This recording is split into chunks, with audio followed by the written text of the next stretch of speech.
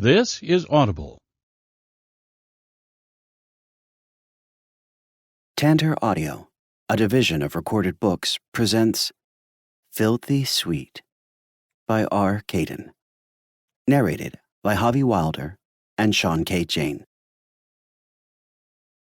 Chapter 1. Owen. My eyes land on Fox Wilder, and the world freezes. I'm not even sure it's him at first. It's been 14 years since I last saw my brother's best friend in person, and he's supposedly out of town this weekend. But no, that's Fox. I recognize the saunter in his walk and the sharp angles of his gorgeous features. Unlike the dirty jeans and torn shirts he used to wear, he's dressed in charcoal slacks and a fitted t-shirt, appropriate for his career as a music exec. His black hair is all pushed to one side, messy but styled. Dark sunglasses hide his eyes, and he's got a motorcycle helmet under his arm. For just a moment, I see the old Fox, the high school senior who rebelled against the world. But as he gets closer, I spot the stubble on his jaw and the way his body has filled out, becoming stronger and meatier. There are dark tattoos on his bicep with bold lines, and a silver chain hangs from his thick neck. Holy shit. He's dripping with confidence. That's so hot. I'm parked on the street outside my brother's condo building in Seattle, my new home, and unloading my earthly possessions from my Subaru. I hug a cardboard box to my chest as Fox strolls up. Heat tingles up my spine and warms my cheeks, like I'm 13 and crushing on him again. "Fox," I manage to say, then shift the box in my arm to wave. "Hi." He seems to notice me for the first time. "Owen. Wow," he says, his voice deep and slow, like a motor running. He pushes a hand through his wavy hair. "That's right. You're moving in this weekend." I nod back to my brother's place, a brick building surrounded by overgrown shrubs. "Just here for a week, until my apartment is ready." I swallow, nervous and shy, but trying to play it cool. "Reggie's not home, by the way." A hint of a smile appears on Fox's face. I really wish I could see his eyes behind his sunglasses. Maybe get a better idea what he's thinking. He nods to the boxes in the back of the car. "You need help with those?" "I'm just here to leave some concert tickets for your brother, but I've got a couple of minutes to spare." "No," I say quickly. "That's really okay. I got it. I know you're busy." Fox hesitates, like he might offer again, but then shrugs. "All right." I squeeze the box in my arms. "Congratulations, by the way. The new Phoenix Sunset album is a huge hit. You must be really proud." "Thanks," he answers, smoothly accepting and tossing aside the compliment, and not making a big deal about the fact he's kind of famous now. "Just got back early from a work trip." "You finished school, right?" "My PhD," I answer with a quick nod, "in ecology and evolutionary biology." "Damn. You're young too, right?" 26 is a little young for a PhD, I admit. "Nice," Fox says with a nod. He's being polite. There's no way Fox actually cares about my schooling. He permanently impressed on my sexual imagination when I hit puberty, but I wouldn't have been anything more than Reggie's dorky little brother back then. Hell, I'm still Reggie's dorky little brother now. Still, over the years, I never lost track of Fox. In high school, he was troubled, and looked down on by pretty much everyone in our small town for being openly queer and coming from a family with a bad reputation, and a million other things on top of that. When he was 17, he dropped out of school and disappeared. And honestly, no one expected to hear much from him after that. Except that Fox did connect back with one person, my brother. I heard from Reggie about how his best friend managed to transform himself into a music executive. I'm still not sure how he pulled it all off, although I imagine his confidence has something to do with it. Even when things were at their lowest back home, he somehow never let it show that he was bothered. Fox pulls an envelope from his back pocket, which he offers to me. You mind giving these to Reggie? Sure, I say, way too brightly, then shift the box in my arms, trying to figure out a way to take the envelope from him. Unfortunately, while Fox has always managed this aloof, brooding vibe, my dial has been permanently stuck at awkward. His faint smile grows, just barely. I'll set it on the car here, he says, and leans forward to place the envelope on the roof of my Subaru. I squeeze the box again, embarrassed. But this time my squeeze is tight enough that the box collapses and the bottom falls out. Everything moves in slow motion after that. I feel the box crumbling in my arms, and the soft thud of objects landing at my feet and tumbling across the sidewalk. Fox's lips part, surprised, and when I look down, my stomach sinks. There's a pile of lingerie and nighties covering my sneakers, and 3 dildos and a pair of fuzzy pink handcuffs on top of it all. Oh my God, I gasp. I fall to my knees and start scrambling, panic pulsing through me. I'm so sorry. Fox chuckles. What are you sorry about? I try to shove everything back in the box, but the lingerie just falls out the other end. I don't know, I say. I'm just... Hey, Fox interrupts, and when I look up, I see he's kneeling beside me. It's okay. His hand lands on my shoulder, squeezing in a way that feels so fucking good.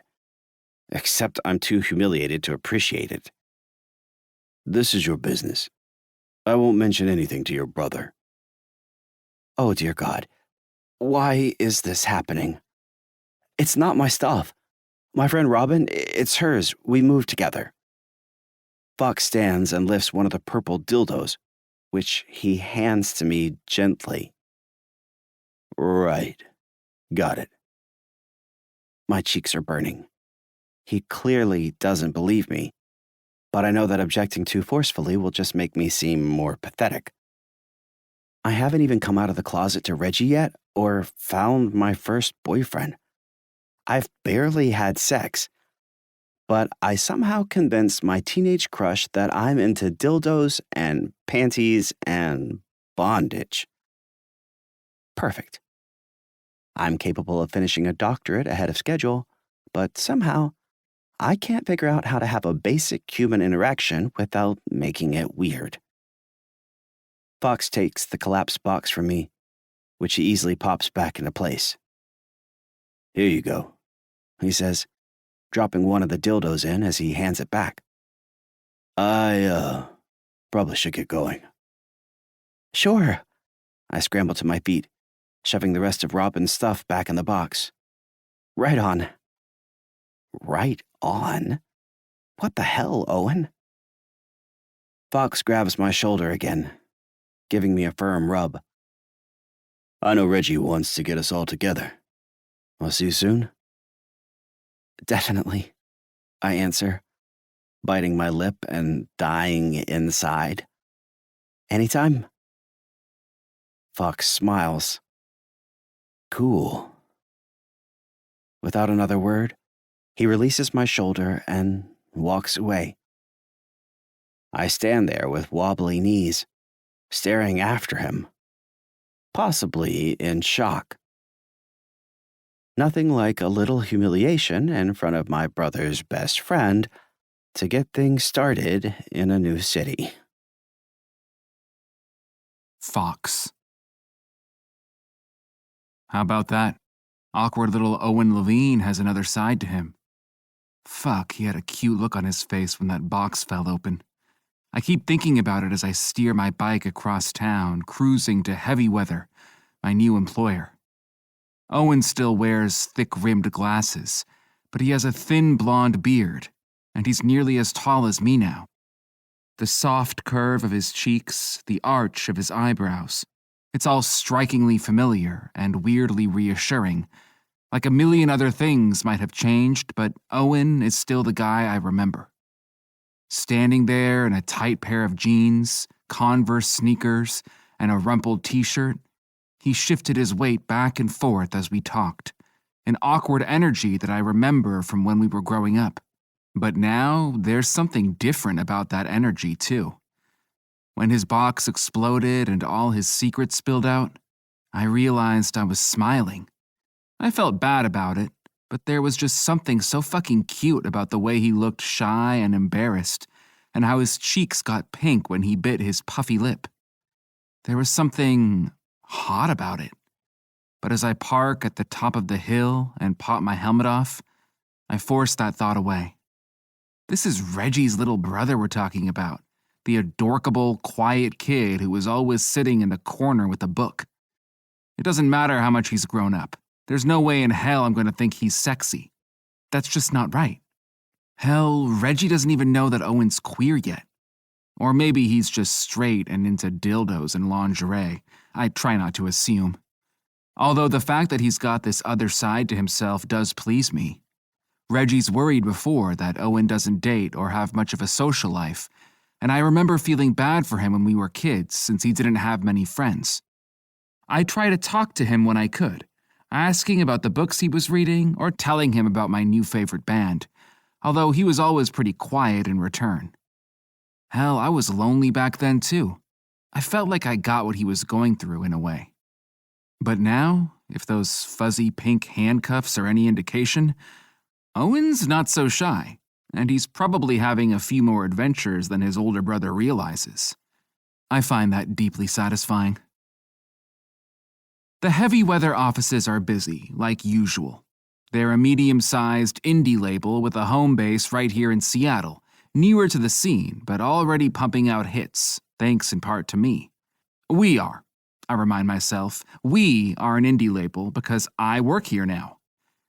When I left home at 17, I had no plan except for getting the hell out of Yellow Pine, Idaho, and away from my miserable family. My cocky ass went straight to LA, thinking I could make it with my guitar, but the real world smacked me in the face. If I could have known back then where I'd land today, it might have been a little easier to bear all the shit I had to go through on the way. But the fact is, I did make it. Without any proper schooling or help, I produced a fucking album, nurtured a hit band, and landed a cushy job at a hot label. Not that life is ever that easy. I sacrificed to pursue my career and clawed my way up. I fought like hell for every opening and opportunity, and did things that I'd rather never think about again. That's why I keep my sunglasses on when I walk into the Heavy Weather offices. I've earned myself a lone wolf reputation in this industry, and it serves me well. After 14 years of fighting, I know that the only person I can rely on is me. I walk through the office, not greeting anyone, only stopping briefly to grab a cold bottle of beer from behind the bar. There are massive framed album covers on all the brick walls and exposed steel beams across the ceiling, and everyone is dressed casually, like they're at a dive bar instead of at work. I find Decker with his door open, some noisy metal band pumping on the stereo. He's theoretically my boss, but I try not to treat him that way. I came to the label with a hit band, Phoenix Sunset, who I lured away from a major LA label, and a condition of my employment was that I could remain largely a free agent. Decker is squinting at his computer. He's a rocker in his 50s, bald and with heavy bags under his eyes, the stress of running the nuts and bolts of the label for 20 years getting to him. "Fox," he says, "glad you made an appointment." I ignore his sarcasm. "I'm back from LA. I got the venue problem worked out." That earns Decker's attention. Phoenix Sunset will have the concert hall? I take a swig of my beer. Phoenix Sunset is my band.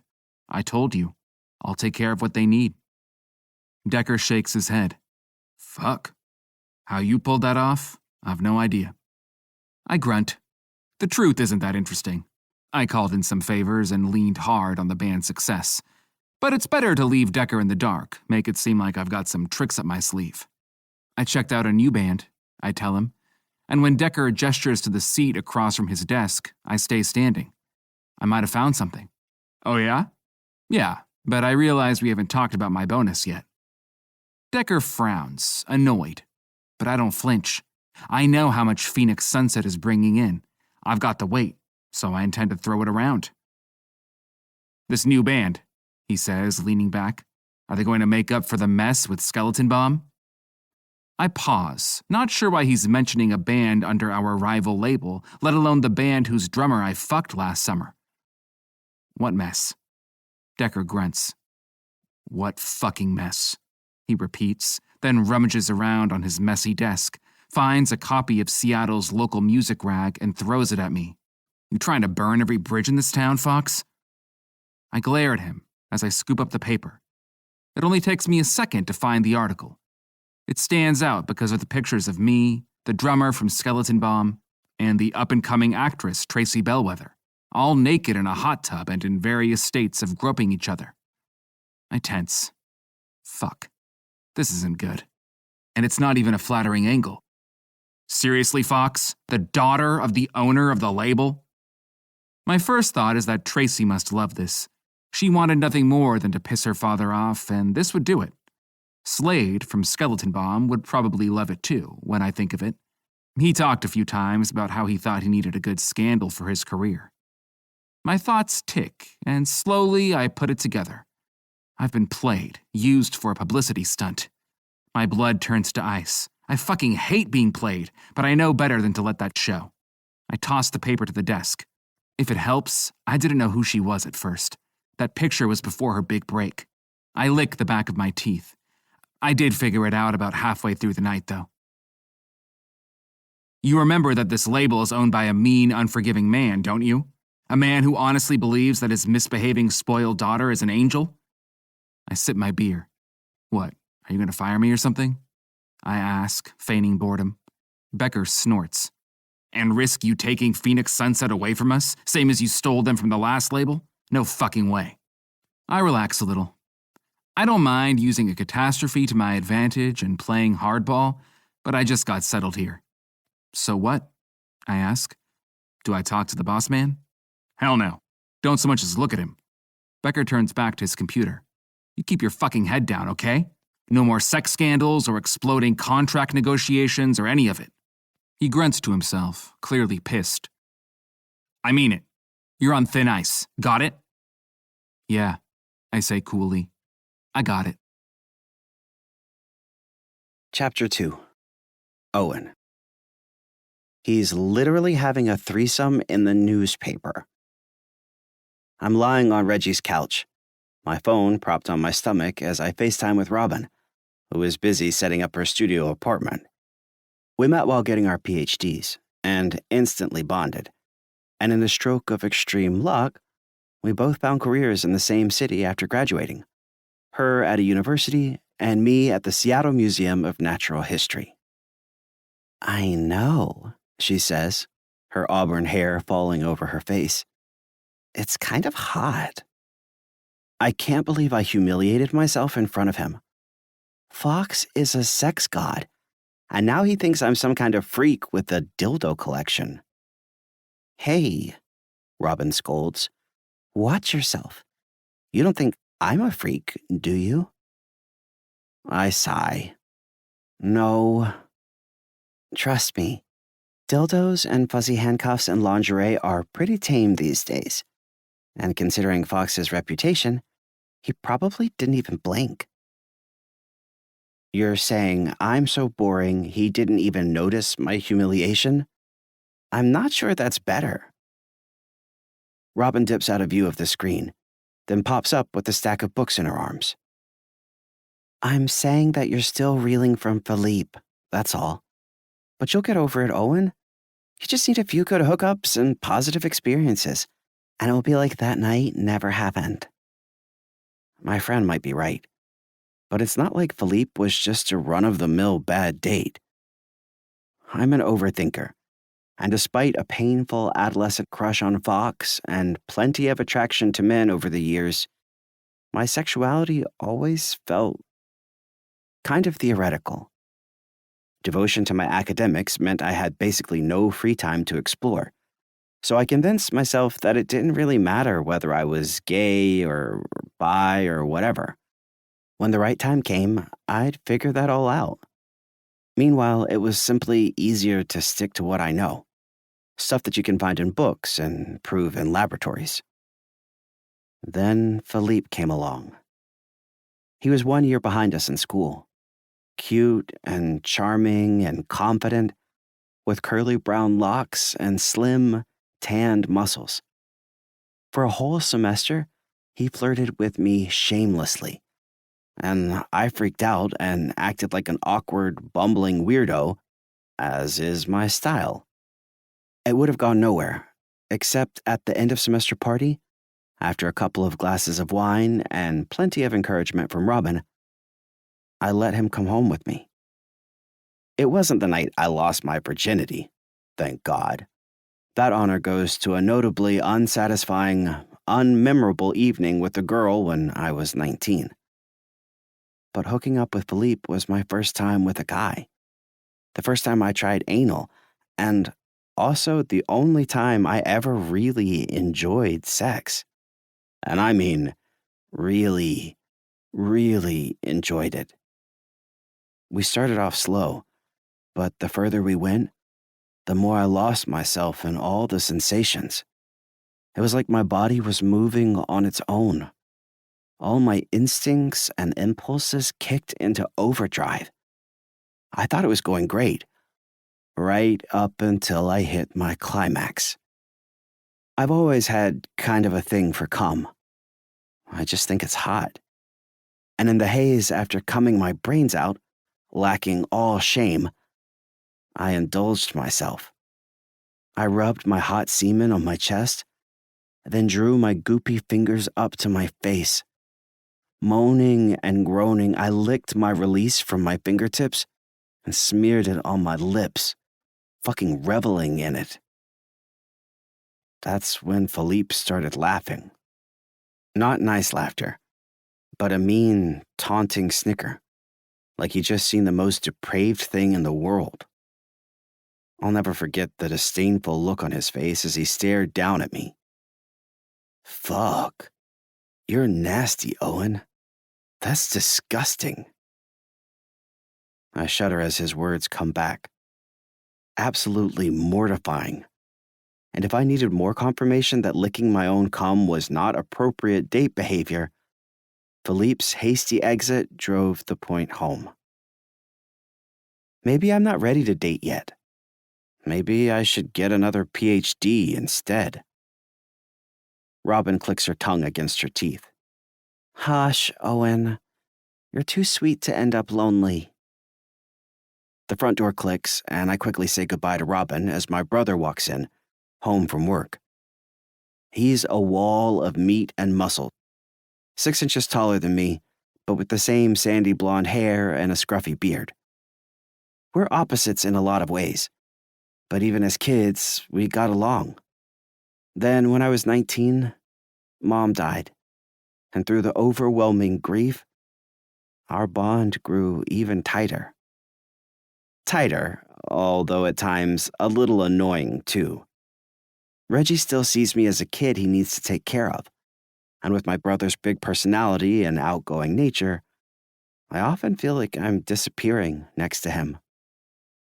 Owen, what's up, man? Hi, Reggie. I sat up straight. How's the gym? Busy. My brother is dressed in a pair of athletic shorts and a tank top, and he's wearing a baseball cap with the name of his gym on it. Rock Solid. I spent the morning with rehab clients, then got stuck in the office for the afternoon. How you doing? Reggie got a degree in sports medicine, and somehow managed to parlay that into opening his own gym, which caters to professional athletes. It's pretty damn impressive. Although he's always been a golden boy, loved by all and seemingly capable of achieving anything he sets his mind to. Anything except for cleaning his apartment, I think, glancing at the mess of junk mail that spills across his kitchen table. I'm good, I answer. I've been filling out paperwork for my job all day. Cool. Reggie squirts some water into his mouth from his bottle, then joins me on the couch. Hey, you said you wanted to talk about something tonight? Right. I pull my legs under my body and face him across the couch. It's no hurry. We can wait until after dinner or something. Reggie grunts, his wide mouth turning down. Owen, it's like pulling teeth, trying to get you to open up. He drops his voice low, rumbling it as this made-up character he calls Big Reggie, a childhood joke that never seems to end. Aren't you gonna tell Big Reggie what's up? I cover my glasses with my hand. Can I please have this conversation with regular Reggie? Let me see if he's available. Reggie slowly intones as Big Reggie, then laughs and switches to his normal voice. Sorry, man.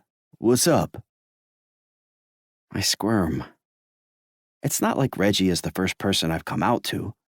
I've already shared this part of myself with Robin, and also with Philippe, although I'd rather not count him.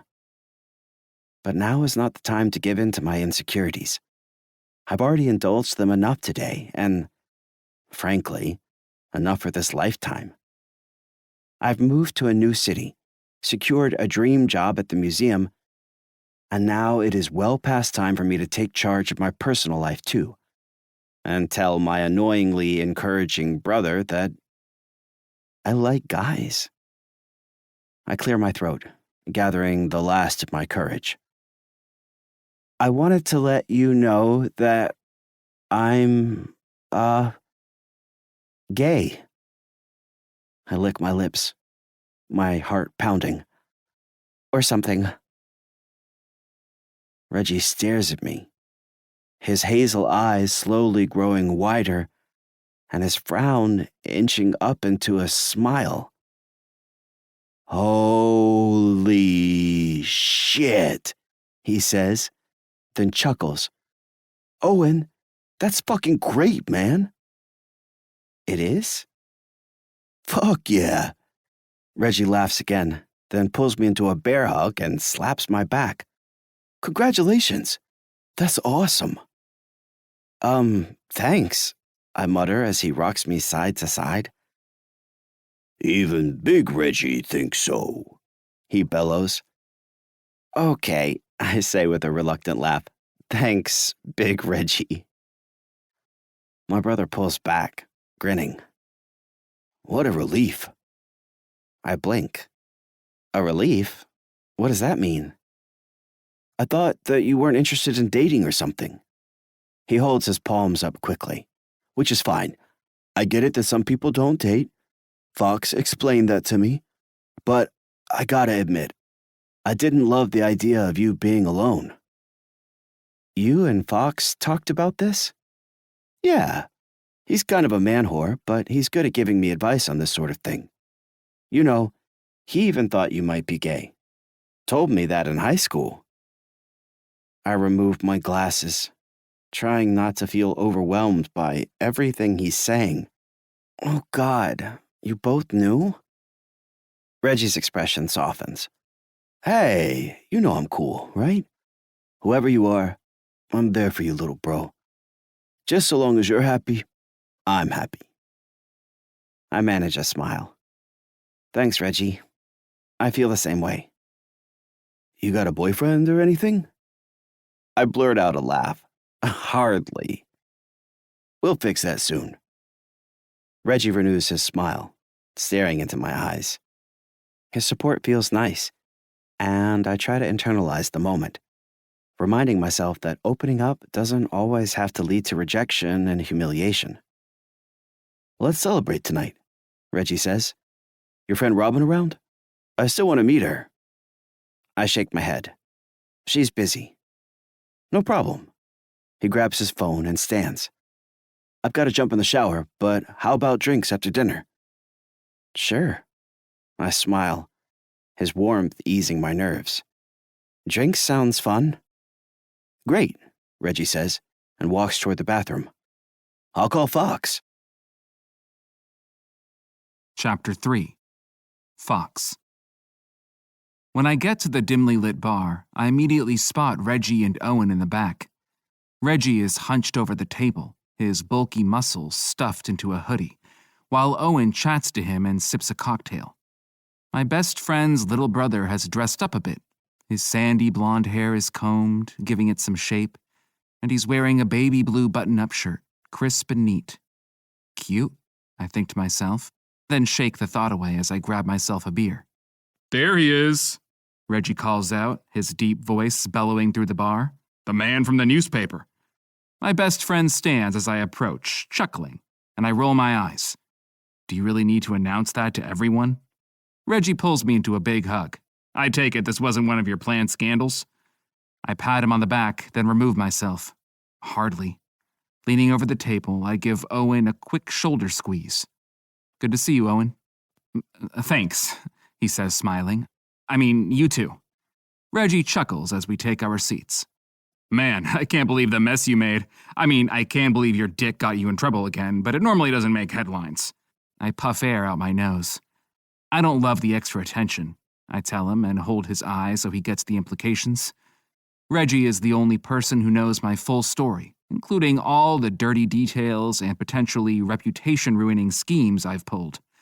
I trust the big-hearted guy more than anyone, but he's had a much smoother life than me, and he sometimes forgets all the risks I've had to take to get by. Right, he says with a serious nod. I tilt my eyes to Owen, eager to change the subject away from the spectacular mess I've made. Reggie said you're celebrating something tonight. New job? Owen's mouth parts in an O, and I don't not think about how soft his lips look. He turns to his brother. You didn't tell him? There's a wide smile on Reggie's face. Didn't want to take that away from you. Tell me what? I ask. Owen fusses with his drink, avoiding looking at me. Just like when we ran into each other a couple days ago. There's a charge to his energy, buzzing behind his shy hesitance. Finally, he looks up to me, locking gazes, his hazel eyes bright behind his glasses. Yeah, we're celebrating because I came out of the closet. He swallows. I'm gay, he adds quickly. Fuck, he's cute. I lean back in my chair and take a sip of my beer. Hell yeah! Congrats, man! It's definitely not a surprise to me. I had a sense of Owen back when we still lived in Idaho, and that treasure trove of sex toys opened the possibility that he might be exploring not exactly hetero recreation. But coming out is a big deal. It takes a lot of courage, so I managed to push aside all the stress from work and the newspaper and offer him a genuine smile. I'm happy for you, and you know, if there's anything you ever need from me, just holler. Owen's smile grows. Thanks, Fox. I appreciate it. Of course! You're Reggie's little bro. You're family to me. Owen bites down on his lip and glances at his glass, which is nearly empty, his shyness rising back up. Reggie upends his mug of beer. I'll grab another round, he says happily. Be right back. Owen and I are left alone at the table. For a few seconds, I just sit there and eat up how adorkable he is.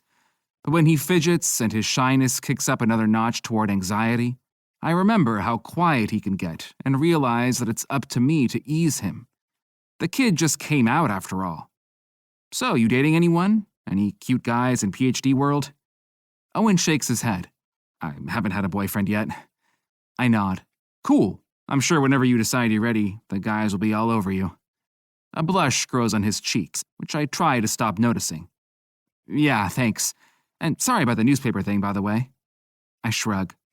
It's nothing. Owen arches an eyebrow. Really? Having your sex pictures in the newspaper is nothing?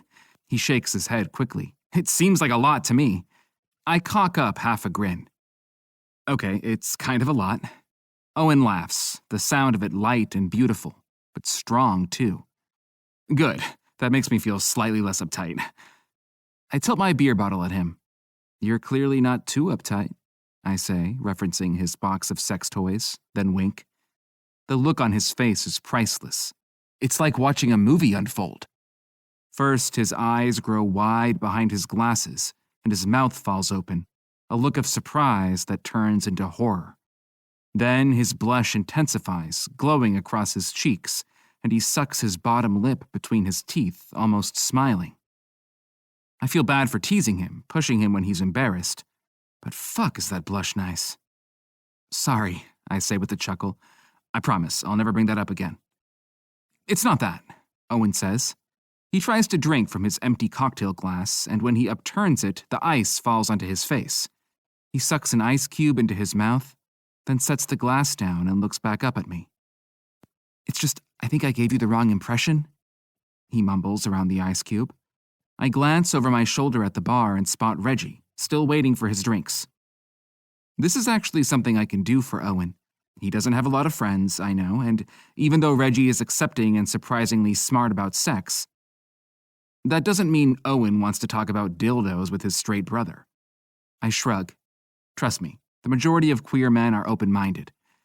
If you want to bring some dildos or panties into the bedroom, you'll find plenty of guys who are happy to oblige. I smile. Hell, who doesn't appreciate a guy in panties? Oh, wow, okay, Owen says. You don't have to say that, really. It's true. I'm sure you look hot. I decide I've tortured him enough and offer an easy smile. So tell me about your new job. Owen visibly relaxes. Sure. Have you been to the Seattle Natural History Museum? A couple times, actually. They got that dinosaur. Exactly. And you know how when you go to a museum, there are little placards that explain what you're looking at and illustrated guides, stuff like that? Right. My job is to write those. I blink. Shit. All of them? Owen laughs. No, I'm part of a team. It's a whole process. Fuck yeah. I always knew you were going to do something cool. Owen looks surprised by that, and pleasantly so. You did? Before I can respond, Reggie appears at the table, another round of drinks in his hands, although I notice he's gotten himself a water, self-electing to be the driver. What's up? He asks enthusiastically. Talking gay stuff? Reggie. Owen and I both scold at the same time. Then all three of us laugh. Reggie looks on his brother, dopey love in his smile. The guy has a heart big enough to fill his barrel chest. It's the reason I tracked him down in our early 20s, years after I ran from our hometown. Life can be shit, but it helps to have at least one person around that you believe in, and growing up, Reggie was always that guy for me. He turns to me. What's the name of that gay bar? The one you used to drag me to? I chuckle. Writers? Haven't been there in years, not since I started at the label and got a public profile. That's the one, Reggie says. Maybe we should go dancing. Owen's ready to start dating. Owen holds a hand in the air. Please avoid making me sound like a teenager when possible. Reggie laughs loudly. Sorry, little bro, he says, then musses up Owen's hair. I chuckle at the look on Owen's face. I hate when Reggie messes up my hair, too. Sure, I say. Let's hit up Riders this weekend. I could blow off a little steam. I tilt my eyes to Owen. Your brother is a horrible wingman, though. He's too friendly. Everyone thinks he's flirting with them. Owen laughs. That sounds right. Reggie looks to his brother. You in? Dancing this weekend? He moves his fists in a circle in front of his chest in what I think is supposed to be a cabbage patch. Should be fun. Sure, Owen answers, blushing again. Sounds great. Chapter 4. Owen. What about this shirt? I ask Robin, holding the white button-up I wore under my graduation robe. This is nice, right? Robin frowns. We're in my new one-bedroom apartment, surrounded by unpacked boxes, and my friend sits on the couch with her legs folded under her, watching me and twirling her long auburn hair in her fingers. She came straight from campus and wears her full professor gear, with a collared pink shirt tucked into fashionable trousers. Something a little less stuffy? You want to look approachable, I frown at the shirt. This is stuffy? Robin laughs. Just wear your tight jeans and one of your mint green t-shirts. My lab outfit? You look good in mint green. Don't mess with success. I sigh. I don't know why I'm bothering. With Fox watching me, I'm going to be too nervous to flirt anyway. I take it your brother hasn't stopped trying to be helpful either? He's stuck in coach mode. But since he can't actually coach me on how to be gay, he's trying to make Fox do it. I don't know, my friend says, pursing her lips and studying me like I'm a printout of lab results. Fox is, locally famous and cool. Can't you ride his confidence while you're out dancing? Take advantage of the fact that you know each other and just fake it until you make it. He literally tried to give me a pep talk about panties. Anyway, who cares if I grew up with someone semi-famous? Fox knew me when I still watched cartoons and was afraid of cats. Robin laughs. I forgot you used to be scared of cats. I stick my tongue out at her, then turn to a full laundry bag that I haven't unpacked. I need to go shopping for new work clothes, too. I look up at Robin. You sure you don't want to come tonight? I have a date with Jack, she says. Her boyfriend has another couple of years in school, so they're long distance for now, dating through screens. You're lucky I left half the dildos with him, by the way. You could have been twice as embarrassed in front of Fox. I tap the side of my head. At least whenever I do get laid again, I'll have a bunch more knowledge about anal. I laugh. I listened to you narrate your pegging adventures so much, I basically got a second degree in proctology. Robin grins. That's the spirit. I adjust my glasses. This is what I want, right? I want to go out dancing and to meet new people and make friends and have sex, even though it's kind of terrifying. Robin nods, confident. Yes, Owen, I have no doubt that you want that. I let out a breath. I'm not going to let my nerves stop me, and I'm not going to fixate on the Philippe disaster either. That's right, Robin says, getting hyped. You eat cum if you want to, Owen. I hold a hand up. Okay, far enough, I say with a laugh. Robin's smile grows. Just have fun. Let Fox and Reggie show you a good time. Dance your cute little butt off, and try to be open to whatever happens. After that, it's up to the universe. Sure, I say, not really believing it. Easy as that. A couple hours later, a lift drops me off at the club, which I'm grateful to see is small and actually kind of chill looking. I get mad at myself sometimes for having waited so long to explore stuff like dating. For the longest time, though, academics provided the perfect excuse. Growing up, being shy and annoyingly more advanced than my peers in school, it was just easier to retreat into books and learning. Reggie was a popular jock, bigger than life in Yellow Pine, and so long as I stayed in his shadow, no one really bothered me. Science sparked my imagination, and the natural world offered endless miracles and mysteries. So, who needed friends? Meanwhile, the outside world kept slipping by. College rewarded my focus. I studied hard and became the salutatorian, with 2 degrees in 4 years.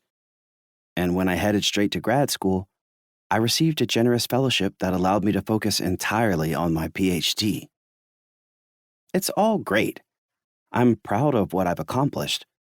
But as a result of that hard work, this is only my 3rd time stepping foot inside a gay club, which is disappointing to realize. It takes me a second to find Fox. He's like a vision leaning against the end of the bar, coolly casting his eyes across the dance floor. He's wearing tight black denim and a black t-shirt with the slight V, and he almost disappears into the shadows. I stop walking. There's pop music blasting at one end of the club, people passing by in every direction, but I don't see any of them.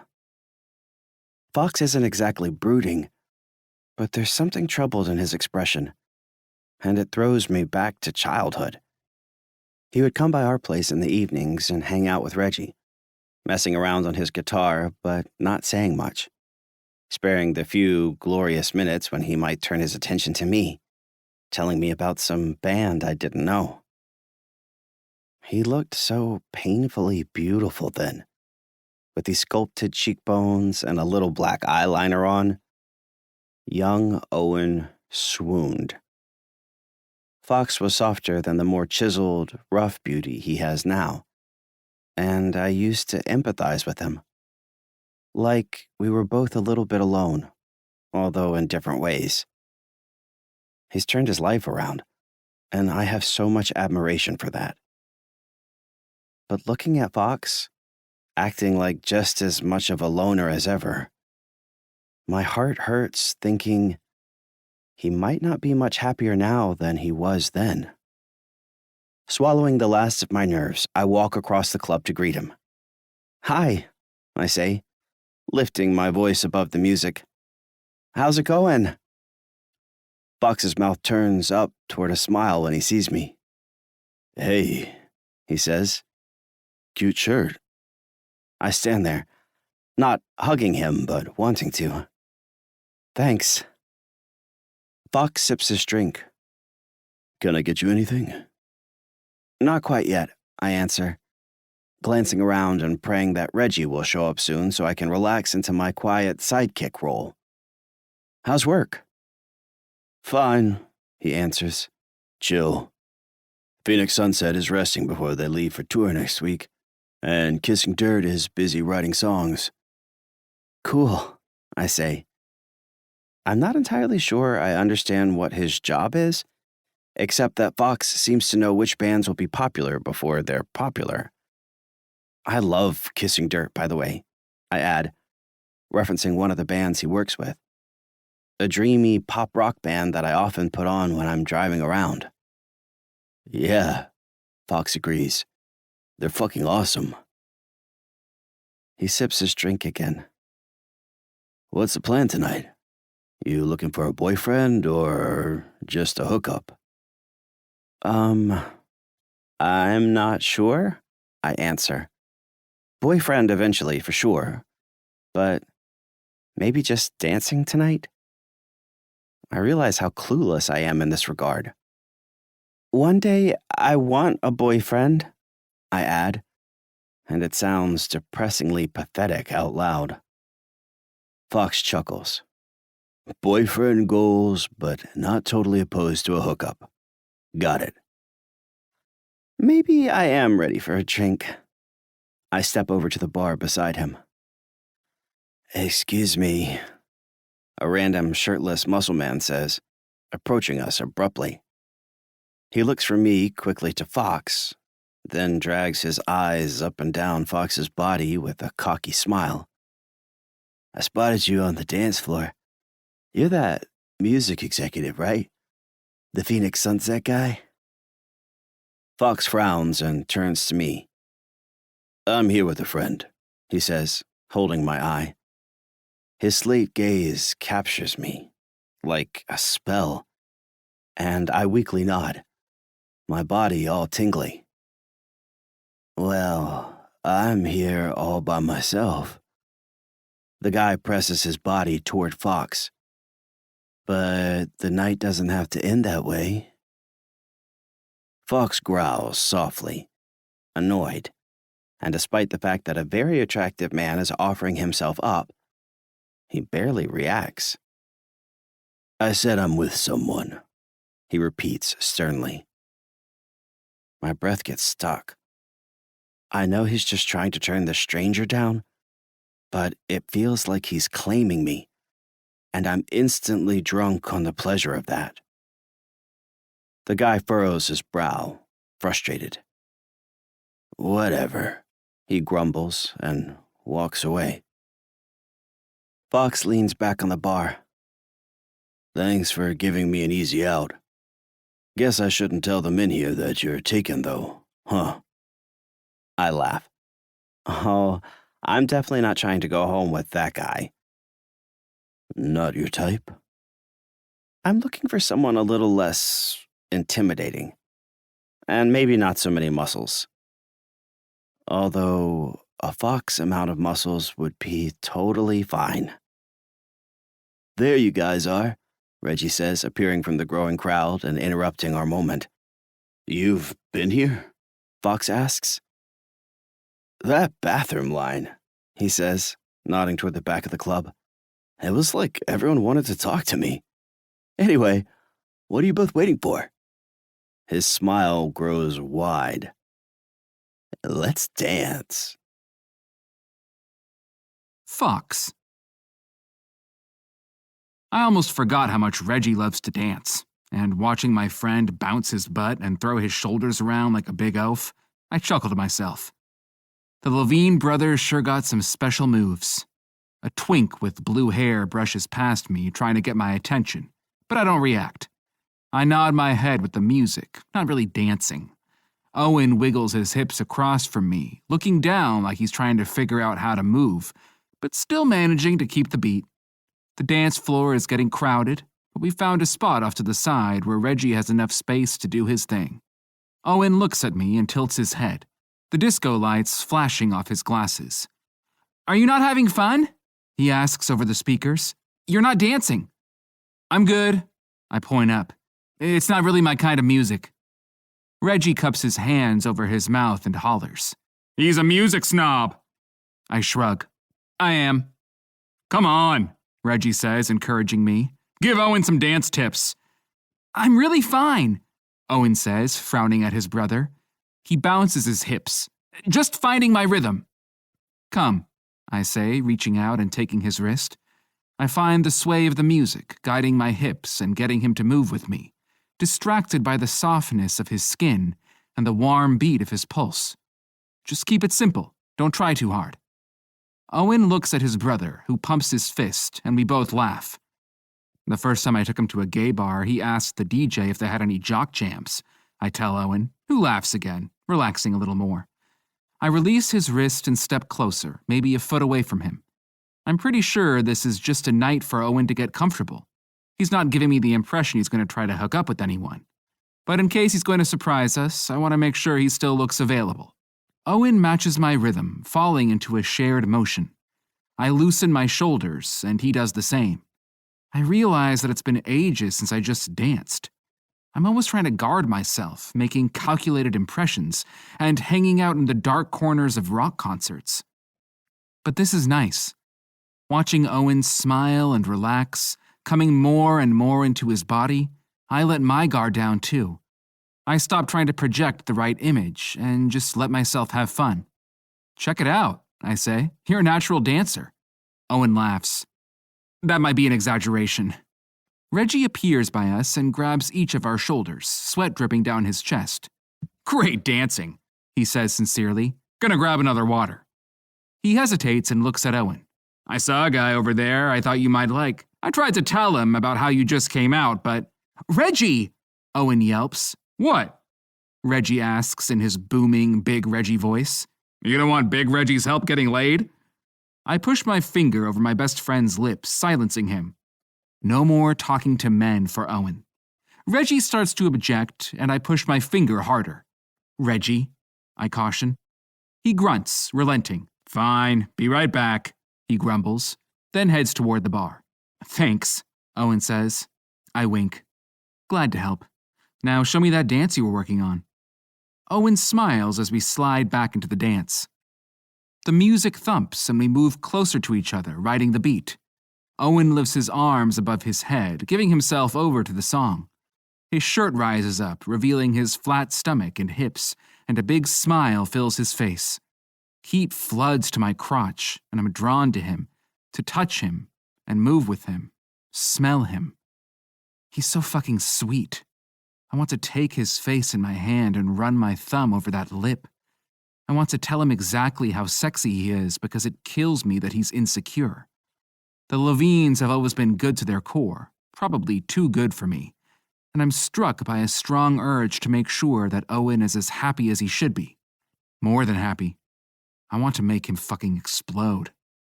The thought surges through me. Owen looks at me, eyes wide behind his glasses, and I realize I'm rock hard, my cock bulging in my jeans. When he takes a gentle step toward, swaying his body with mine, I startle. Shit, I say roughly, turning. I'll be right back. I break the spell and walk away, my heart pounding. Sure, Owen is cute, but what the hell am I thinking? I'm thinking about making Owen come all over himself, that's what. No fucking way. Reggie is the only family that I have in this world. I'm not gonna go and do something reckless like getting a boner from his little brother. I adjust my jeans. Fuck, I am painfully hard, though. My phone buzzes in my pocket, and when I check, I see it's a work message, followed quickly by another, each from our publicist. I don't usually hear from the office, and especially not at night. I look to the dance floor. Reggie's back with Owen, and they're both smiling. I only promised to come out for a drink, and they are both settled in at the club. I consider staying, that urge to stick by Owen's side still beating strong. But then a bunch of notifications pop up on the Instagram I never use, which is weird. With a grunt, I shove my phone in my pocket, then walk over and offer the guys some sincere apologies. I leave the bar without even checking my messages. I need a motorcycle ride to clear my head after that weird energy with Owen on the dance floor anyway. Maybe I just really need to get laid. I get home, ride the elevator up to my condo, and finally pull my phone out. When I go straight to the Instagram, I see that I've been tagged in a photo, and so has the label, Heavy Weather. Then my eyes land on the actual picture, posted by some mediocre music blogger with too many followers. It's me and Owen on the street in the middle of the day. There's lingerie and sex toys piled at our feet, and I'm handing him a purple dildo.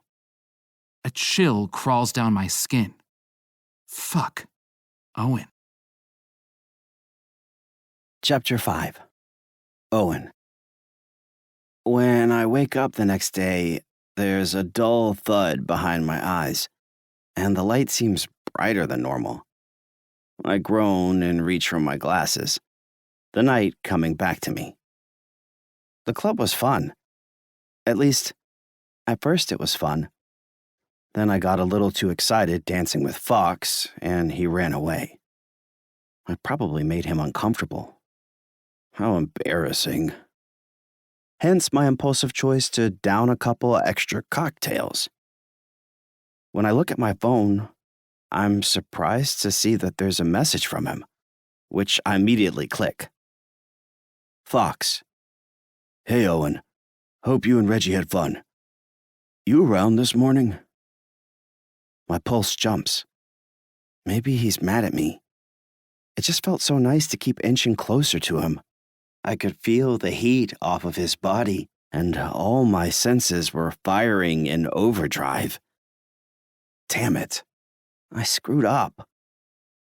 Owen. Hi, Fox. I delete that. Owen. Hey, Fox. Yeah, I'm around. What's up? Fox. I'm in your neighborhood. Can I get you a cup of coffee? Oh no. This is either really, really good or it's really, really bad. We make plans to meet at the cafe on my corner, and I jump into action. I speed shower and then run around the apartment naked, looking for stuff I haven't unpacked yet. Somehow I get dressed and moderately presentable, and when I arrive at the cafe, Fox is waiting outside with a couple of drinks. He's got his black sunglasses on and the same jeans from last night, although he's popped a light gray hoodie on top. He lifts a paper cup. Half milk, half coffee. That right? I adjust my glasses. How'd you know? It's how your brother takes it, he reminds me, handing the cup off. He jokes that it's genetic. Oh, right. I smile, warm and tingly behind my chest. although I'm still operating behind a hazy hangover and some jittery nerves. Fox nods to the park across the street, and we both start walking. You and Reggie stay out late? He would have stayed all night, I say with a light laugh, but we weren't there much longer. Fox sips his coffee. Any luck meeting a guy? I deflate slightly at the reminder Fox sees me as Reggie's little brother, the geek who needs help finding a date, and not as an actual adult he might consider for himself. No, I admit, but dancing was fun. Yeah, he agrees. It was fun.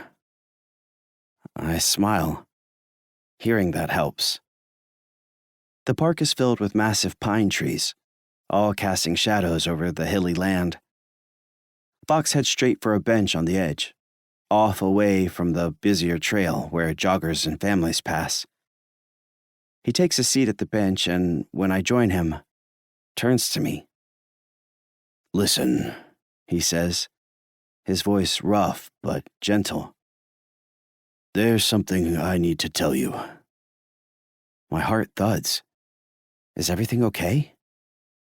Fox sighs. Kind of. He pulls his phone out.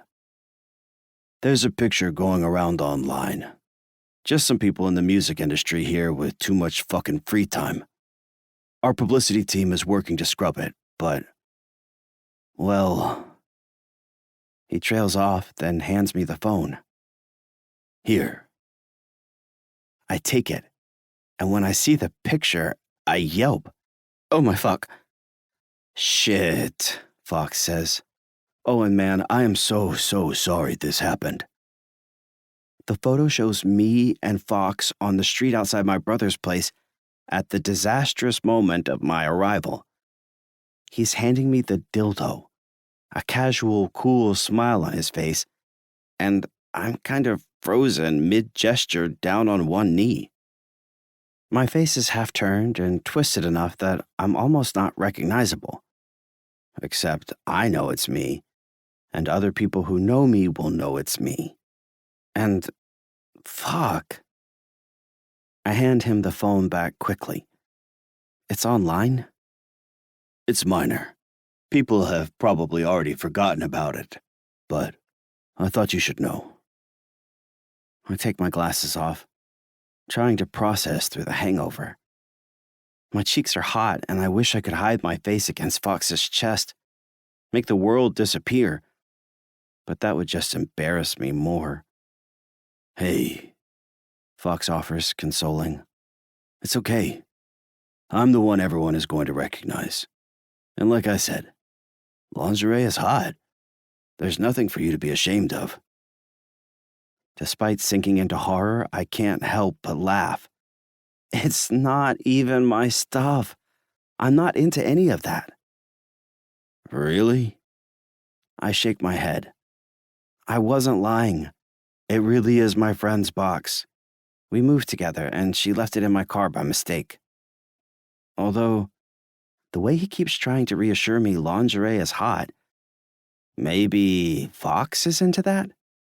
I don't know if he would wear it, or want someone else to wear it, or what, but my brain latches onto the idea of Fox and lingerie, and just like that, I'm turned on and simmy hard again. Turned on, but also totally turned around, and I shake my head to try to orient myself. Huh. Fox runs a hand through his hair. Well, fuck, Owen. I sigh, trying to fake being cool about this. I guess a picture is a picture. People will believe whatever they want. It'll blow over, Fox assures me. If I weren't in the newspaper last week, no one would even care. He sighs. I can't handle any more attention right now, so it pretty much has to blow over, he adds quietly, more to himself. I consider him, and remember how crappy his life was in our hometown. It was like his last name was a curse. His family were known for drinking and stealing and causing trouble around town. And so people were down on Fox without even giving him a chance. These scandals can't be easy for him. I know he can just blow off stuff that would ruin me, but I see the strain in Fox's expression, and I know he's affected deep down. I'm sorry this is happening to you, I say softly. Fox sips his coffee. I'll live. Sure, but it sucks. He lets out a gruff, short laugh. Yeah, it does. He turns to me and smiles, and warmth flows between us. Thanks, Owen. I swallow. Sure. What are you up to now? Just getting ready for work tomorrow, and trying to mentally erase the fact that there's a humiliating picture of me going viral among the Seattle music industry. I shrug. Hiding in my apartment. Fox frowns, then brushes his thumb across his jaw, studying me. I squirm. What? I ask. Hiding doesn't work. Hiding doesn't work? What does that mean? He shrugs. If you hide, you've already admitted defeat. Much better for people to see that you're not ashamed. I learned that lesson a long time ago. I tilt my head to the side. What are you saying? I should start texting the photo to people I know? Fox chuckles. No texting. But you like waffles, right? Sure. Who doesn't like waffles? Good. He nods. Let me get you breakfast. Fox. Maybe it's a bad idea to invite Owen to visit Kissing Dirt with me, but I remember that he likes the band, and I've got this urge to do something nice for him, considering it's my mess he's caught up in. It's pretty fucking rare that someone looks at me the way he did, like he's empathizing with me or something. Despite me claiming otherwise, Owen saw right away how shitty it was for me to have that picture out there, and instead of exploding at me for getting him wrapped up in it, he took the time to show he cared. It might be a low bar for most people, but that does something for me. I step out to the road and stick a couple fingers in the air to get us a car. Owen stands beside me, hands in his pockets. He's got on a pair of denim shorts, paired with his Converse, a pale blue t-shirt, and a light gray jacket. His hair is combed, but he looks a little groggy in an adorable kind of way. That moment on the dance floor comes back. Something flared through me, and if Owen weren't Reggie's brother, I'd have gone for it. I'm usually into people who are a lot more jaded and worn down, like I am. People who are up for quick, dirty release. But there's something really tempting about a guy like Owen, someone I'd have to work to unravel. I have no idea what he would be like in bed, but I bet he's full of surprises. My cock twitches, agreeing with me. Do you have a favorite waffle place? Owen asks me. Should we invite Reggie? A taxi pulls up, and I grab the door, holding it for him. The waffles aren't at a restaurant. Owen slides in, and I follow after. And no, we don't need to invite Reggie. Okay.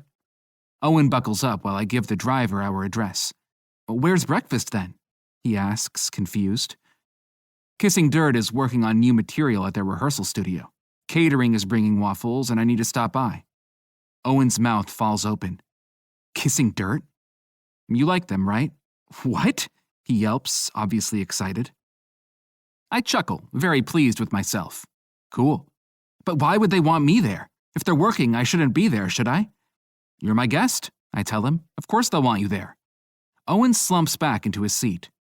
Holy shit. He looks down at himself. But I'm just in, normal clothes. I laugh. They'll probably be in sweatpants. I know my brother met them one time, but I didn't think I ever would. See? I say. Doesn't this feel better than hiding at home? Owen adjusts his glasses, then laughs.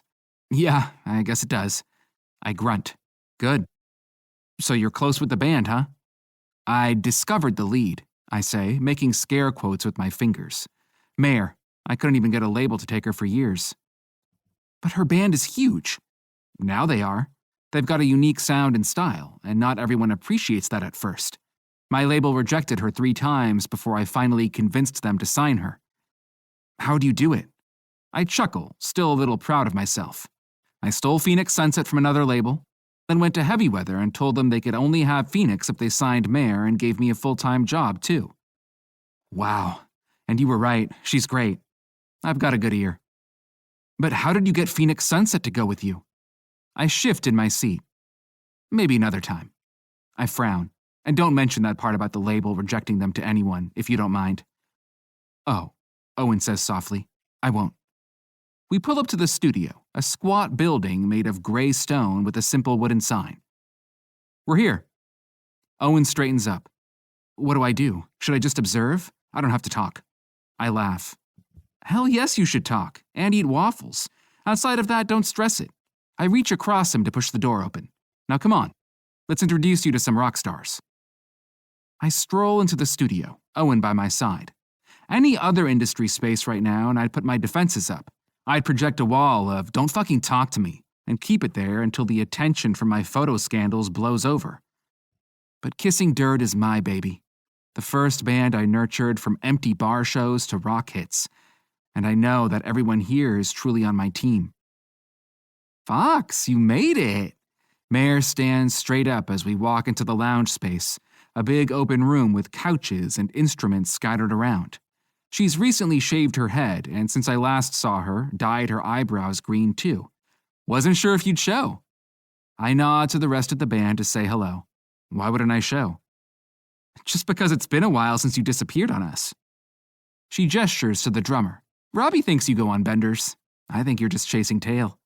The band laughs, and I nod to Owen, ignoring that topic entirely. This is my friend, Owen. I lower my voice, but keep it loud enough so that Mare can still hear. See, I told you she'd be in sweatpants. Mare laughs and throws her arm around Owen, taking him in a hug. Wow, she says, then looks at me. Fox, you have friends? Owen laughs too, and when he steps back, I see that he's got a big grin on his face. Nice to meet you. And that is enough to turn my day around. Doing something that makes Owen happy just feels right. Must be because he's as close to family as I've really got, being Reggie's brother. I'm not family to Owen, but in a way, he is that to me. Considering our conversation in the car, I don't expect Owen to chat much. But then Mare starts telling him about the new album, which is inspired by the landscapes around Seattle, and he starts talking about his new job. I lean back on a couch, listening. It's fascinating. Owen is clearly drawing on deep wells of knowledge. One of the things that struck me about Mare's songs in the first place was the lyrics. She combines this classic Seattle grunge sound with dreamy keyboard pop, and she's always singing about nature, science, stuff you don't normally hear in pop music. Listening to the two of them talk about wolves howling and alpine flowers, I feel almost like I'm listening to a song. We hang out for a while, long enough to eat some waffles and for me to hear the new tracks, which Owen loves as much as I do. The band is so chill. Owen actually seems to relax, and I'm sure they'd be happy if we hung out all day. But I also know Mare works best when she's focused and alone with the band, so before too long, I call it an afternoon. Those songs are amazing, Owen tells me on the way out. They're going to be huge.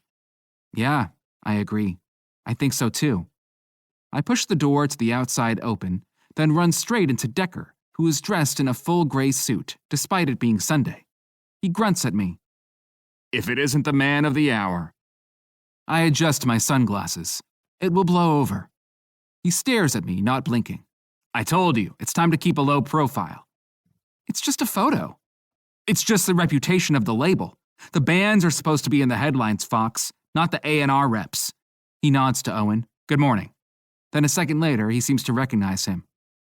Fuck. This is my friend, Owen, I say coolly. Hi? Owen adds like it's a question. Decker pinches the bridge of his nose. Fucking hell. He glances between us. Are you two dating? What is this? We're not dating, Owen says quickly.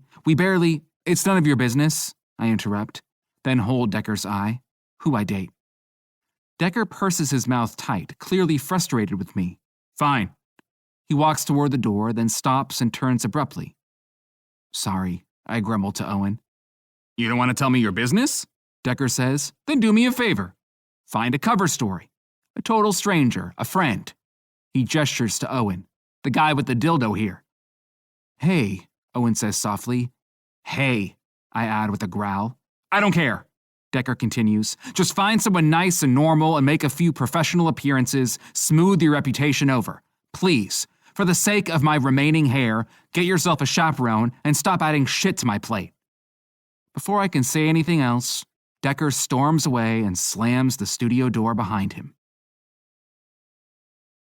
Chapter 6. Owen. You have to do it, Reggie urges me. You have to pretend to be Fox's boyfriend. It's too good. The three of us are sitting in a booth at the diner, plates of breakfast food scattered on the table between us. Reggie's in his gym clothes, and I'm dressed for my first day of work. My tie thrown over my shoulder and a napkin tucked into my collared shirt to protect it from stray veggie omelet. In contrast, Fox relaxes across from me and my brother, an arm slung across the back of the seat as he sips coffee, still up after a long night of concerts. I don't know, I say hesitatingly, not looking at Fox. I don't think anyone would believe that. Reggie scoffs. You could totally pull it off. You just have to let Fox dress you. Oh my God, I grumble. Could you not act like I'm a child on my first day of work, Reggie? Fox hums under his breath. He doesn't want to do it. Stop acting like the big brother, hey? It was just some bullshit Decker spouted off. But it would be good for both of you, Reggie says, then shoves some bacon in his mouth. Owen could get a tour of the city, have a good wingman to show him the rainbow ropes, and he could be your chaperone, help keep you out of trouble for a little bit, and make your bosses happy too. Fox rolls his eyes. My bosses are already too happy, if you ask me. And you can find a boyfriend this way, Reggie encourages me. You can fake dump Fox for some other guy, a rock star maybe. Fox never gets dumped. It would be good for him. I force a laugh, then push some eggs around on the plate. Reggie is taking me out for breakfast on my first day at work, which is so nice of him. But he keeps acting like I'm so helpless and inexperienced, and it's frustrating me. Around Fox, I'd at least like to pretend I'm a normal, well-rounded adult. Fox drops his arm and leans forward on the table. I should put some time into steadying my reputation, he says to himself.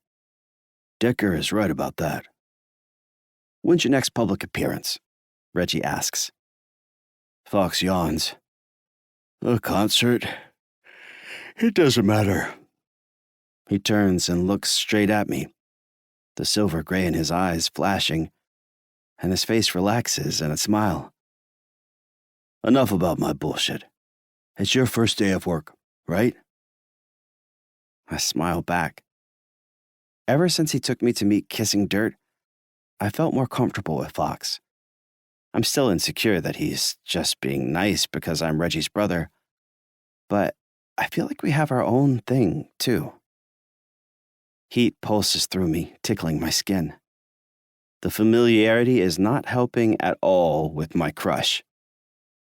I've been to the museum to fill out paperwork and meet people, but this is my official first day, I say. Cool.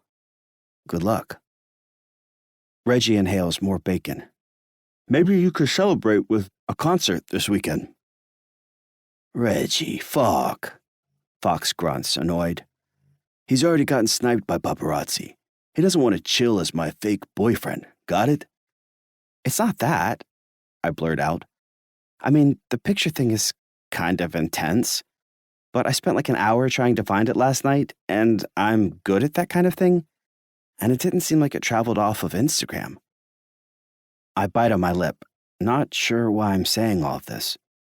I'm not scared to be in public with you or anything. So you know. Okay, the paparazzi thing does make my stomach jittery, but I don't want Fox to feel bad about himself. Not after he's always been so nice to me. And it's not his fault that my clumsy ass spilled a box of dildos and panties the second we reconnected. Reggie leans back and folds his arms over his chest, satisfied. See? He looks at me. You're into it, right? I twirl the fork in my hand, my heart pounding. I'm not. Fox didn't.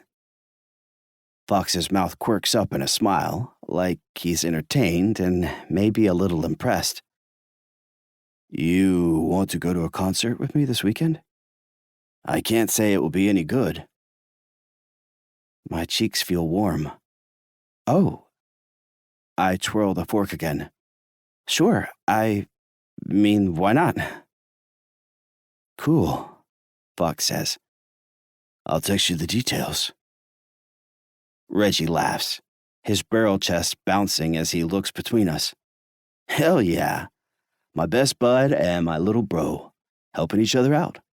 Talking about music and kissing dudes and... Cool it, Reggie, Fox says, beating me to it, then looks at me and winks. By the time I'm walking up to the museum, I'm just about done blushing from that wink, although it's incredibly difficult to wrestle my focus away from Fox and on to work. I remind myself that the only reason he and I are going to this concert is because I'm not real boyfriend material.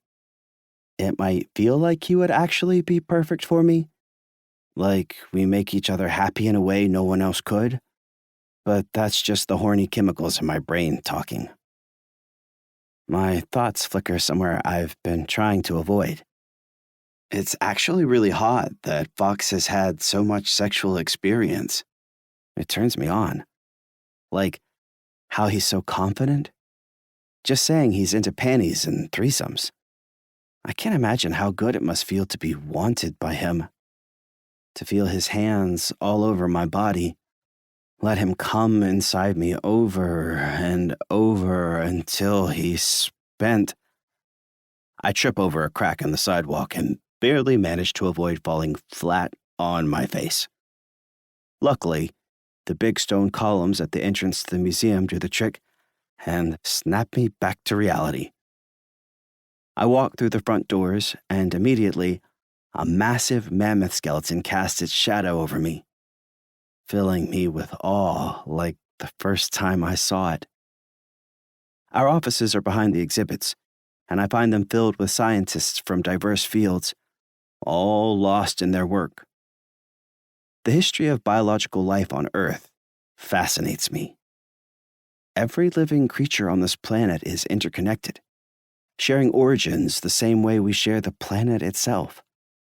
Learning about that is pure joy. Even better, now that I'm at the museum, I get to geek out about the methods we use to learn those things too. I'll stay on the cutting edge of new knowledge and fresh discoveries, and I'll get the deep pleasure of sharing that knowledge with other people. The thrill of being at work is enough to distract me, and as soon as I get logged in at my computer, it's time for meetings. The next major exhibit is about migratory animals in our region, from spawning salmon to gray whales and sandhill cranes. It's a topic I absolutely love, and I follow along the entire day, smiling and taking copious notes as I process all the great ideas.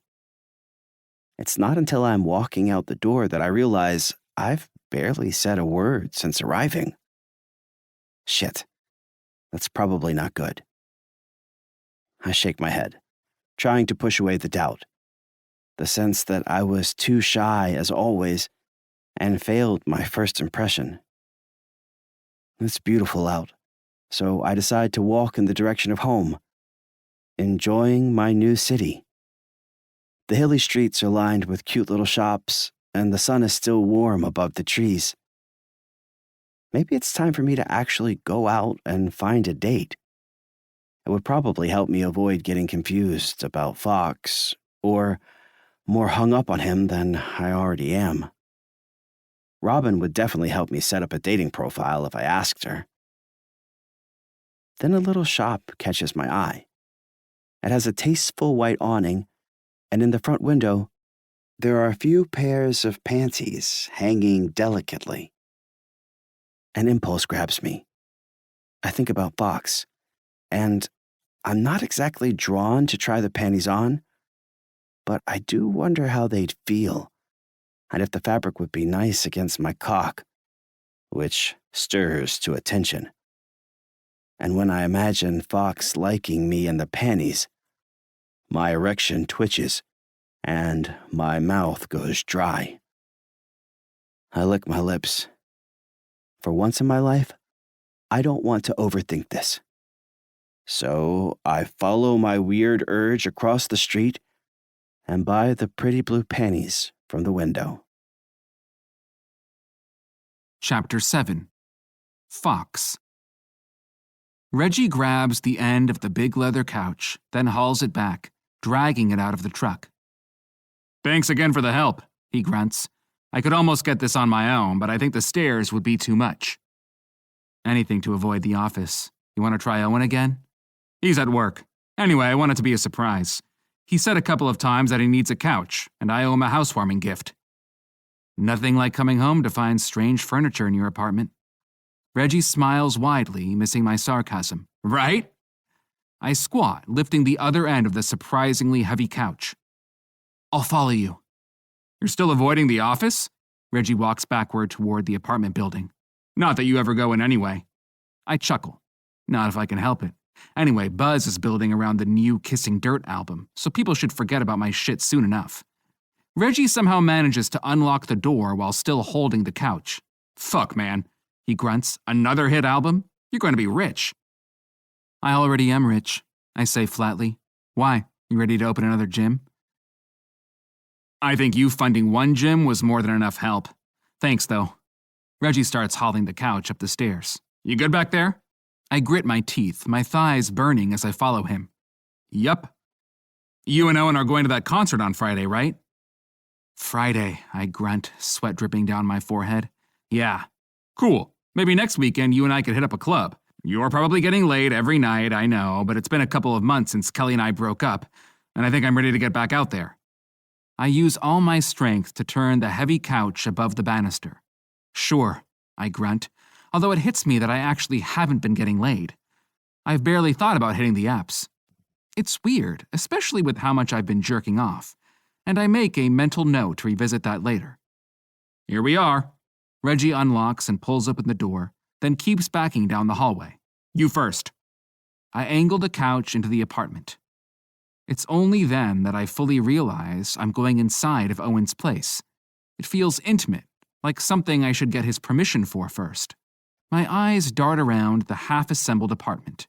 I see his crowded bookshelves, some big glass orbs with plants growing inside of them, and a decent electronic keyboard positioned by a wide window. Reggie heaves the couch in, and I walk backward until my butt hits a door. We're kind of caught sideways, and when I take another step back to maneuver, the door swings open behind me, and I hear a yelp. I drop the couch and spin. Owen stands in the middle of his bedroom, earbuds in his ears, but otherwise totally naked except for a pair of lacy blue panties. Oh shit. He looks fucking amazing. He has one foot extended, toes pointed, like he's showing me the lean muscles that ride up his elegant leg, growing thicker and fuller at his thighs. The fabric of the panties is almost sheer, cupping his ass perfectly. He's twisted at the waist, and I see the sparse blonde hairs across the top of his chest and the pink nubs of his nipples. The urge to jump on him fills me like a tidal wave. I want to fuck those panties off of him, listen to him moan. Then Owen's mouth falls open, and I snap out of it and tear my eyes away. Backward, I grunt, pushing the couch at Reggie. Go. What's up?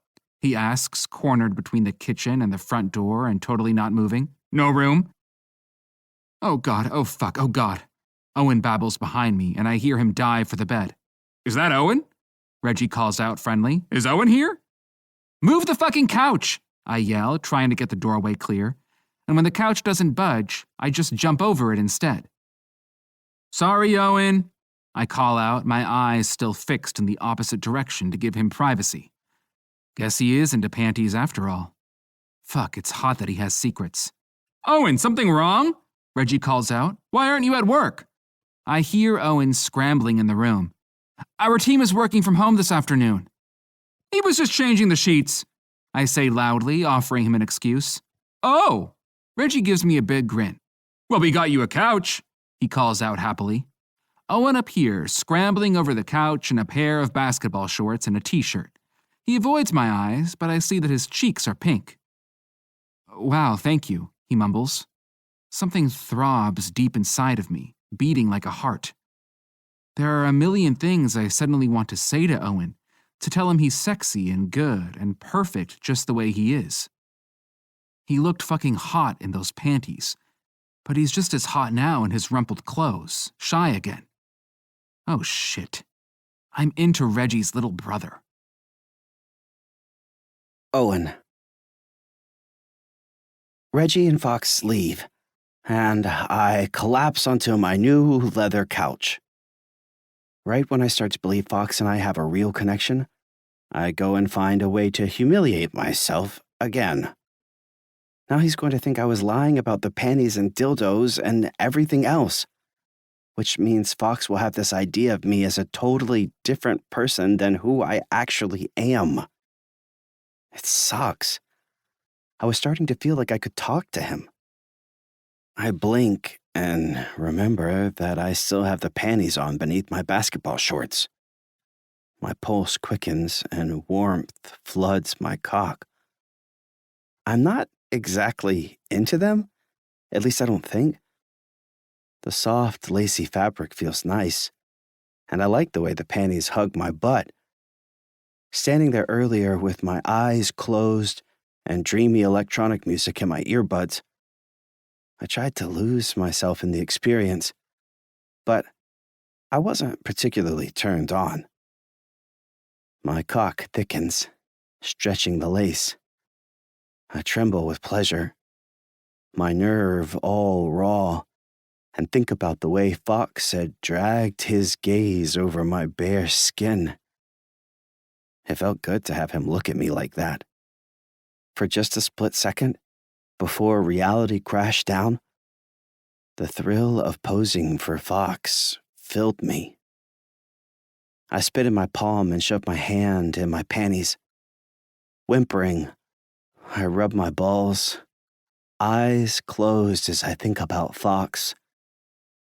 My cock gets harder, and my tender crown aches against the soft scratch of the lacy fabric as pre-cum leaks from my slit.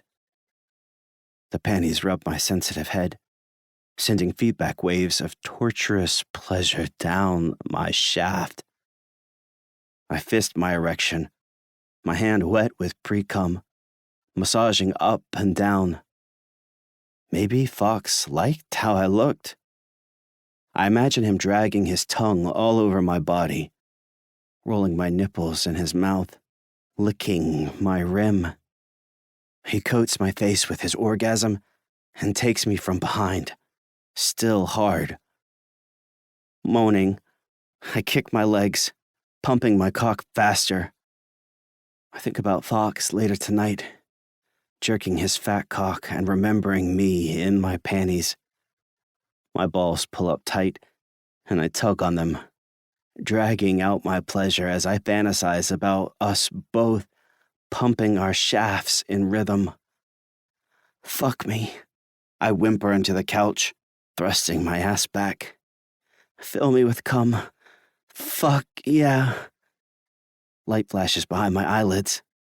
I can practically feel his sticky release on my lips, dripping out of my hole, smeared across my chest. With a gasp, I hit my climax, soaking the panties with hot jets of semen. Slowly, I catch my breath, and the room stops spinning. I'm spent, but I already want more. Chapter 8. Fox. Usually, no matter what fucked up thing happens in my life, I can talk to Reggie about it. He's the guy who straightens me out when I get twisted around. Keeper of my secrets and all that crap. So the fact that I can't talk to him about Owen makes things especially complicated. The concert is Friday night. Despite having all week, once it's time to pick up Owen, I still haven't figured out what in the hell I'm doing. The way I feel toward him confuses me, like my emotions are crashing into each other. I'm used to understanding myself, knowing what I want. Sex, money, independence. When I crave something, I go out and I get it. It doesn't matter what it's going to cost me or how long it's going to take. It doesn't matter what other people think. I know what I'm capable of, and I get what I want. But how I want Owen is different. It scares me. I want him 1,000 different ways at once. I want to get him in trouble and take care of him and fuck him. I want to do stuff with him that doesn't make any fucking sense. Reggie's brother, I grumble to myself. I don't do relationships. Owen's too good for me. I buzz his apartment from the street, and while I walk up the stairs, I try to think up a few more reasons acting on this would be a bad idea. I might hurt him. We're too different. Hi, Owen says, popping the door open. He's wearing a gray t-shirt, and I notice that he's cleaned his beard up, bringing it closer to stubble, and cut his hair short at the sides. How's it going? Immediately, I wonder how it'd feel to rub my thumb across his soft cheek. Fuck. Hey. I offer him a quick hug and try not to notice his scent, kind of like mint tea. I'm good. Glad to have some company for this concert. Thanks again for having me. The car's waiting on the street, and once he's ready, I slowly walk him down, my boots hard on the pavement. The opening act should be on now. We'll do a loop, make sure we're seen, and if the music's any good, we can stay and enjoy. I open the door for him. Sound good? Owen brushes past me. Sure. He slides into the car. You don't know if the music will be any good? I join him and give the driver a nod. The band's mediocre. Butterfly Susan. But a couple of bigwigs are throwing everything behind her, and everyone who is trying to impress the money will come out. I cock a smile, hence the venue for our fake relationship. Owen laughs. I guess it's good practice for whenever I have a real relationship. He blinks. That sounded self-deprecating, sorry. It didn't, I tell him honestly. Owen's hesitant, but he's not a negative person. Any luck on the dating front? No, he answers, and I try not to feel relieved because he should date someone, preferably someone more appropriate than me. I guess I've been preoccupied with work, Owen adds. Yeah, I nod. I get it. If my work didn't involve going out, I wouldn't have time for much of a social life. Any tips? He asks gently, for someone not used to navigating crowds of cool people. Well, you'll be with me, so everyone will naturally think you're cool and intimidating. He laughs. Maybe you could come with me everywhere then. I push my hand through my hair, choosing to ignore how much I like that idea. Act like yourself, I answer seriously. You're sweet and funny and smart. Just relax and enjoy yourself and try not to overthink it. Literally the only thinking I do is overthinking. I chuckle. Then don't think at all, I tease him. And let me get you a drink. That helps too. The show is at a small mid-century theater that's been converted into a rock venue, and the first band is pouring their hearts out when we arrive. The lineup has a country and western flavor to it, although the cramped crowd is more music industry professional than it is fans. I lead Owen straight to backstage, ignoring the main entrance. How's your job? I ask him, outside of preoccupying you. Good, we're doing this migratory exhibit. He trails off as a heavily tattooed woman passes us and a fiddle solo pours out of the speakers. I won't bore you about it, but it's fun, and I get to throw myself into research, which is one of my favorite things. I hold the door for him, and we step into the relative quiet of the backstage area. Why would it bore me? He adjusts his glasses, glancing around at our surroundings. We're at a rock concert. You don't want to hear about elephant-seal migration. I cross my arms over my chest. Try me. Owen scrunches up his mouth and twists it to the side, trying to hide his smile.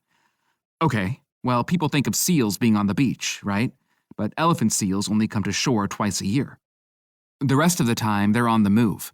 The males go north all the way from California to the Gulf of Alaska, and the females go out west, deeper into the Pacific for months.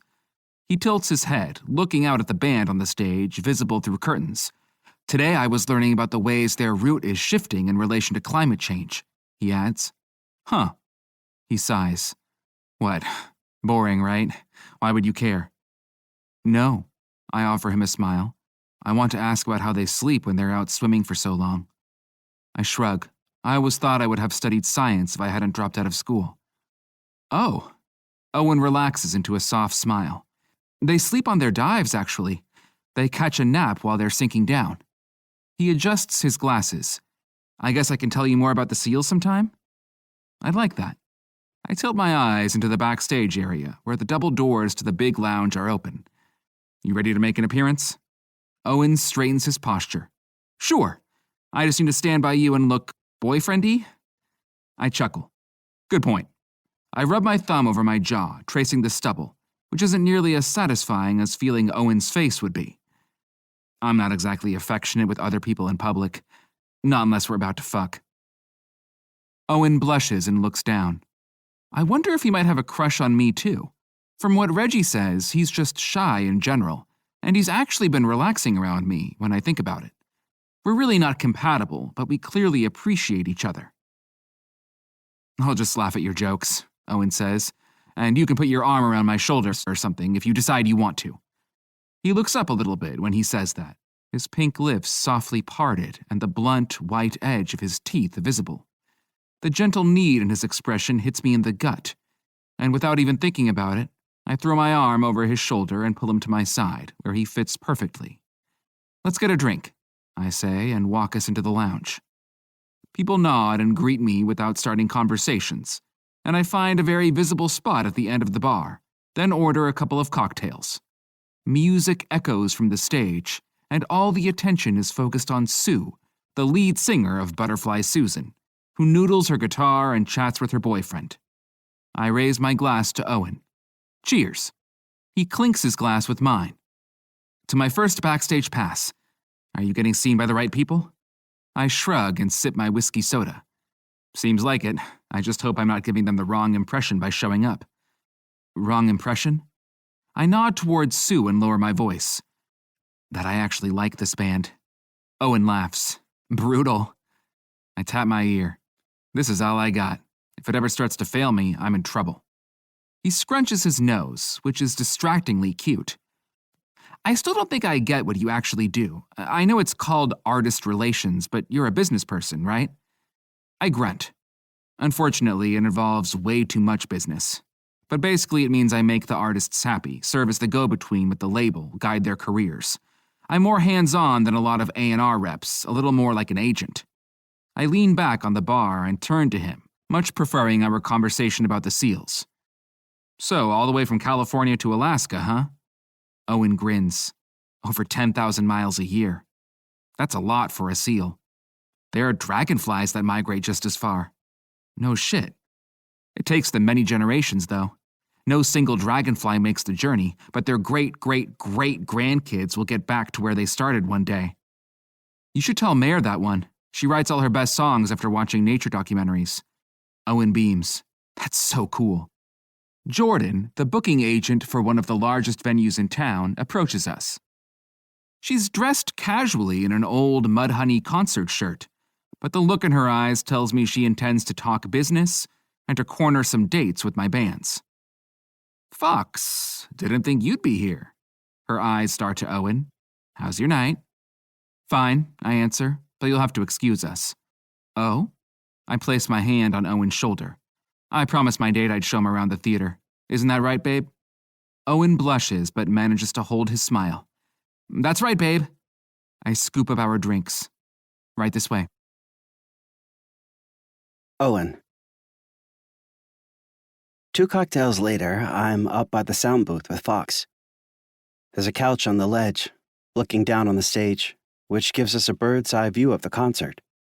It's a private spot, and he led me here to get a break from all the industry people. Although getting seen by the industry people was our excuse for the fake date in the first place. So maybe this part of the night is something different? Music crashes through the space, guitars and drum rolling furiously. Fox has his boots kicked up on a huge light and an easy smile on his face. I think he might be having fun. Or maybe I'm just drunk. It's hard to tell. But either way, this definitely feels like a date. What do you think of the band? He asks. I lean back, trying to relax in the couch like he is. I guess they're good. I mean, they're obviously great musicians. He nods, his gaze cast to the distance. Yeah, that's the problem. You shouldn't be sitting here thinking about how technically skilled they are. You should be lost in the song. I nod. Do you still play guitar? Not really. Fox answers quickly. Why not? He turns to me. You remember before I came to Seattle, I was in LA, right? Thought I'd be a rock star. I'm decent, but after a couple hard years, I figured out I'm nothing special. Music was the only thing I'd ever cared about, though, so I started teaching myself everything I could about the business, ground up. That's how you started working with Phoenix Sunset in LA? No. Kissing Dirt was my first band. Fox chuckles, remembering. First, I just tried to get Mayor signed. No luck. Then I got the whole band together, and they got rejected too. I even taught myself how to produce music. Got some fucking tracks down to prove it. Still couldn't get anyone to take them seriously until I dangled Phoenix in front of the label. I tilt my head to the side, confused. How'd you get Phoenix then? Fox shakes his head. Another time. The room feels a little wobbly, but when I place my feet on the ground, it steadies again. You don't have to be a famous rock star to play guitar, I point out. I play around with my keyboard sometimes. He nods, agreeing. I still noodle when I'm stuck on work. Helps me think. I study his expression. He looks a little forlorn again, which I hate. Although when I scoot my foot closer to his, I see some of his smile come back. Why do you work so hard? I ask. Fox turns and meets my eye. Why do you work so hard, Dr. Levine? Because I'm good at it, I tell him. And so it feels safe. I'm surprised to hear the words come out of my mouth, although I immediately recognize they're true. Fox smiles ruefully. Everyone used to tell me I was worthless. I'm trying to convince myself they were wrong. My heart aches. They were, I tell him. Fox shrugs. At least you and I both care about real shit. Most of the people in this industry only want to make money. He chuckles. Don't get me wrong, I like the money. But I'm in this business for the music, and weirdly, a lot of people aren't. It's one of the reasons I keep to myself. It feels like Fox is opening up to me, and that makes it a lot easier for me to open up to him too. Speaking of keeping to yourself, thanks for covering for me in front of Reggie the other day. About the panties, you mean? I swallow, familiar warmth flushing through me. Yeah. Sorry we busted in on you. A guitar solo rolls through the theater, and the audience below us all applauds. It's not your fault. I just always find a way to humiliate myself. I don't think you've done anything to feel embarrassed about, he says seriously. I laugh. I wouldn't be so sure. The last guy I hooked up with laughed me out of the bed when I ate my own cum. The words hang in the air for just a second. Then I slap my hand over my face. He what? Can we pretend I never said that? Who the fuck does this guy think he is? Fox says, his voice rising in anger. Fucker should be so lucky to see you eat your cum. Oh my God, Fox. I keep my hand over my face but start laughing. Him getting defensive on my behalf feels extremely nice. Asshole, he goes on. He hooks up with you and makes you feel bad? Tell me where he lives and I'll kick his ass. He lives in Nevada now, so I never have to think about him again. I drop my hand. But, thank you. Fox grunts, looking me dead in the eye. That's fucked. I'm sorry that happened to you, Owen. I frown. It was only my second time having sex, I admit, letting it pour out of me as easily as the alcohol poured in. I think it kind of messed with my head. Fox sets his jaw. That would mess with my head, too. One of the first times I had sex, the woman complained about the way my cock curves. Took me forever to get over it. I feel tingly again. That's so rude of her. Fox has a curved cock. And why is that suddenly the hottest thing in the world to me? He grunts. Yeah, it was. It's like you said. I just can't hide, right? I can't let that stuff stop me from doing what I want to do. Fox nods, holding my eye. That's right. Prove that asshole wrong. You're a fucking catch, Owen. Go out there and get everything you want. Yeah, I agree. My heart pounding. The connection between us is charged. And I realize I'm starting to get emotional. I'm beyond ready to start getting what I want. The problem is, the only thing I want right now is Fox. Louder applause erupts from the theater, and when I glance down, I see the band taking their bows. I guess that's the show. Sure, Fox says. You ready to go? I prefer to stay right there the rest of the night, just talking. But I force myself to nod. Yeah, let's go. Chapter 9. Fox. I've got good news, I tell Mare. We're at the recording studio and the rest of the band is off getting lunch. What's that? I think it's time we ice out the media for a while. Mare laughs. Excuse me? I walk over to the bar area and turn my attention to the espresso machine. We'll keep them hungry until the album's ready. I thought you'd be happy. It means you can focus on writing songs. When I turn around, Mare surprises me with a hug. Yes, she says, laughing. Thank you. I pat her back, feeling awkward about the affection. No problem. I'll never understand where you get all these ideas, but I can't argue with our sales. I turn and hit the machine, which spits out black coffee. Just doing my job. By the way, I spotted you with that cutie at the concert last weekend, she says. I arch an eyebrow. You were there? Mare laughs. You're such a snob. The band is not that bad. She gives me a teasing smile. I've never seen you with a date before, Fox. I grunt. You like those sweet ones, huh? I scowl and throw the coffee back, swallowing it even though it's too hot. I consider telling her that the thing with Owen is just for appearances, but that doesn't quite feel honest either. Whatever's happening between Owen and me, I need to get my fucking head around it, fast. Mare laughs and holds her hands up. How could I forget? You don't talk about that kind of thing. I have to wait and read it in the paper with everyone else. Very funny. On the way out, I run into the owner of the recording studio, Britt, a total industry schmoozer. But he's a nice enough guy despite it, and the proprietor of a major rock club here in Seattle, too. So he's become extremely well connected over the years.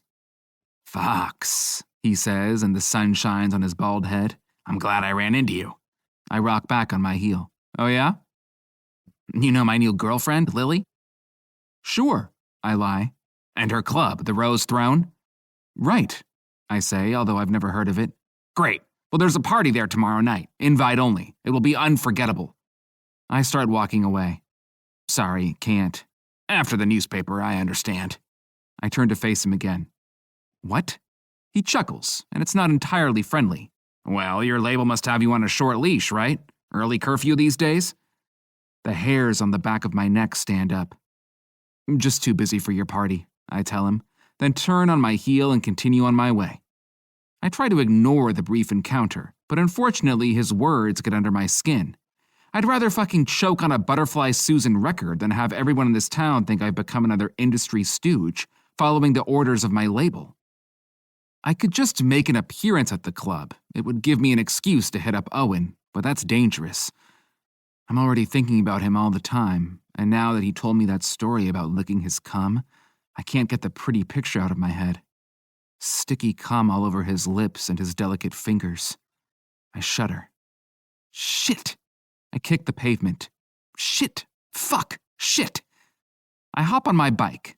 Then my phone vibrates. Owen. Hey, hope you're having a good week at the label. I just wanted to say thanks again for bringing me to the concert.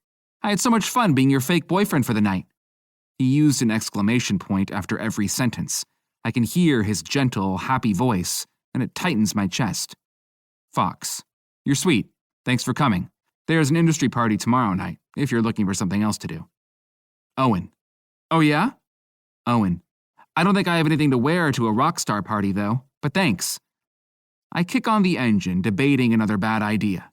When I can't resist myself, I open up a different text to Owen's brother, searching for a way out of this, a buffer to keep me in line. Fuck, I think I need a chaperone for when I'm with my chaperone. Fox. Reggie, hey man, do you still need a new suit? Reggie. Hey buddy. No, I ordered one online last week. Why? Don't order a suit on the internet, you dumbbell. I grumble to myself. Fox. Thought I might take you shopping again. Reggie. No thanks. You should invite Owen, though. He needs work clothes. God damn it. Yesterday, I told myself I was going to put a little distance between myself and Owen, but it's like the entire universe, Reggie included, keeps pushing us together. The motorcycle rumbles between my legs, and I open back up the message to Owen, unable to stop myself. Fox. I owe you for keeping me company. Let me buy you some party clothes? Owen. As I walk through the double glass doors of the store, something shifts, and I start to believe Fox might actually like me. My brain kicks into overthinking mode, listing out all the reasons that's ridiculous and improbable. Fox is just being nice. He even takes Reggie shopping sometimes. And if this were something else, what future could we have? He doesn't seem like a relationship guy, and I don't fit in his world. Not to mention Reggie's possible feelings about it. Would my brother even approve? But then I see Fox across the store. There's orchestral electronic music on the speakers, and under the high ceilings, what looks like luxury men's clothing is tastefully spread about, hanging on metal racks and stacked on wooden shelves. Fox is dressed in a charcoal suit, worn casually open with a black t-shirt, and his wavy hair is combed back, styled more than usual. He walks straight toward me, and all my overthinking evaporates. Hi, I say. I throw my arms around him for a hug, then step away quickly. His scent rich in my nose like autumn leaves and sweat. Thank you so much for offering to take me shopping. You really don't have to. If I invite you to a party and you don't have anything to wear, then it's my job to fix that. Fox raises an eyebrow. No? I smile, really happy to see him again. If you say so.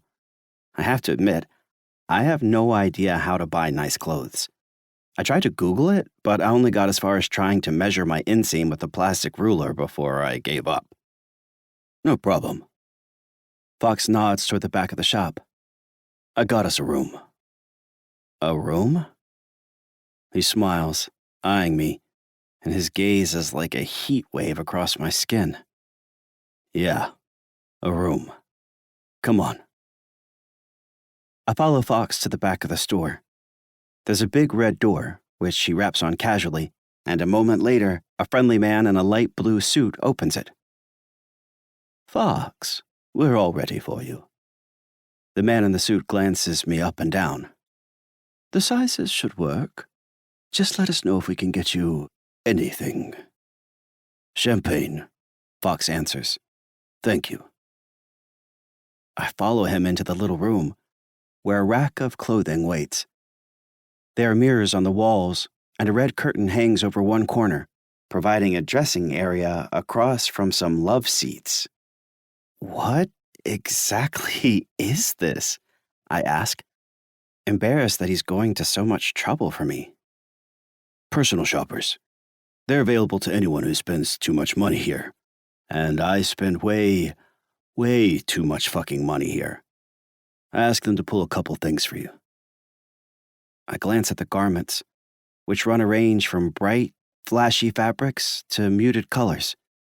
Feels really nice that Fox is treating me, but I'm doubtful that I'll be able to pull off any of these outfits, and I'm definitely not used to this sort of attention. The door swings open. Champagne, the man in the blue suit says, then hands off 2 flutes to Fox. Thank you, I call after him, but he's gone as quick as he came. Fox hands me a glass. Ready to try on some clothes? I accept it, swallow my hesitations, and then clink Fox's glass. Why the hell not? I answer with a laugh, then throw back the sweet, bubbly champagne, which tickles my nose. Fox chuckles and strolls over to the rack. Maybe start with the casual suit. He pulls one out, a pale green color. I guessed your size without a plastic ruler, but whatever you get, they'll tailor it anyway. Cool. I take the suit. Tell me about this party. Fox nods to the dressing area, then sits on the arm of a love seat, which has an ornate floral pattern. The host is having a midlife crisis. I'm expecting some aged rock stars and younger models, a little dancing. He shrugs. Nothing out of the ordinary. Right. I step behind the curtain, then stick my head out. Is this a party you would ordinarily go to? Only if I were working an angle, he answers. But I think we'll have fun. Fox offers me a smile. Come on. I want to see you in that suit. I step behind the curtain.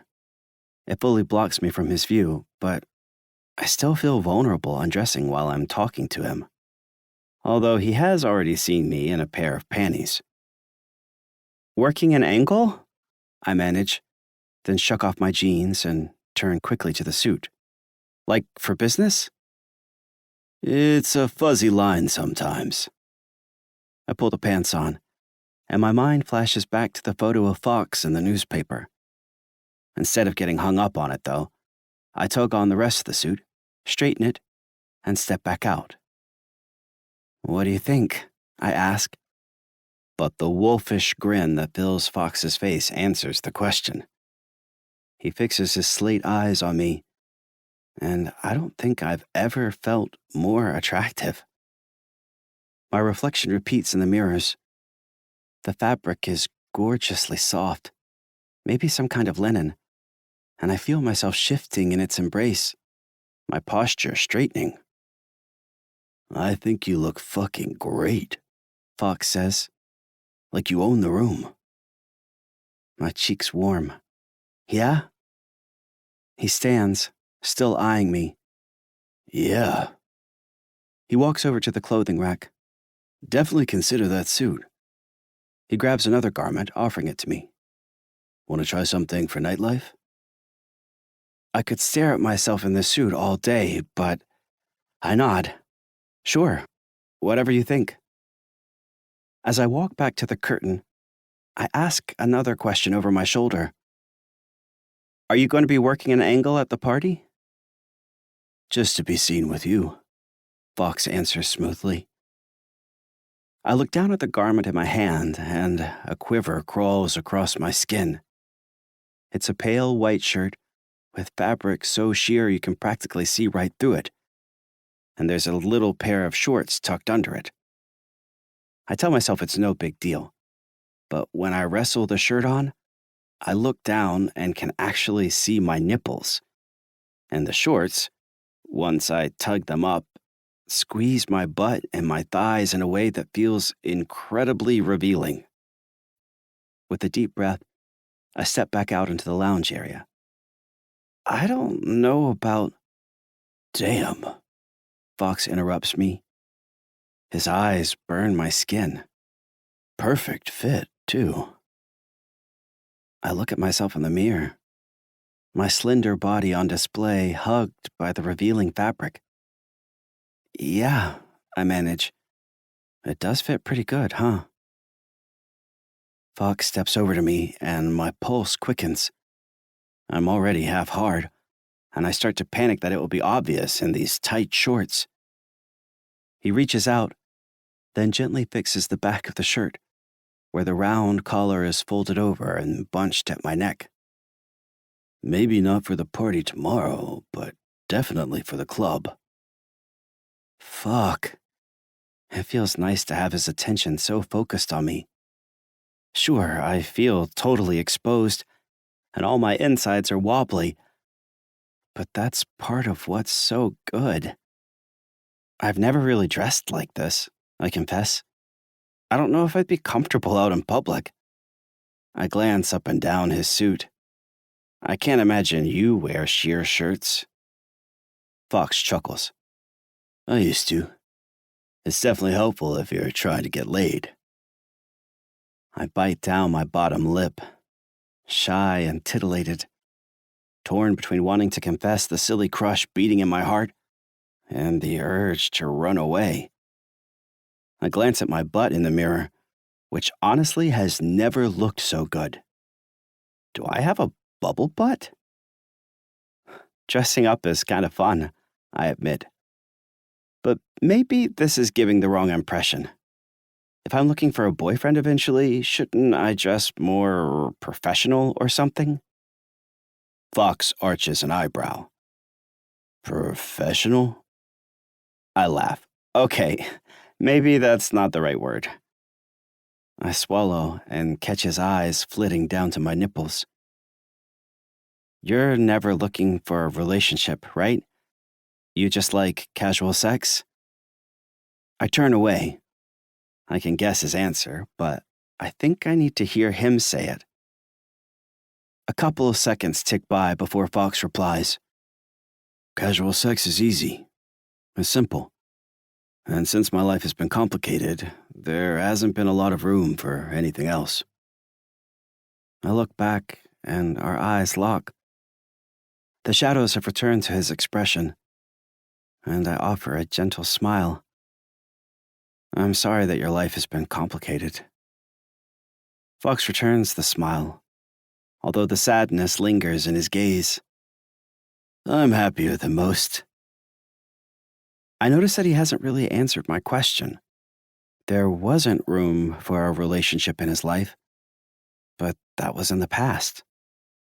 A couple of weeks ago, I definitely would have just let this drop. But I'm feeling so comfortable with Fox, I actually push it. If you're happy now, and if your life is straightened out, does that mean you'll look for a partner eventually? We'll see, Fox answers immediately, then throws it back to me. What about you? Are you going to get those shorts that show off your ass? I resist getting hung up on the fact that Fox is talking about my ass. Maybe I will get them. I'm interested in dating more than having casual sex, though. I glance down at myself and realize my nipples are growing hard against the sheer fabric, which makes my cheeks warm and my cock harder. I don't know. Some things sound fun in my imagination, but would they be fun in real life? Maybe some fantasies are better as fantasies, and I should shift my expectations. Look for something tame and comfortable. I might be too in my head to enjoy casual anyway. I swallow, aware that I'm starting to ramble. What do you think? Can I really pull this outfit off, or am I just fooling myself? Okay, maybe I'm fishing for compliments a little. but they feel so fucking good coming from him. Fox licks the back of his teeth. Honestly, I think you look hot. He turns to the rack and grabs another garment. And I think you owe it to yourself to have a little fun. Don't you? I take the flowing pink dress shirt he hands me. He makes casual sound so simple and easy, and I think it probably is for him. But with every word that passes between us, I fall harder for Fox. I want him to be everything to me. Casual hookups and sweet dates and deep, committed romance. I want Fox to drag me into a sweaty, filthy world I've never known. And once we're there, I want to drag him back with me into something lasting and loving and more. I want that all so bad, I somehow almost convince myself it's possible. Yeah, I do, I answer finally, the shirt dangling in my hand. I think I owe myself some fun. Chapter 10. Fox. It's called the Pacific Flyway. Do you know what that is? Owen asks. We're walking to the party from a nearby lounge, where I took him for a quiet drink to start the evening. There's a cool breeze on the late summer air, and the hilly side street is quiet. Pacific Flyway, I don't think so. Owen waves his hand in the air, and the perfectly fitted sleeve of his pale green suit jacket stays comfortably in place. It's like a bird highway. Over 1 billion birds travel it yearly, always taking the same routes from Arctic tundra down through Mexico and stretching from the coast to the Rocky Mountains. He shoves his hands in his pockets. Anyway, that's why there are so many different birds here. Seattle is right on the flyway. I hum under my breath. Bird highway, I say. That's nice to think about. Owen laughs warmly. Yeah, it is. He glances at me as we walk. What do you like about it? I don't know. Everything being on the move, but still being reliable. Yeah, that is nice, Owen agrees. You can even predict the day that different birds will return every year. Really? What birds are passing through now? Oh, Owen laughs and adjusts his glasses. I'm new here, so I haven't learned the specifics yet, but I'm really excited for the hawk migration this fall. I grunt. What? Owen asks. I fucking love hawks. Oh, he laughs softly. Me too. We stop at the address, a tall building made of gray stone situated at the uphill edge of downtown Seattle. Our conversation has been flowing easily, and Owen's gentle nature is like a drug. I'm usually guarded, too jaded to trust anyone but myself, but hanging out with this cutie, I forget to keep my walls up. And fuck, does he look good in that suit. It gives him a boost of confidence, and he wears it nicely. Dirty thoughts dance through my head. Seeing Owen all fresh and buttoned up just makes it more tempting to unwrap him and hear him whimper. I know he's got surprises in him, and my dick gets thick whenever I imagine teasing those secrets out, discovering what would really get him off. The door to the building swings open, and I snap out of the distracting thoughts. A woman in a slinky red dress exits, and I grab the door, holding it for Owen. After you. I thought this was at a club, Owen asks. This is more like an apartment building. It's a private club, I explain, then hit the elevator button.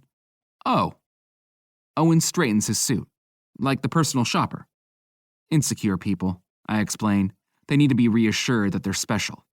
Owen laughs. I think I'm more comfortable at, like, a public library. Yeah, I agree. I prefer a good show at a cheap bar. I almost give him a pep talk about the party, reminding him to just relax and enjoy, and not be intimidated by any of the pompous industry pricks. But I catch myself. It might sound patronizing, and anyway, he's going to be fine.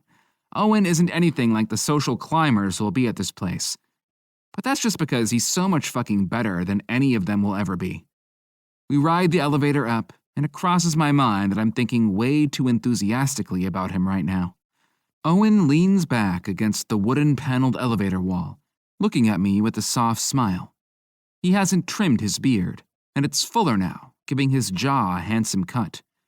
Are we going to make a loop again? He asks, like at the concert. I chuckle. Sure, let's make a loop and check it out. Make sure everyone sees us. And if you want to put your arm over my shoulder again, that's fine, he adds, his voice softer. My dick swells. That sound makes me want to put my hands all over him. Owen does find me attractive, that much is evident. I know how to read people. But there's a big distance between finding someone attractive and whatever else we might be feeling. He might be feeling. I might be feeling, whatever. Before the elevator bell rings, I make myself a promise. I'm going to show Owen a nice time tonight, make sure he gets home safe, and then I'm going to figure out what the hell I'm doing here. Before I make some giant fucking mess and hurt Owen or blow up my relationship with Reggie or who knows what else, I'm going to sit down and figure this out. And since I can't fucking resist, I raise my arm as the elevator door dings. Come here. Owen slides in close, his body warm against mine. Cool. We step out of the elevator and stroll to the large red door. It swings open, and a woman I know, a music blogger named Lincoln, steps out. She's got on a black dress that barely inches down her thigh, and she lifts her eyebrows when she sees me. Fox, hi! I didn't expect to see you here. This party keeps getting better. At least my reputation is somewhat intact. This is Owen, I say, then nod to her. Lincoln, were you leaving? Unfortunately. She smiles at Owen, taking him in. Although I see you already have accompaniment tonight. Owen slides a little closer to me. Have a good evening, Lincoln, I say, closing the conversation abruptly, then walk Owen inside. What was that about? Owen asks. Was she flirting? We're at a second door, and a woman in a suit quickly takes my name. No, I answer, turning back to him. Not really. She's always snooping for a story. But did you catch that? What? She didn't recognize you, I point out. Our viral moment might already be passing. I pull the door open, and we walk into a large, dimly lit space. There's slow, industrial guitar playing on the speakers, loud but not overpowering. A long wooden bar fills a far wall, and scattered about are platforms about where people are dancing. Oh my God, Owen gasps. I freeze. There are people dancing on platforms, but there's also a man enthusiastically eating a woman out, not too far from the DJ booth. And some half-naked people writhing against a column, I notice. God damn it, I grunt as I slide my arm off Owen so I can look him in the eye. I'm sorry, that motherfucker didn't tell me. Owen's laugh interrupts me. Is this what I think it is? I cast my eyes around, then notice the sound of moaning, audible beneath the music. It's not Sunday brunch. He laughs. It's okay, I'm not mad. A big grin fills his face. I'm actually kind of excited. I can't believe I'm at a sex party right now. He blinks rapidly behind his glasses. That's what this is, right? Unfortunately, people in my business think it's appropriate to casually invite their colleagues to the sex clubs their midlife crisis younger girlfriends run. Wait, are you saying this has happened before? No, I admit, then chuckle. But pretty fucking close. Well, I'm sorry you bought me a suit for nothing. What do you mean for nothing? He faces me, but I see that his eyes are dancing around the party. We can't stay here. Can we? Owen asks softly, doubtfully. Shit. I hear it in his voice, like dripping honey. He wants to stay. And I can't say no. It would be physically impossible because how the fuck could any human say no to that voice? Unless you want to get a drink and make a loop? Owen. I'm at a sex party. Holy shit. Fox and I stand by massive floor-to-ceiling windows that overlook downtown, each sipping a cocktail. I'm wearing a suit that feels like pure luxury against my skin, and people keep glancing at me like I might be someone important, while straight across the room from us, there's a woman working her fists into another woman. Have you ever seen fisting before? Fox asks as the sound of their moans echo through the music. I blink and turn away. Was I staring? He shrugs. They're doing it in the middle of the party. Staring is probably appreciated. No, I answer. I don't think I've ever stumbled across a fisting scene before. My skin tingles. It kind of looks painful, honestly. I'm sure this isn't your first encounter? Fox shrugs, his eyes on the fisting. Personally, it's not really my thing, but I appreciate the view. Relief washes through me.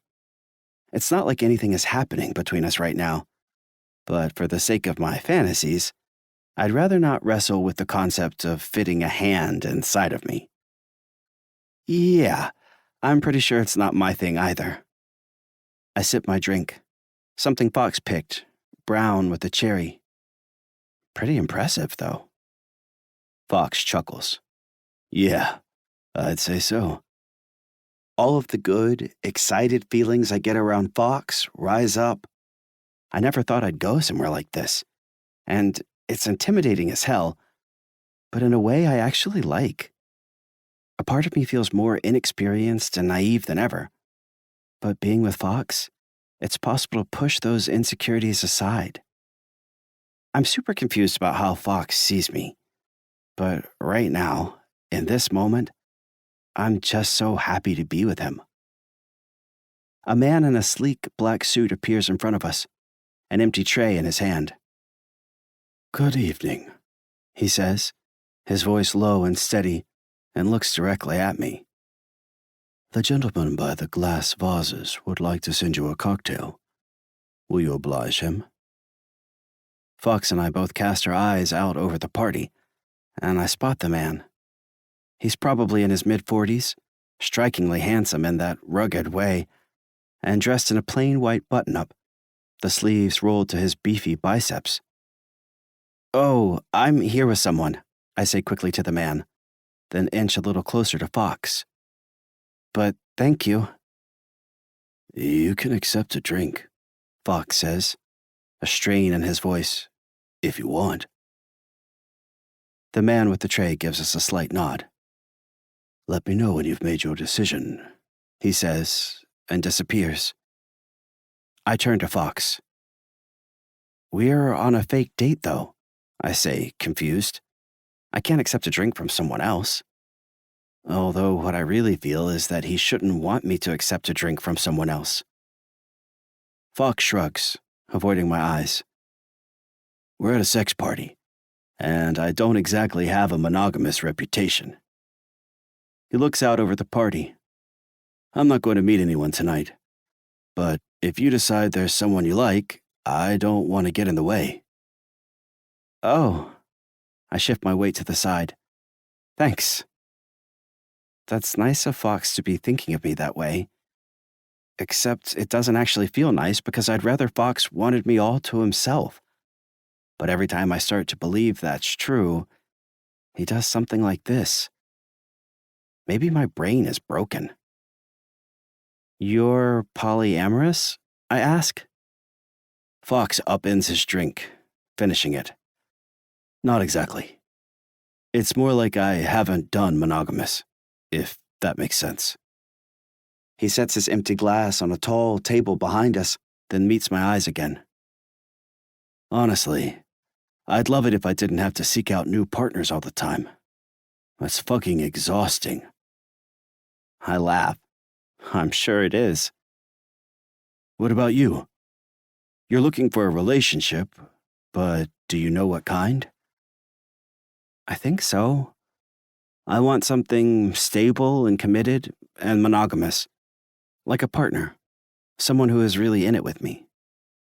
I sip my drink and glance around the sex party.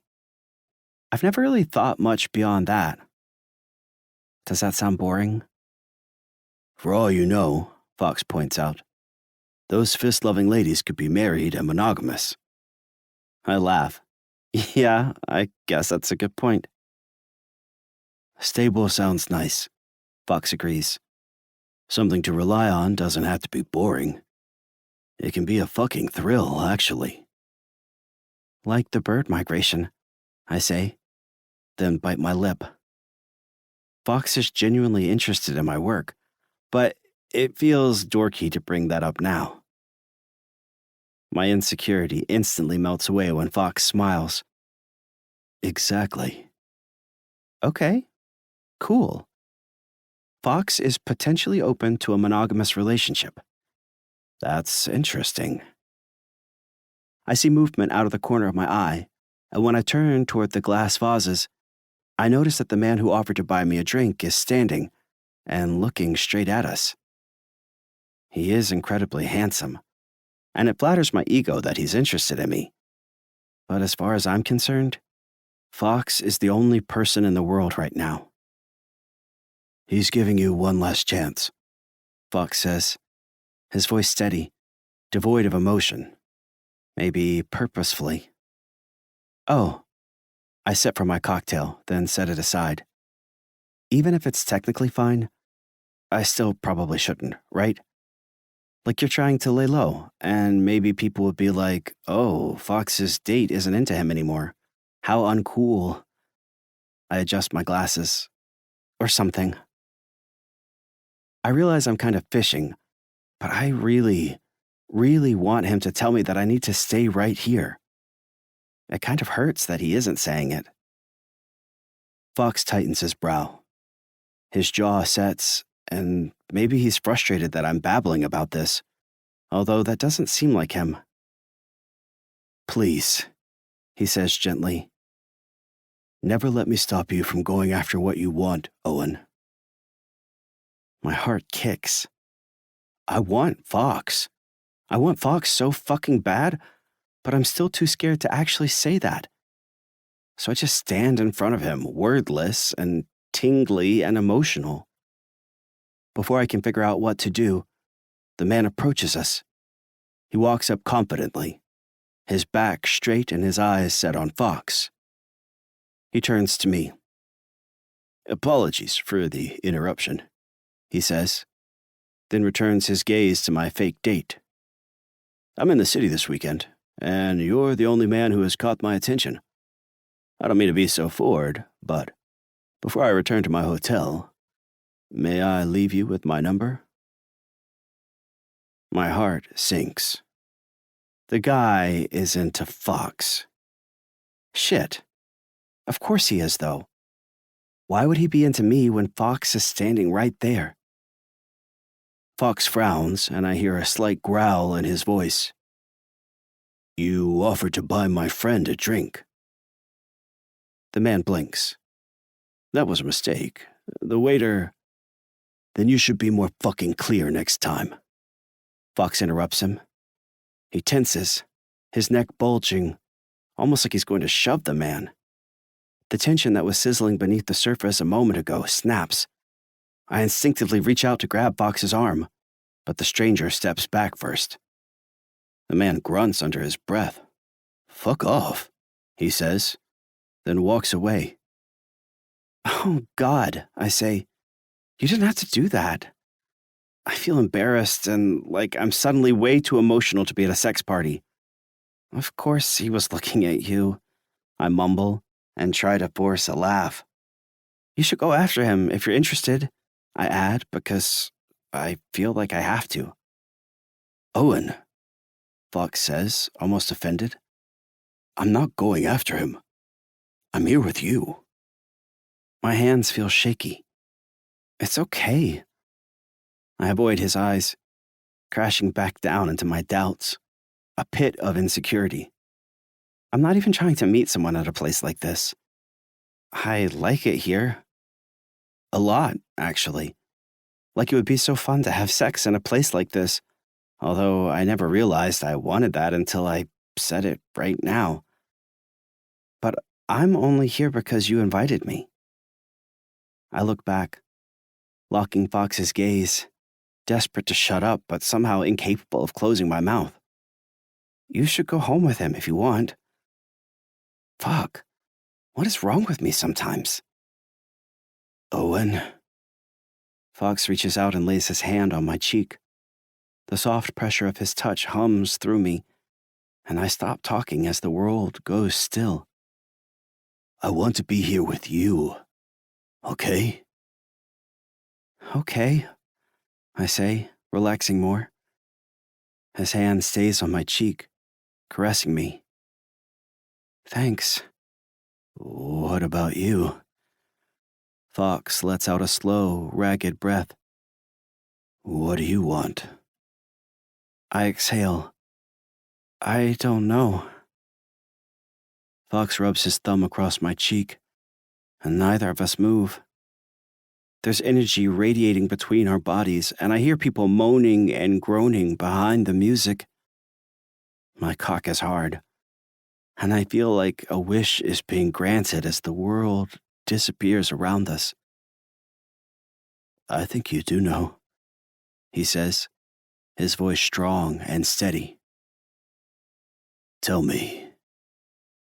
I hold his eye, and somehow, through the tidal waves of emotion crashing down, I manage to tell him the truth. I want you, Fox. Chapter 11. Fox.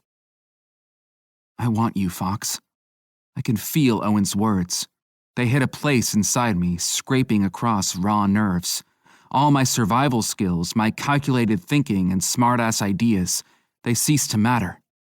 He needs this, and I need him just as bad. I drag my hand down to his jaw, my fingers in his soft beard. Owen's breath hitches, and I trace down his neck, then lay my hand on his chest, where his heart beats against my palm. Do you want to hook up, Owen? Owen nods slowly. Yes, he says gently, if you want that too. Fuck, he's hot. I can feel desire pouring off him. His shy, nervous energy is like electricity, and even more enticing than usual with an actual orgy growing around us. I feel like I'm unwrapping a present. I hold Owen's eye, drinking up his hazel like I've earned it. I'll tell you what I want, I tell him. I want to make you come all over yourself. He trembles and my dick gets hard. Okay, he says, his voice almost breaking. Dirty, dirty ideas fill my head. I'm going to replace that awful memory he has from the last time he had sex. The second I realize that, there's no stopping me. But I'm not about to treat Owen like some random hookup, so I hold his gaze and make sure he hears me. I'm going to make you come all over yourself, I tell him again, and then I'm going to take you home, and tomorrow morning, I'll make us breakfast, and we'll talk about what we're doing. And we'll figure out how to talk to Reggie, I think, although I do him the favor of leaving his brother unmentioned at the moment. Owen licks his lip, bites it softly, and then nods. Okay, he says. I cock up half a grin. Yeah? Okay. Owen laughs. Yeah, if you really want to, Before he can get a chance to doubt himself, I take him in a kiss. My lips close over his, and Owen gasps, quivering. I shove my fingers into his hair and pull him closer. He opens his mouth to me, and when I push my tongue to his, Owen pushes back, groaning against me. Fuck, he gasps. He presses his hands to my chest and kisses me harder. Oh, fuck. I take him by the hip and push my forehead against his. His body moves naturally with mine, and heat surges from my core, the drive to take him rising. Oh, shit, Owen says. He pulls back a little. Shit, I don't actually think I can have sex in front of a bunch of people. He rubs his hand over his face. I know what I said, but I'm not really prepared. No problem. I tighten my grip on his hip. Just tell me where you want to go. I'm not sure. He's grinning, excited, and I love that. Too bad there aren't private rooms here. It would be hot. He looks down, a little shy again. Maybe your place, I guess? There aren't private rooms, but I usually don't let a thing like that stop me. I'm supposed to be laying low. I'm not supposed to get up to any of my bullshit right now. But when I decide I want something, I'm not the most reasonable man. Do you mind stepping to the side? I ask Owen. He raises an eyebrow, but steps sideways. There's a chair behind him, and I push it to the window, where thick black curtains hang. Smoothly, I step onto the chair, get my hands up on the top of the curtain, and give the rod a tug. It pops easily loose, and Owen lets out a surprised, "Oh," when I pull the heavy pleated curtain off. I step down, the curtain in my arms. Right over here should work. A few people are staring at us, but that's part of the fun, and the party offers more than enough distractions already. I walk to the corner where I spot an empty bed, then bend at my knees to give it a big shove, pushing it tight to the wall. Oh my God, Owen says, running up to me and laughing. What are you doing? I walk on the bed. 2 windows run on either side, and I stretch to tie the curtain to the rods, which lets the heavy fabric hang over the corner, pooling at the foot of the bed. I push the curtain aside and hold it open. A private room, I answer him. Or did you change your mind? Owen throws himself against me, taking me by surprise. I catch him as I fall back against the brick wall and hold him against my chest. The curtain falls behind us, blocking off the party, although the music and the moans still sound in the background as we fall to our knees. You, he pants. Owen drags his delicate fingers over my face, then kisses me and gropes at my arms, squeezing my muscles. You, he says again and laughs. You are too fucking much sometimes. We lock eyes. And you're too fucking tempting. I release his head and turn my attention to his clothes. First, I run my hands down his chest, luxuriating in his writhing. Then I slide his jacket off his shoulders and work on his shirt, button by button. Anything you want to tell me? Owen swallows and shakes his head. No, I don't think so. I get tested once a month, I tell him, and I insist on condoms. Good. I like that. Impatient, I pull his shirt off, sacrificing the bottom 2 buttons. Nothing else? I drag my nose along his bare neck, my breath on his clavicle, teasing him and drawing the anticipation out. Owen practically pulsates, and when I've had my fill, I pull his t-shirt off too. Or should I just have my way with you? Owen looks at me, our eyes nearly level, then pushes my jacket off. When I grab him by the hips, he tugs me closer. My hips jerk up against him involuntarily, and Owen presses his soft lips to mine, the pleasure of it jolting through me. He puts his lips to my ear, teasing me and fully embodying his sexy fucking self. Have your way with me, Fox, he whispers. I'm yours tonight. Owen. I can feel Fox getting hard against me. His cock is thick in his suit pants, and when I press my body to his, I feel the throb of his erection on my hip. Oh, fuck. This is really happening. Fox just made a scene in order to hook up with me right in the middle of a sex party. And now we're getting naked, and he's groaning under his breath, and it's really, really fucking happening. I kiss him again, surrendering. Fox's stubble rubs my face, scratching against my beard, and the friction and drag of his kisses is an electricity that sparks down my skin. I'm leaking in my boxer briefs, and when I shove my tongue into Fox's mouth, he thrusts from his hip, driving our bodies together. Every nerve is alive, and they're all screaming for his touch. Fox takes me around the shoulders and spins, laying me on the bed.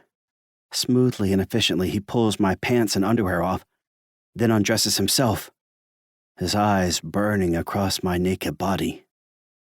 Hawks, I say quietly. Fox looks down at his arm. On the upper bicep, there's a tattoo of several dark hawks, intricate and beautifully drawn. He strokes the ink.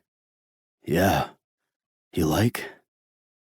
His pants are undone at the top, revealing the black waistband of his underwear. Fox has thick, meaty muscles, and my eyes glide from his dark happy trail to his hairy chest, broad shoulders, and hard nipples. My cock twitches, hard against my abs and dripping. Yeah, I say, staring at Fox. I like it. He kicks the rest of his clothes off, then crawls back on me. Fox's cock is hard and veiny, and it curves up beautifully. His heavy balls drag across my skin as he makes his way from my chest and nipples, up my neck, and finally to my lips. You're awfully hot, Owen, he says, his voice deep and steady. You turn me on. I tremble. You turn me on too. I know. Fox kisses me deeply, and when he pulls back, he keeps his lips close. Do you know how I know? Pleasure racks my body, and I practically spasm against him, then laugh. I'm not good at hiding it. Fox grins.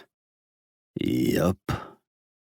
He leans back and reaches down and takes my cock. I twitch, all my muscles contracting at the burning relief as he wraps his fist around my shaft. Staring at me like he's starving and I'm dinner, Fox massages my erection, then drags his fingers through the pre-cum that's pooled on my belly. Fuck, his hand feels so good, rough and firm and perfect. Fox swipes the pre-cum up. Do you want this, Owen? He asks, lifting his sticky fingers, and turns his gaze straight on me. My heart pounds. He already knows my secrets anyway, and I can't chicken out now. Not after going this far. I gather my courage, then sit up to meet Fox. He offers me his hand, and I take his wrist to guide his fingers to my mouth, then lick my release from his fingertips. It tastes salty and sweet. Fox pushes in, stroking my teeth, and I lick him, then suck on his fingers. Fuck, he grunts. Fox pushes me onto my back again, one hand still in my mouth.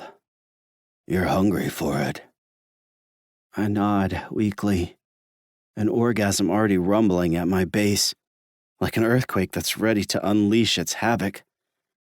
Yeah, I breathe, his fingers on my lips, then pout, the urge to tease him rising up. Why do I need to start begging? Fox chuckles. Getting sassy already. He shoves 3 fingers back in my mouth, deep, then draws them out and takes my cock. He rubs the saliva down my shaft, enough to ease the burn of his grip without totally relieving the friction, and gives me a slow, steady stroke. You're dripping like a fucking hose, he grunts, and slicks my pre-cum to my base. I let out a deep, low moan, so loud it probably echoes through the party. I open my mouth to say something, try to form a word, but Fox tightens his grip at my base and squeezes my erection from the root back up to my sensitive crown. Oh, fuck, I groan, positively unraveling with every stroke. Fox, A gasp cuts my voice off. Fox finds a position on his knee, leaning back slightly. He works himself with one hand, stroking his fat cock with a steady rhythm, and gripping and pumping me with the other. Close, I reach out, grabbing his wrist, but even when he stops stroking, I still have to fight off my climax, clawing it back. Sorry, I'm close, I gasp. Fox tightens his brow. There's sweat gleaming across his chest, and all of his muscles are taut. Don't apologize. He squeezes softly at my base, earning a twitch that shoots up my spine and steals my breath. It's hot. He drags his hand down to my sack, then tugs on my tight balls, pulling them from my body. You're electric. Fox releases his erection and puts both hands on me. He rubs and pinches at my nipples and plays with my balls, then leans over, kissing me on the lips again. I'm sweating and shaking and fighting to keep control, a supernova birthing inside of me, the force of a flooded river crashing down with every thrust of Fox's tongue. Gonna come, I moan when he strokes my shaft again. Can't hold it. Fox presses his forehead to mine. Fuck yeah, he groans, his hand snaking lightly across my throat as he pumps me. Give it to me. My eyes roll back as I groan. Fox's fingers stroke my jaw, and the sensation short-circuits my body's wiring. I hit my climax and feel the explosive release everywhere. My balls clench, and my cock throbs, and Fox groans his approval as I shoot all over my chest. The world swirls around me, like the noise of the party is in a different galaxy. Then Fox grabs my face, and I collapse back into reality. My body hums. I'm warm all over, and I can't think. Just missed, Fox says. He rubs his fingers across my chest, coating them in my semen. Here, let me help you. Fox crawls on top of me, then rubs his sticky fingers across my cheeks. I start trembling, like many orgasms are shattering me from the inside. The wet heat of my release slicks the friction of Fox's hand on my face, and when he drags his fingers down to my mouth, I lick and suck them clean. Fuck yeah, Fox grunts. He goes back to feeding me, smearing as much across my face and lips as he gets on my tongue. I claw at him like an animal, pulling his body closer to mine, and Fox's hard cock rubs my thigh. Oh, fuck. This is so fucking hot. What is even happening? That's right, Fox grunts, grinning at me like I'm the sexiest thing in the world. You fucking love that, don't you? Uh-huh, I moan, licking salty cum from my lips. It's not just that I have someone indulging my turn-ons, giving me what I want, what I'm terrified to ask for. It's the fact that it's Fox doing this.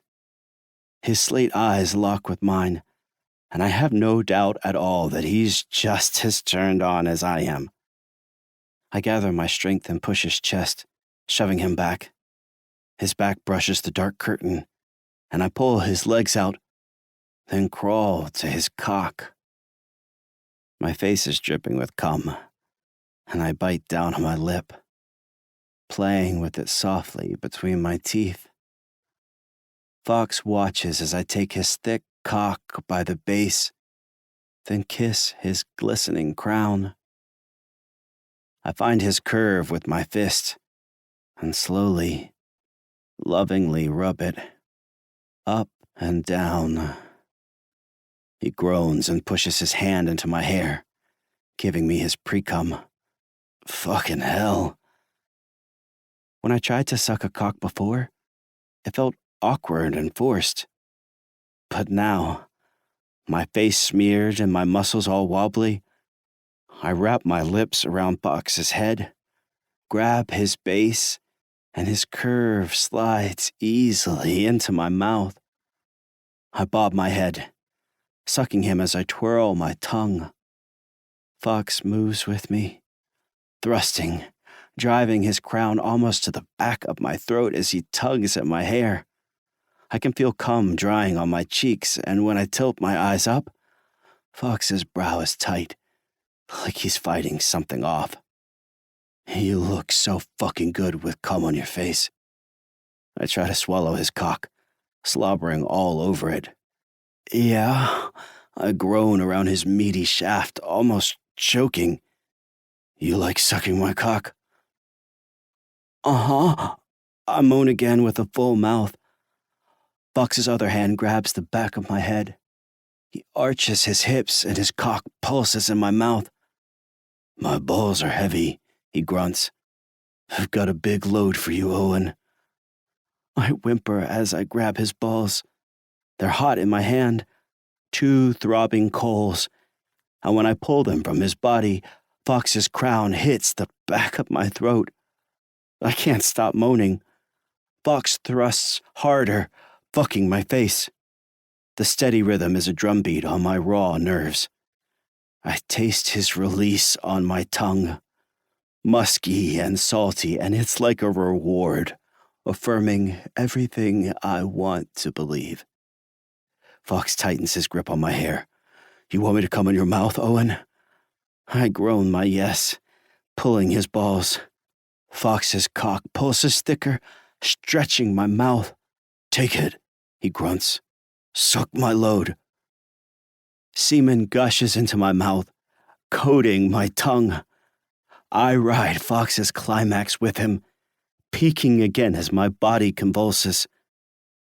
Fox buries his cock deep in my mouth, his crown banging my throat, and even though I try to swallow it all down, his orgasm drips from my lips.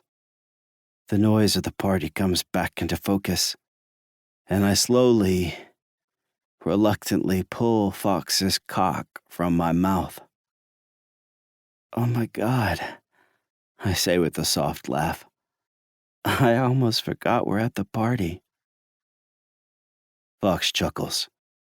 He grabs my shoulders and pulls me up, then meets me in a sticky, sloppy kiss. I bet you were having the most fun, he says. I laugh and curl against his chest. Yeah. Don't you? Yeah, I say, smiling. I do. Fox takes my chin in his hand and turns me to face him. His hair is messy and sweaty, and his eyes are half-lidded. He frowns, studying me, and I become aware all over again how cum-streaked my face is. What? I ask with a laugh, suddenly self-conscious. Nothing, he answers, then flashes a cocky smile. Just admiring our work. Chapter 12. Fox. Holy fuck, Owen whispers. This is where you live? I kick off my shoes and glance around the condo. Yeah, you like it? Owen spins, his eyes gliding from the tall ceilings up to the second-story loft, down the wall that I filled with overpriced art, and across the sprawling lounge that opens directly to my kitchen. Whoa, he gasps, then grabs the brick wall. No more spinning. I chuckle and offer him my arm. Owen's been in a kind of a daze since we fucked. And the nightcap we grabbed at the party didn't help. His sandy hair is mussed out of place, the top of his shirt is messily undone, and I'm pretty sure his lips are just as pink and puffy now as they were when he pulled them off my dick. He takes my elbow and tilts his eyes to me. Thanks. Let's get you in bed. We walk together to the wide stairs that lead up to the loft.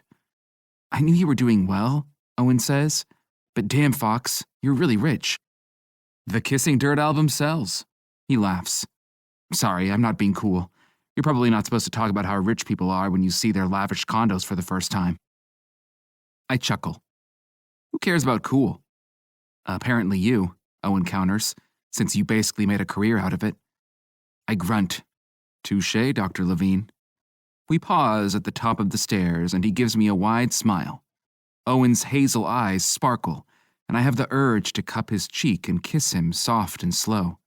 He's getting a little sassy with me, showing more of his personality. It makes me hard as a fucking rock, but I've already made enough of a mess tonight.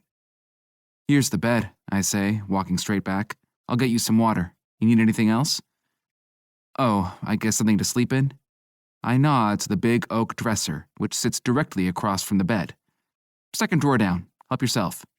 When I turn back to him, Owen is close, and again I have to fight back my instincts, the animal urge that demands I throw him onto the sateen sheets and claw another orgasm out of him. I'm walking on a goddamn tightrope. There's no way I'd leave Owen to sleep alone after our hookup. He needs to feel appreciated and taken care of, and I'd rather fuck off and burn down my condo than hurt him. But I have to be honest that I don't know what in the hell I'm doing right now, or why I feel so torn apart, outside of the guilt that swirls in my gut when I think of his brother. Owen reaches out and takes my hand, offering me a gentle squeeze. Thanks again for tonight, and congratulations. I arch an eyebrow, the warmth of his touch humming through me. Congratulations? He nods back toward the condo. all your success. You proved everyone who doubted you wrong. The weird feeling inside me gets tighter. Yeah, I say roughly, then reach out and cup his face because I can't fucking stop myself. I drag my fingers across Owen's jaw, then finally pull back. Maybe I did. Before I do something I regret, I turn and walk away. My heart is pounding as I get Owen a glass of ice water from the kitchen. I never have anyone sleep over at my place, but right now, it feels so good to know he's up there, getting himself ready for bed, tired and satisfied. Guilt about Reggie threatens to intrude, like hooking up with his little brother is inherently a betrayal, but I manage to shake it off and head back upstairs. When I get to my room, Owen is sprawled on top of the blankets, face down and fast asleep. He's in his t-shirt and a baggy pair of my gray sweatpants, and one foot hangs over the edge of the bed. I stand there, frozen in place, and watching his shoulders rise and fall. I want to finish tucking him in, but I don't know if that's creepy. Instead, I strip quietly to my boxers, crawl into the other side of the spacious bed, and lay there, listening to him breathe until I fall asleep. The first night I haven't slept alone in years. I wake first the next morning. The second I hear Owen's slow breath and remember he's there, I roll out of bed. In the downstairs bathroom, I wash up and brush my teeth, the night slowly returning to me in flashes. Without putting much thought into it, I turn my attention to making breakfast, and with the help of some bitter black coffee, my rational brain finally kicks into gear. I want Owen. We're good for each other, and we're clearly compatible. It's ridiculous, but I honestly believe I could spend the rest of my life fucking that sweet little cum freak and never get tired of it. Or of his laugh, of listening to him talk and losing myself in his deep wells of knowledge. But that doesn't mean I should be with him. I've had a fucked up life, and I might have acquired a fancy condo, but that doesn't mean I'm stable enough for a committed relationship. Especially a relationship with Owen, considering how much I stand to lose. If things go wrong, I wouldn't just be risking him. I could be risking my friendship with Reggie, too. Hey, Owen says, his voice yanking me from my thoughts. Morning.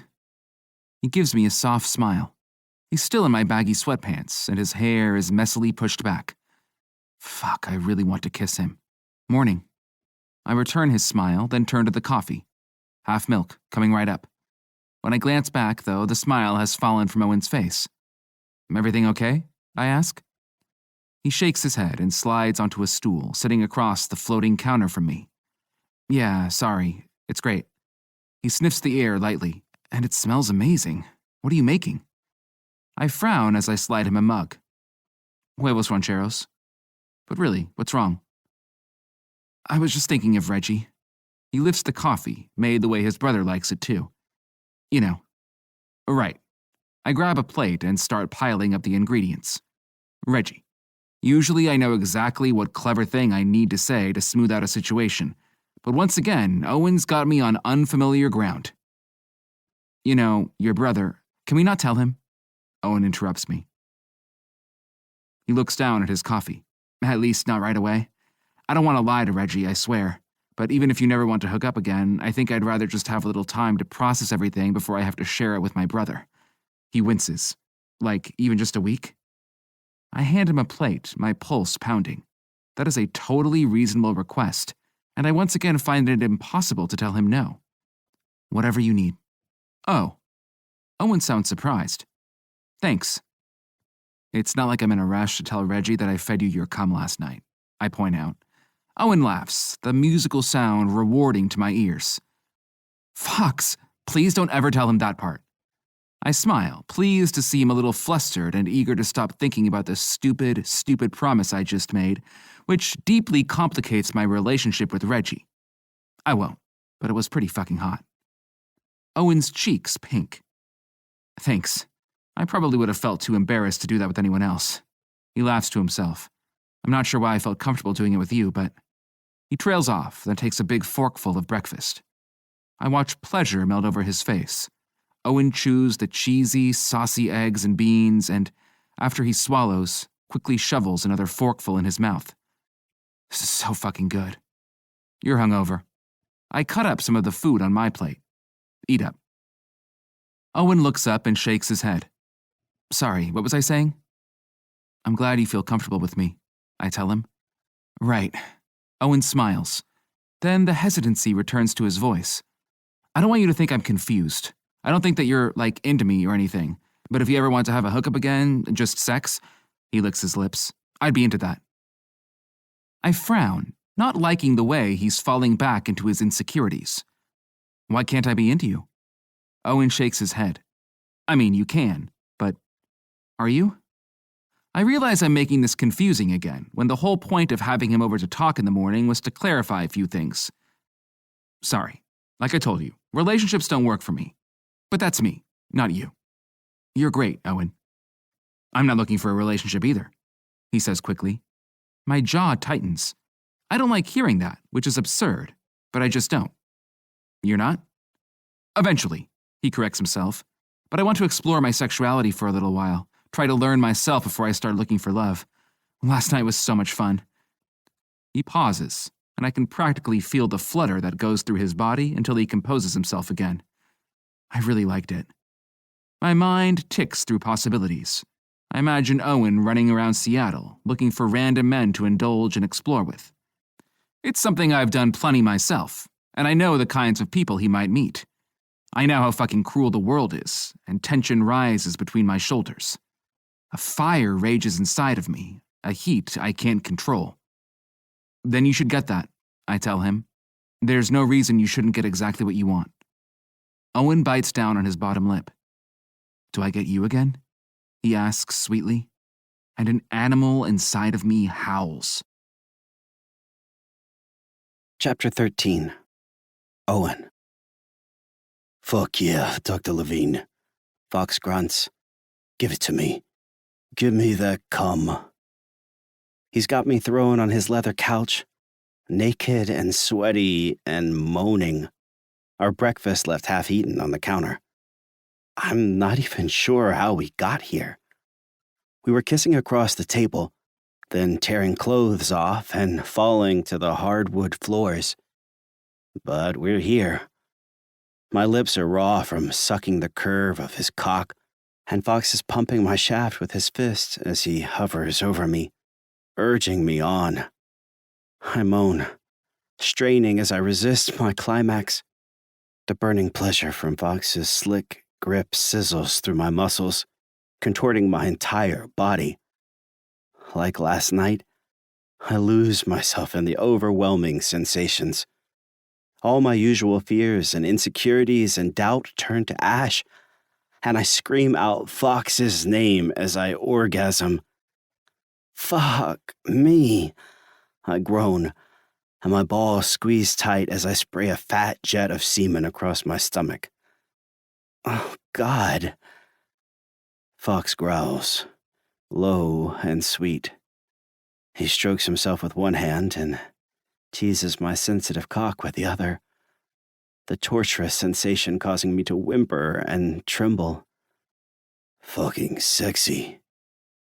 I push up on my elbows, my breath shaky. Yeah, I manage, then laugh and fall back down. I still can't quite believe this is happening. Fox sits back on my legs, and his thick thigh muscles are taut as he strokes his fat shaft. I've been studying his body like it's a scientific diagram, memorizing the curls of dark hair that grow in a thin line down his abs, the black lines of his hawk tattoos, the blunt edge of his teeth. Fox draws his fingers through the sticky mess on my stomach. What should we do this time? He cocks up a grin at me and leans forward, then taps my bottom lip with his wet finger. I could feed you again. I quiver when he says it, and Fox's grin grows. Or I could just rub it all over your body, he says with a teasing growl. Fox pulls his fingers down, across my chin and neck, then surprises me by pinching my nipple, which earns another spasm, erupting from my core. I lock his eyes, fully intending to hold my own. You can do whatever you want with my cum, I say, whimpering intentionally. Fox draws his hand back to my abs. Cool. He soaks his fingers in my warm release, spreading it. Then I'm going to finger fuck you with it. My whole body reacts. My muscles tense and my hole clenches, and I think I stop breathing. Fox arches an eyebrow. Unless you'd rather not. My brain isn't working enough to make words, so I throw myself on him instead. I push Fox back on the leather couch, bury my tongue in his mouth, and kiss him long and deep. His hand lands on my ass, groping my cheek. Then he rubs a wet finger around my rim. Oh, fuck, I groan. I push my forehead against Fox's and try to breathe. Give it to me. You've had anal play before? He asks gently. Just once, and a little on my own. Fox nods as he slowly rubs his slick finger around my rim. Tell me how it feels. Good, I whisper. I settle into our position, and my cock lands on his, mine half hard and Fox like a steel rod. My nerves tingle as Fox spreads more of my cum, warming my twitching entrance. Tell me more, he says, firm but encouraging. You like it when I fuck your hole with your cum? Uh-huh, I answer, and ride my hips back, losing myself in the sex again. Give it to me, Fox. Fill me up with my cum. Fuck yeah, Fox grunts. He writhes beneath me, pumping from his hips as he works my rim with his fingers. The friction and the pressure build, and my cock gets hard again as it rubs his thicker shaft. Fox manages to grab the lube and add some to his fingers, then pushes my entrance again, this time sliding in. Fox, I moan, and my eyes roll back into my head. Get that cum deep inside you. He kisses my forehead, one hand squeezing my ass and the other working 2 fingers in. Gonna be dripping out your tight hole. I can feel you, I groan. I bury my face in the crook of his neck, gasping as Fox strokes my spot. You feel so good inside me. Words keep tumbling out of my mouth, but I can't hear them. The steady pressure and slick rub of Fox's fingers is more than I can handle. Another orgasm is throbbing deep inside of me, demanding release. And the harder Fox fucks me, the more our cocks bounce together, pulsing and raw. The world turns into pure light and energy. I can feel myself sucking on Fox's neck, and I can hear him groaning my name. And then I hit another orgasm. Hot jets of semen spray against my abs, our releases pouring together as we both climax, and my hole seizes tight around Fox's hard fingers. I collapse on his chest, gasping and sweating. Holy shit. Fox squeezes my ass, then drags his fingers out. Holy shit, he agrees. We lay there a second, both panting. I'm hot all over, and I can actually feel cum dripping out of my hole, which is fucking amazing. Fox rubs the back of my head. Be right back, he grunts and rolls out from under me. He walks naked into the kitchen, and I sit there a second, disoriented. I start to feel alone, the warmth of the orgasm fading, and wish he would hurry back. This is what good sex is like. I'm satisfied and totally excited to try it again. And just because there's a part of my brain right now crying out for Fox and insisting he should be here cuddling me, that doesn't keep me from enjoying what I have, which is pretty damn special. I rub my hand over my face. Fox just shoved my cum in my butt. Holy shit. Hey, cutie, he says, returning from the kitchen with a couple glasses of water in one hand and a small white towel in the other. His cock is still swollen, half hard. I look at the towel, then down at my messy self. Oh, shit, I say, standing. Your leather couch. Fox chuckles. Fuck the couch. He hands me a glass of water, then tosses the towel aside. I was just trying to be polite. I reach one hand back and lay it on my ass, which feels warm. I probably should clean myself, though. Fox steps forward, and his naked body brushes mine. Your face is clean. It's hotter if you wear the rest home, actually. Oh, I feel myself blushing and laugh. Okay. Fox runs his finger along the side of my head, above my ear. You good? Just a little shy again. I really got into it, didn't I? He grins. Yeah, you did. I squirm, but it actually feels nice. You don't think it's nasty when I get like that? Fox locks eyes. Yeah, it's nasty. That's why it's so hot. He rests his hand on my arm, rubbing me lightly. You're exciting. More exciting than most hookups. Even the threesomes? Believe it or not, Fox answers, threesomes are fine, but this is unexpected. I laugh, flattered and giddy, and maybe even finally believing his reassurances. Cool. I take the water and gulp from it. How does this work now? Do we make plans to see each other again? Fox grabs his phone from the table, then flips through it quickly. Wednesday night? Monday and Tuesday Reggie! I interrupt as panic shoots up my spine. Shit! Fox nods, his face serious. We'll talk to Reggie as soon as you're ready. I fumble for my clothes, which are scattered across the floor. It's not that. He's supposed to be coming by my place this morning. I just totally forgot with everything else happening. I tug on my boxer briefs. I'm so sorry, but my phone is dead and I really have to go. No problem. Fox leans back on the armrest of the couch, his gorgeous body on full display as he messes with his phone. I'm calling you a car. Thank you.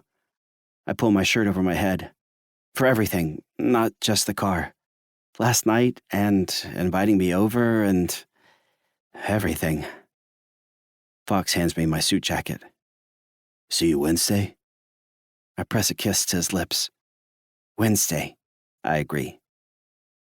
On the car ride home, I have just enough time to float back down to reality. Fox and I are doing a thing. I'm not sure what to call it. I guess we're hooking up? And I did my best to make it clear to him that I'm not asking for anything more. I'm not delusional enough to think Fox will want to be my boyfriend. And even if that were in the realm of possibility, the thought is so overwhelming my head spins. But if I limit my conception of our relationship to sex and focus entirely on this exceptionally good feeling that I get when I'm with Fox, that's at least theoretically manageable. When the car pulls up to my apartment building, I see Reggie outside, talking into his phone as he leans against the stone building. He's dressed in basketball shorts and a t-shirt, and it's only then I consider the fact that I'm still wearing the rumpled suit from last night. Whoa-ho-ho, Reggie crows loudly when I step out of the car. Look who's just getting home. I push a hand through my hair, trying to fix it. Hi, Reggie. Sorry I'm late. My older brother grins at me, and his big voice bellows out, Getting lucky? Fox hooking you up with the available men? I glance up and down the street. Not quite so loud, please. Reggie throws his arms around me and pulls me into a hug, reminding me of the cum that's dripping out of my hole. Oh, God. This is not how I would have planned things. Really? What's up? He pulls back but keeps his hands on my shoulders. Get a little cock, or butt, or whatever you're into. Oh my God. I push past Reggie as I laugh, horrified in several ways at once. Can we at least go inside first? I had a feeling something like this might happen, Reggie muses as he follows me up the stairs to my second-floor studio. The first time Fox took me shopping, I got laid like immediately. I don't even mean that weekend. I met someone on the way home, no joke. I never do that. Reggie pauses for a second while I yank the door open. Man, I should start wearing suits again. Or at least not so many sweatpants, I offer. I love sweatpants, though, Reggie continues as I lead us into the apartment. And if I'm going to meet my future Mrs. Reggie, wouldn't I want to meet someone who would like my sweatpants? Mrs. Reggie has to like the real Mr. Reggie if it's going to work. I walk into the apartment, trying to think while Reggie rambles. I love my brother, and I hate the idea of keeping something from him. But he's always been bigger and louder and more outgoing than me. I've always felt small in comparison. And after Mom passed, it seemed easier to just keep my mouth shut and let Reggie be Reggie. I was already an adult and off to college, and he isn't that much older than me. But he seemed to want to take care of me like I was a kid again. And maybe, at the time, I wanted that a little bit too. I'm grateful for him, but I need this thing with Fox to be just ours. Only for a little bit, while I try to understand what's happening. I need to not hear my brother's very loud thoughts, reactions, and opinions. Do you mind if I hop in the shower quick? I ask, adjusting my glasses. We can make coffee and walk around the neighborhood when I'm done. Sure. Reggie steps closer to me. Just one thing first. What's that? He grabs me and throws me under his arm, trapping me there like he used to do when we were kids. Who'd you have sex with? He asks, then laughs and messes up my hair. You pick a stranger up at the party with Fox? Reggie, I groan, going limp and refusing to struggle.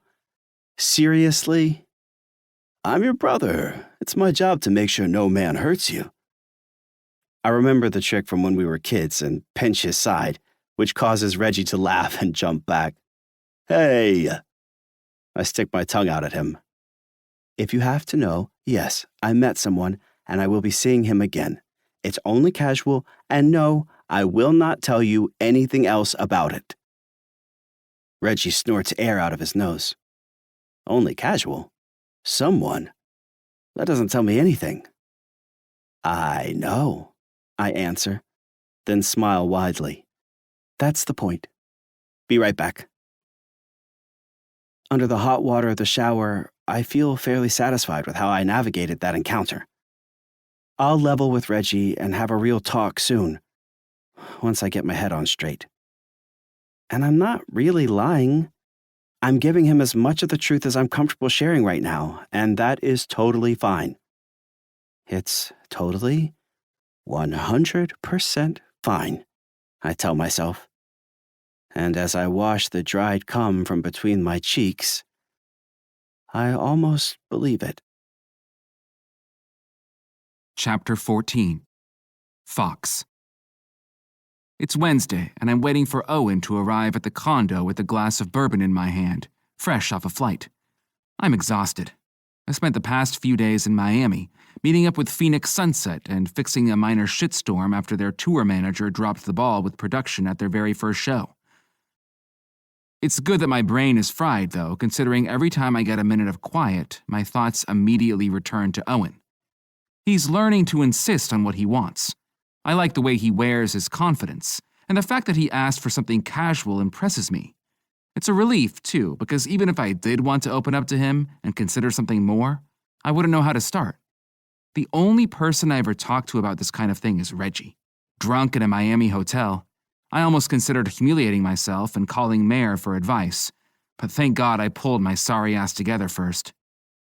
There's no way in hell I can talk to Reggie. But I can't deny Owen either. He deserves some privacy, and frankly, Reggie should be relieved his little brother is with someone he can trust. Assuming Reggie would trust me with his brother and that I haven't already fucked the whole situation. The thought troubles me, sending a chill down my spine, and it's at that moment the buzzer rings. Hi! Owen greets me brightly when I open the door a minute later. He's dressed in a pair of nicely fitted khaki pants and a baby blue dress shirt with the sleeves rolled up, and he kicks his shoes off to give me a quick embrace. I had to come straight from work. I drag my hands down his sides as I step away. Long day? Kind of. Drink? Please. I nod and turn toward the bar, which sits beneath a massive abstract painting, broad slashes of red and black. What's up at the museum? Not much. I just had a weird conversation with my boss.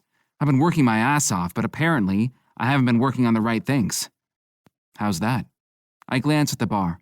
Something sweet? Yes, please. It's just that I've been researching and filing reports, which is what I was hired to do, but apparently I don't contribute during the brainstorming sessions, which is also part of the job. He adjusts his glasses. Sorry, this isn't a very sexy hookup conversation. I asked. I throw some cherries on top of a little bourbon, then add a splash of lime juice before I hand it to him. Sounds like you just need to talk more, right? Owen laughs as he sits back on the lounge chair.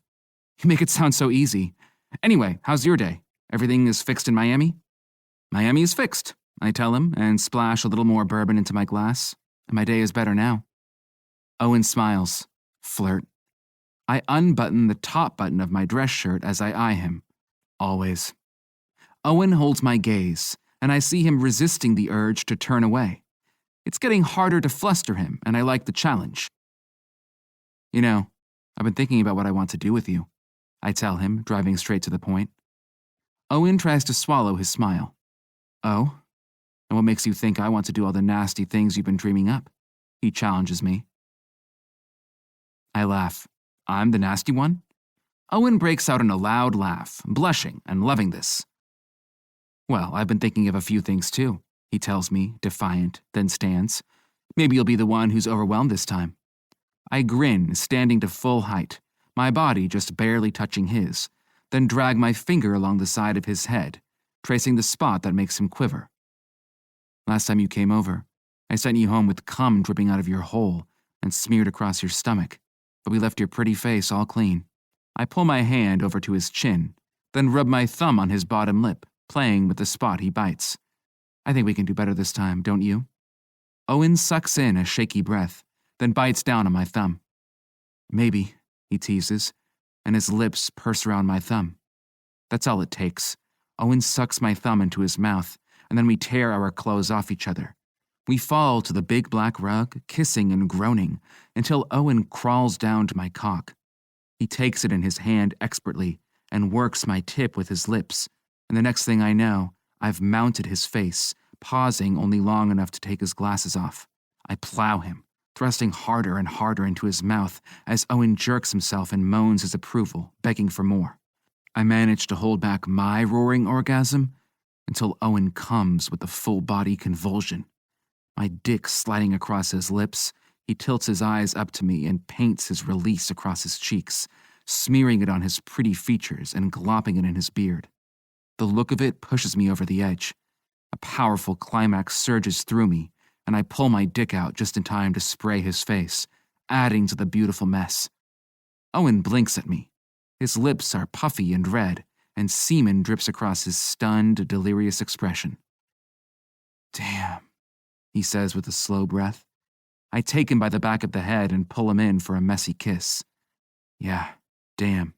I reach behind him and grab a towel from the bar, which I offer. If you want it. Owen laughs and takes it. Yeah, he says, wiping his eyes. I think I actually need it this time. He reaches for his glasses, then carefully slides them back on as he licks his lips. Thanks for that, by the way. Getting my face painted was definitely on top of the sexual wish list. Oh yeah? I lean back against the lounge, still on the rug, and facing Owen, who is sprawled on his elbows. What else is on that list? Owen sits up a little more. I don't know. Lots of stuff, I guess. Demure now after the cum bath? He laughs. Maybe I am. I lean forward and arch an eyebrow. I bet I can lure it out of you. You've got those soft, puffy, dick-sucking lips. I can't resist at least trying. Owen squirms for me but doesn't break eye contact. A gentleman doesn't tell his secrets. My eyes trail down to his half-hard cock, then back to his face. I'll see how much of a gentleman you are when I finally get my tongue in that sweet hole. Owen's mouth pops open. Then he laughs and finally looks away. See, that's not fair. What's not fair? He turns back to me. You can get stuff out of me so easily, but you're still keeping all your own secrets. I blink, caught off guard by that one. What? Owen pulls his knees up to his chest. Sorry. I think I just feel vulnerable after I have sex or something. My chest aches. Shit. If Owen isn't happy, then what the hell am I doing? You don't have to apologize, I tell him, then push my leg over so it's touching his. And you don't have to tell me anything you don't want to. He reaches out and rubs my leg, stroking it beneath the knee. I know, but thanks for saying that. I consider him for a second and quickly realize what I should do. In a lot of ways, it's just another bad fucking idea. But it feels right, and I trust Owen, so the words come tumbling out before I can think better of it. The way I signed Phoenix Sunset, I tell him. You want to hear that story? Owen raises his eyebrows. Sure, he says. Definitely, if you're okay sharing it. I offer him my hand, then stand and walk us over to the couch, where I spread a blanket for our naked bodies. My heart pounds as the story I've only shared with his brother takes shape in my mind. As unnerving as it is to reveal my past, I'm suddenly eager to get it out too. We sit down, and I pull his feet onto my lap. You remember I was 17 when I skipped town? Right. Owen smiles softly, encouraging me. I remember. I chuckle, remembering how naive I was. Thought I'd get to LA and become a rock star, just like that. It didn't happen, and in no time, I'd blown through the little money I saved. Without an education, no home address, nothing, I did what I could to scrape by. I take a deep breath, preparing myself for any reaction. I stayed with strangers and started turning tricks. I picked up older men downtown, and I quickly figured out that I was good at it. Oh, Owen leans back on the couch. You were a sex worker, he says carefully. For about 5 years. Most people carry a lot of ignorance and judgment, and despite knowing how sweet Owen is, I still tense, waiting for his response. He chews his lip, thinking deeply. That's why you're so secretive? Because you don't want anyone to know about your history? I rest my hand on his leg, relieved that he's not spouting some hateful garbage, grateful like always that he's him. That's part of it, sure, but there's more to the story. You know me, I'm not the type to sit idly by and bide my time. Once I got it through my thick skull that I wouldn't be a rock star, I recalibrated and decided I could still make my name in the industry. Instead of studying that shit at college, I figured out which bars the music execs spent their time at and started picking up men there. My heart beat steadily, my nerves awake. I worked through any shame about my past a long time ago. I had to if I was going to do what I wanted to do. But I never talk about this, and sharing it with Owen is kind of like facing the hard truths all over again. Owen's thoughtful expression softens. That's how you learn the industry. I listened, I say, happy that he seems impressed. And snooped. But most of it came from one guy, a real prick named Trey. He treated me like shit. Concern clouds Owen's expression, and I rushed to reassure him. He didn't hit me or anything like that. But he was mean, petty, selfish. Just an asshole all around. He also liked to brag about himself and all the shady deals he pulled. He thought I was a nobody, and because of that, he spilled all his secrets. Wow, Owen says, processing. He tilts his eyes around the apartment. You really worked your ass off to get where you are, didn't you? I chuckle, I'd say. I hoped Trey's dirty secrets would give me enough of an advantage to make my move when I relocated to Seattle for a fresh start 7 or 8 years ago. But even after I spotted Mayor's genius, I couldn't convince a label to give me shit. I was going to throw in the towel, but then Phoenix Sunset released their second album. It was a hit, right? An old sense of defiance rushes through me, like I'm young and fighting to start my career again. Sure, it was a hit, but the production was fucked. The label was trying to mainstream them, and they stripped the band of all their magic. And since the guy managing the band just so happened to be Trey, I saw my opening. I flew to LA, confronted him, and threatened to reveal all his dirt if he didn't release the band from their contract. I had a connection to the drummer through another old trick, one who actually treated me with respect, and he made an introduction. Once I convinced the band that Trey was leading them down the wrong road, I came back to Seattle, offered them up to heavy weather, and used the leverage to get Mayor a deal too. Holy shit, Owen says quietly. Fox, that's badass. I can't believe you did all that. I shrug. I knew what I wanted. I went for it. Owen laughs. Sure, no big deal, he teases me. We look at each other for a minute. I realize that somehow Owen isn't really fazed by all of this. He's clearly taking a minute to think it all through, but he's smiling at me too. I feel his sweet energy pouring out of him like warm light, and it washes over my nerves, dousing me in something strange and nice. His smile softens. I'm sorry you had to go through all of that. I was luckier than most people in my situation, and I made it here safe and sound. Still, you shouldn't have to fight so hard. I remember how it was for you back home. People made you fight for everything, even just for the chance to be yourself. It's amazing that you never gave in, and you've accomplished so much. But still, Fox, you should have had someone else there to help you. You shouldn't have been so alone. There's a lump in my throat. I've heard that sentiment before from Reggie, but the words just land differently from Owen. Thanks for saying that, I tell him. Thanks for sharing with me, he answers, then crawls forward. He pulls his body on top of mine and wraps his arms around my neck. He feels warm, soft against me as we embrace, skin to skin. Sure, I answer, my voice rough. Sure. We lay there for a minute, not saying anything. Big emotions roiled through me. Appreciation for Owen swirling with the sadness of dragging my history back and the relief of unloading it. My long-held belief that I am best alone feels weak and unstable, but needing someone else is terrifying. If my life collapses and all my bullheaded choices come back to haunt me, that could hurt Owen too, and I won't accept that. He leans up, looking me in the eye. It's late. I should probably get going soon. Do you want to schedule another date? I sit up and pull Owen so that he's in my lap, his ass warm on my half-hard dick. I want to invite him to spend the night, but that would just blur the lines more, and I fight to resist the temptation. Yeah, when's good for you? I answer. We've got that concert with Reggie on Friday. Owen licks his bottom lip, and up close, I see that there's still a little cum dried in his beard. Right, but let's not hook up on Friday, okay? Definitely, I agree.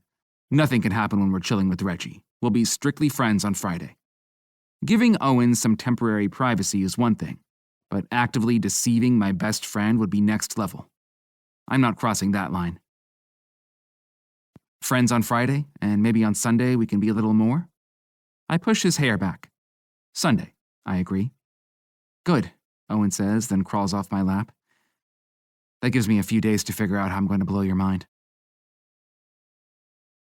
Chapter 15. Owen. Earth to Owen, Robin says. Owen, are you there? It's Friday afternoon, and we're enjoying a work date at Robin's university library. I've got a stack of research materials in front of me, articles on the rufous hummingbird and gray whales, and across the table, Robin sits at her laptop, the sleeves of her teal suit jacket rolled up. What's that? I asked if you want to grab dinner. Oh. I push aside the article I was holding without reading. Right, sorry. I'm having trouble focusing. It takes a lot of energy, Robin says with a knowing nod. Compartmentalizing your sex life like that. I laugh, then lower my voice. You're the one that schedules sex on your Apple Watch. Time zones are tricky, Robin points out, then grins and taps her watch. Plus, it's kind of fun. I get turned on whenever I look at my calendar now. Honestly, I'm just impressed you're making the distance work. Robin shrugs.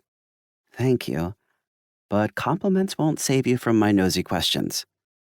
What were you thinking about, Owen? I sigh. I'm not compartmentalizing, I say, countering her earlier claim.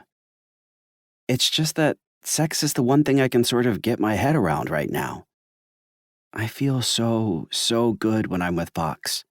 Like there's this new version of Owen erupting from inside me. I shake my head. That sounds cheesy.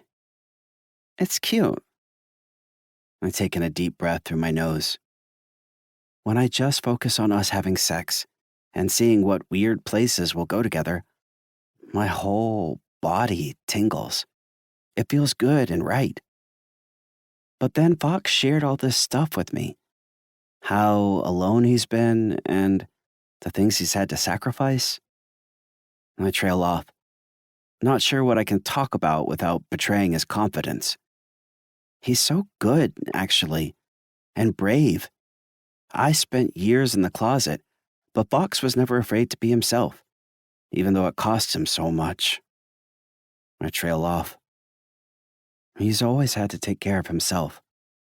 I just want him to be happy. Do you want some advice? I glance around, making sure there's no one nearby. Absolutely. You can think with your cock all you want. Your heart is always going to be louder in the end, Robin says seriously. I laugh. Is that your new bumper sticker? Really, she says. Even if you're able to logic everything out now, reason won't work forever. Eventually, you're going to have to face how you feel about Fox. My heart pounds. Not yet, I tell her. That's why I want to plan something exciting for him Sunday night. I don't know how much longer we'll be hooking up, and I really just need to make tomorrow night count. It hurts to admit that this could end at any moment, but I'm a practical person. And I know that hiding from the truth is just going to hurt worse in the end. Robin reaches across the table and takes my hand. Okay, she says, accepting my rambling nonsense, although I can see she doesn't totally buy it. So, doing something special for Fox. Has he told you what he likes in bed? I think back over our encounters. He's told me a few things. I think he likes panties and threesomes, maybe. Robin squeezes my hand. There you go. Just ruminate on what he shared, and I'm sure you'll come up with something appropriately freaky. I laugh. Thanks for your confidence. Robin winks. I believe in you, Owen. After dinner, I have just enough time to run home, shower, and change, then leave the apartment again at dusk. When I get to the concert venue, I immediately spot Reggie and Fox hanging by the bar. I'm actually kind of relieved that Reggie's along. Seeing Fox makes me horny and sweaty, and I'd throw myself at him if I could. Maybe a night of just hanging out will ground me. Owen! Reggie hollers, his voice booming even with the record blaring on the speaker. Over here! My brother greets me with a bear hug, and Fox gives me a soft squeeze after. He's dressed down, wearing just a black t-shirt and jeans, and nursing a mug of beer. When I go to stand next to Reggie, my brother shakes his head and steps aside. Next to Fox, he says, in case some of his work friends are here. You're still doing that, right? Fox sighs. Reggie, those people aren't my work friends. Not with that attitude they aren't, Reggie counters. Fox laughs. Anyway, no offense, but I don't think any of them are likely to attend an emo pop concert. My brother shakes his head, grinning. I don't know what's wrong with you music people. Emo is still the best. Right at the moment when I start to feel like a kid again, unable to get a word in while Reggie talks at Fox, Fox turns and sets his eyes on me. Hey, he says, his deep voice steady. How's your day? I smile. Good, just doing research. You want a drink? Something fruity? Yeah, thanks. For a heartbeat longer than is appropriate, our gazes stay locked.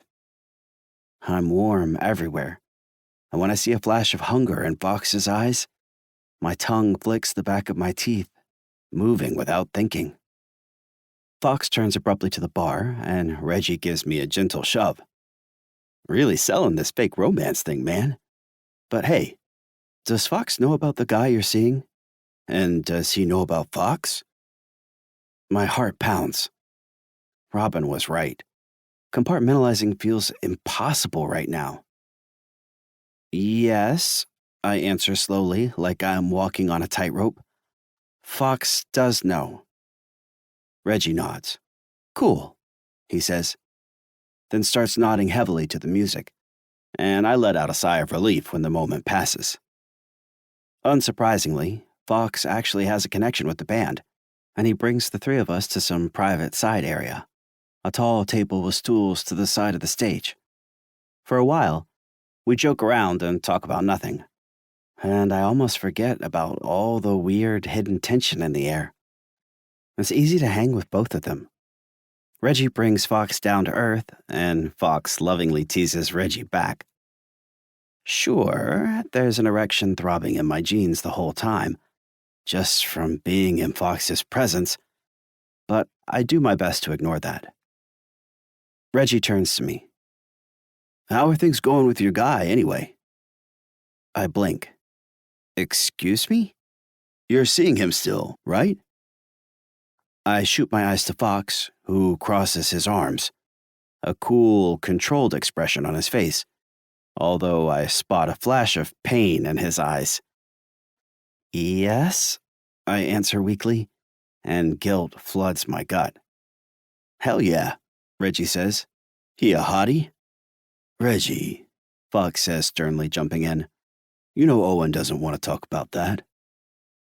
Reggie grunts and holds his hands up. Okay. He turns to me. Fox told me I have to stop bossing you around so much, but I told him it's just as much as I boss him around, or as much as he bosses him around, or, I mean, me around, or...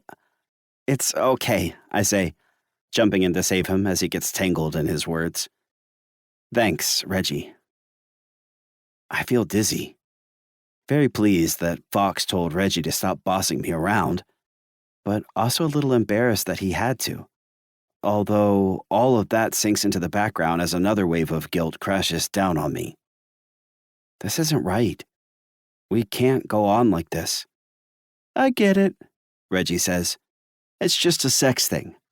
But remember, if someone is only looking for sex, you can't really trust them. Fox grunts under his breath. What the hell does that mean? I'm not talking about you, Reggie tells him. You're only looking for sex, but you aren't hooking up with guys like Owen. Hey, Fox and I both say. What? Reggie objects. A lot of guys who are only looking for sex are creeps, and Owen doesn't have the experience to look out for himself like you do, Fox. He's kind of innocent. I feel prickly and defensive. Reggie, can we... Thankfully, a powerful guitar chord thunders through the room, reverberating. Reggie stands straight up, a delighted grin on his face. Shit, he says, looking between us. You guys mind if I go up by the stage? We can pick this up later if you want. Go dance, Reggie. Fox answers, clearly relieved. Please. Thanks, Reggie says and hurries away. I press my hand to my forehead. Oh my God, I groan. That did not feel good. Fox frowns, wrinkling his nose. Yeah, agreed, he says, keeping his voice loud enough for me to hear over the concert. Total guilt bomb. I look at my brother by the stage. I don't like keeping secrets from him, turns out. It doesn't not feel like lying. But then he makes me so mad, I add as drums echo through the venue. He's so bossy about my business, and he acts like I'm some naive country mouse in the big, scary city for the first time. Fox snorts. It's as bad as the time we tried to be workout buddies. That friendly asshole couldn't stop spotting me, no matter how many times I told him to sit down. I laugh. There are a couple feet of space between us, and I have to fight to resist the urge to bump our knees together under the table. The need to touch him still strong. Fox cocks a slight smile. It's probably time to figure out how to talk to him, he says. If you're ready. I nod. Yeah, I agree. I'm ready. It makes my stomach tight. But I know Fox is right, and I appreciate that he doesn't waste any time in saying it. If anything, the fact that he's encouraging me to do the right thing just makes me like him more. I swallow, not sure how to ask what I want to ask, but aware that this is the time to ask it. We'll tell him that we're hooking up, I say, carefully studying Fox's reaction, and that we're going to keep hooking up? As long as we both want to. Fox answers with a nod, and I notice that he sets his jaw, like he's steeling himself. And when you're ready to go out and find a boyfriend, we'll cool things off. Sure, I say. Emotions swirl through me faster than I can make sense of them. That sounds perfect. Fox must see my anxiety because his expression softens, and then he flashes me a roguish smile. Don't think it's going to be easy to quit that sexy whimper of yours. This just means we'll have to enjoy ourselves while we have the chance. I bite my bottom lip, flattered, but not flustered.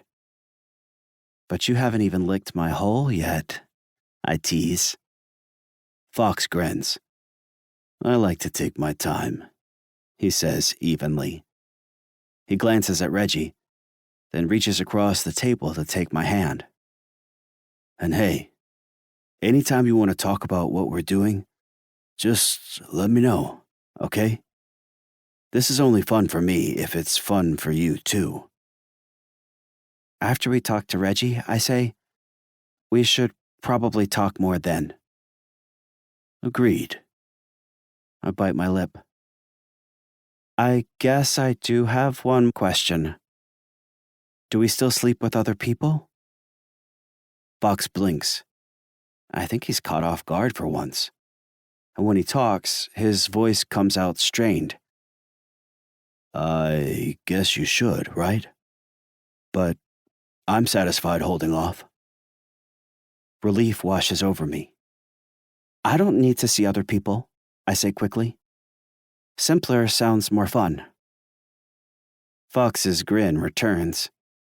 He squeezes my hand once, then lets it go. Cool, is all he says, but I hear the satisfaction in his voice. The sex is going to be casual, but that doesn't mean we can't like each other. And even though this isn't exactly what I would have wanted with Fox, it still feels like the best thing for me. The only thing for me, really. A way to build my confidence, learn about myself, and all with someone who makes me feel safe and sexy and fun.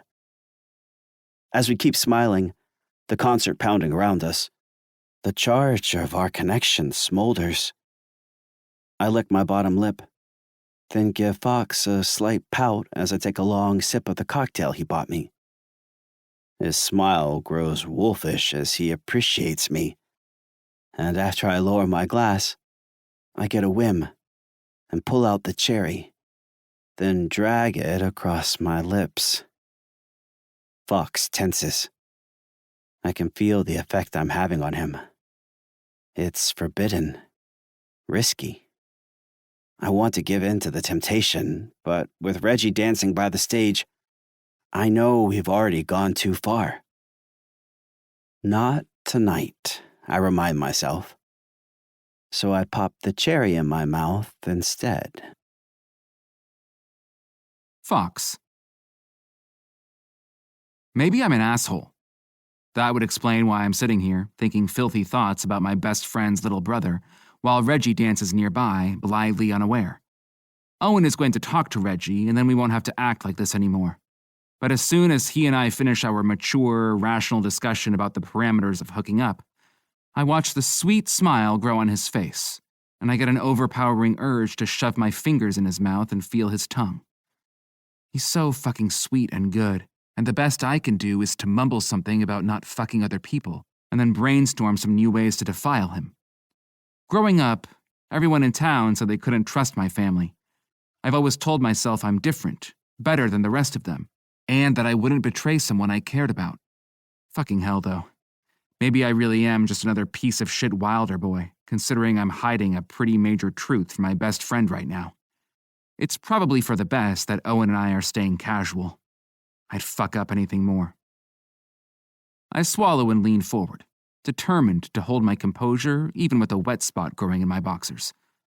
What were you researching? Huh? Owen asks, raising his voice over the howling music. You said you were doing research earlier. What were you researching? Oh, Owen smiles, glad I asked. Gray whales and rufous hummingbirds. Migrating animals? The gray whales go 10,000 miles, which is amazing. But the hummingbirds are so tiny and they travel 4,000.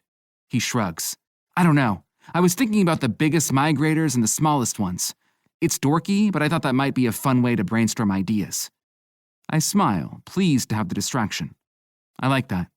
I lean back and cross my arms. Why would those little birds travel so far? They hang out in Mexico usually, but they fly up here and further north to Alaska for breeding. To fuck? Owen laughs. Yup. Hummingbird honeymoon. He laughs again.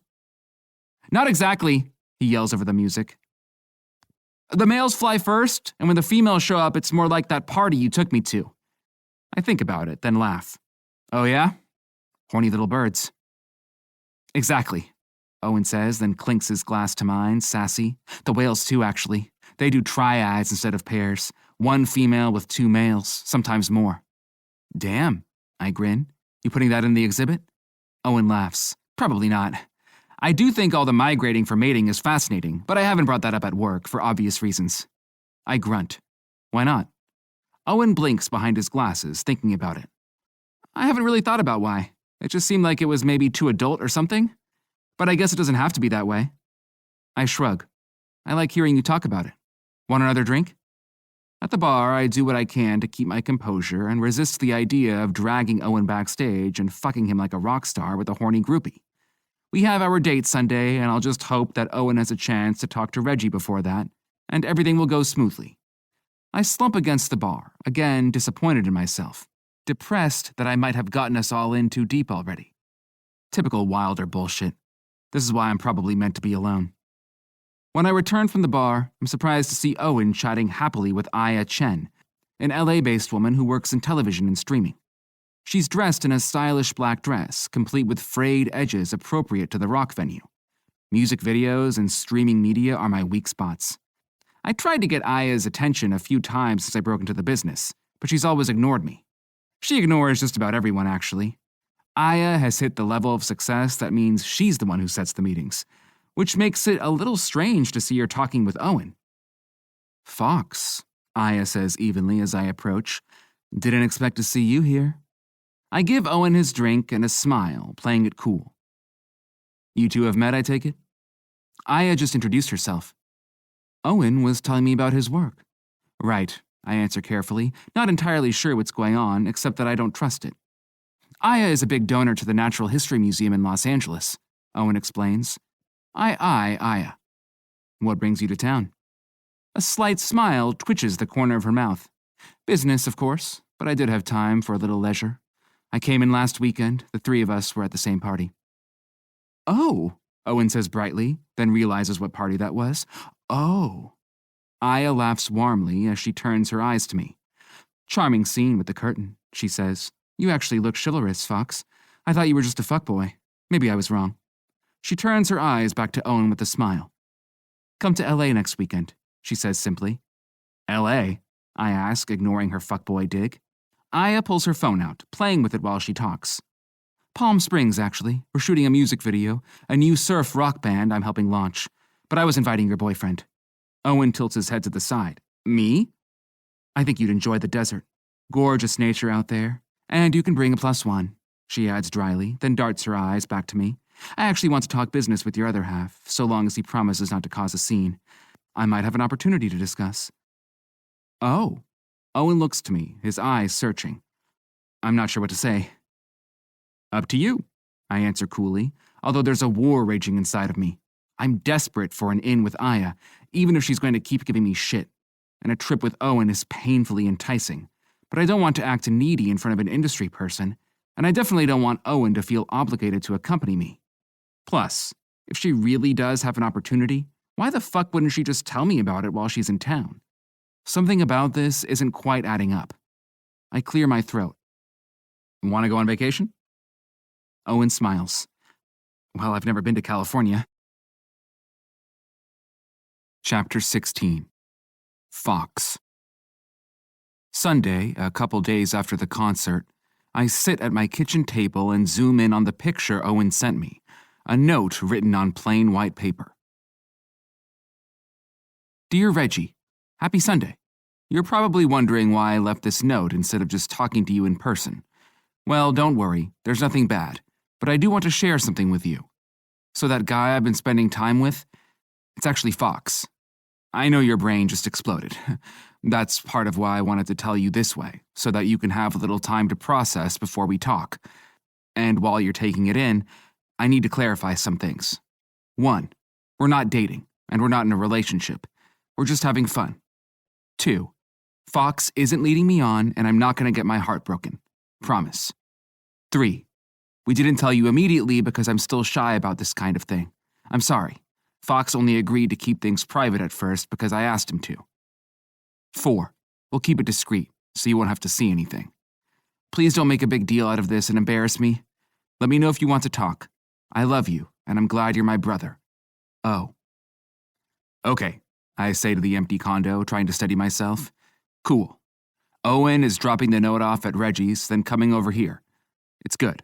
I'm proud of him for doing it and being straightforward with his brother, and for keeping his gentle spirit even when he's firm. I see a lot of integrity in that letter, and that impresses me.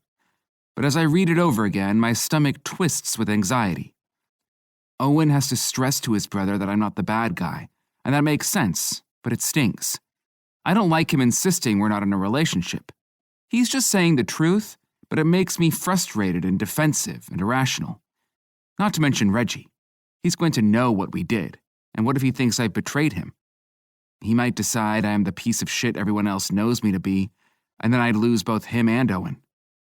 There's no way I'm going to be able to put that out of my mind enough to hook up with Owen today. Fuck. They're both so good, and I am a goddamn train wreck. Owen arrives, and I wipe my face, trying to hide all that turmoil. I'm in jeans and a t-shirt, dressed down, and I've got an old soul mix on the stereo to fill the afternoon and match my rolling moods. Hey, I say, greeting him with a hug. I pull Owen close to my chest, squeezing his warmth, and his minty scent fills my nose. He's wearing the suit jacket I got him over a t-shirt with a whale printed on it, a fashion choice that totally works, and he wraps his long arms around my shoulders to hug me back. You drop off the letter? On the way here. I left it on Reggie's kitchen table. He should be back from the gym soon. I keep a hand on his shoulder, rubbing lightly because Owen seems anxious. It makes sense, considering what he just did. And I do my best to hide my own insecurities so I can stay strong for him. Reggie's a good guy, I tell him, using the same logic I've been using on myself. Trust me, he's always stood by my ass. He might have a big reaction, but he'll land in the right place. Owen nods. Right, he says, uncertain, then slides his messenger bag off his shoulder. There's something else. I raise an eyebrow. Oh? I ask and nod to the couch, concerned. He sits. It's today, he says, talking quickly. I don't think I can hook up. I don't want to do it again until we hear back from Reggie. Oh, thank God. I'd join him on the couch. I didn't know if I'd be able to tell you no, but a guilty fuck is not fun, in my opinion. Owen blinks. You can't tell me no? I laugh. That's the part you heard, Dr. Levine? He grins. I see that he's trimmed his beard, cutting it closer to stubble again, and showing more of his delicate features. Yes, that's the part I heard. I chuckle. Smart ass. Can I get you anything? Owen bites down on his bottom lip and shakes his head. I'm good. I see that he's trying to hide his smile, which is so fucking cute my heart breaks. It's a real shame I'm not going to come all over that face this afternoon. I lean forward, tempted to unravel him, but fighting the urge. If you keep blushing like that, I'm going to have to chain myself down. Owen laughs, and right on cue, his blush grows. I still planned a special date for you, he says slowly and sweetly, even though I decided on the way over we can't actually do it. I grit my teeth, my dick throbbing hard. Yeah? What did you plan for me, Owen? Owen shrugs lightly and tilts his eyes to his bag. I think I'll probably keep it a secret, he says, teasing. It's more fun that way, right? He's not just playing with me. He's kind of running circles around me. I lick the back of my teeth, trying to keep my composure. Sure, I say, not giving in, then stretch my legs, giving him an easy view of my hard bulge. You've already got my attention. Owen laughs. Oh my God, he says, then fans himself. Maybe we should do something outside of your apartment today? Like a park or a movie or a restaurant? Somewhere we can't have sex.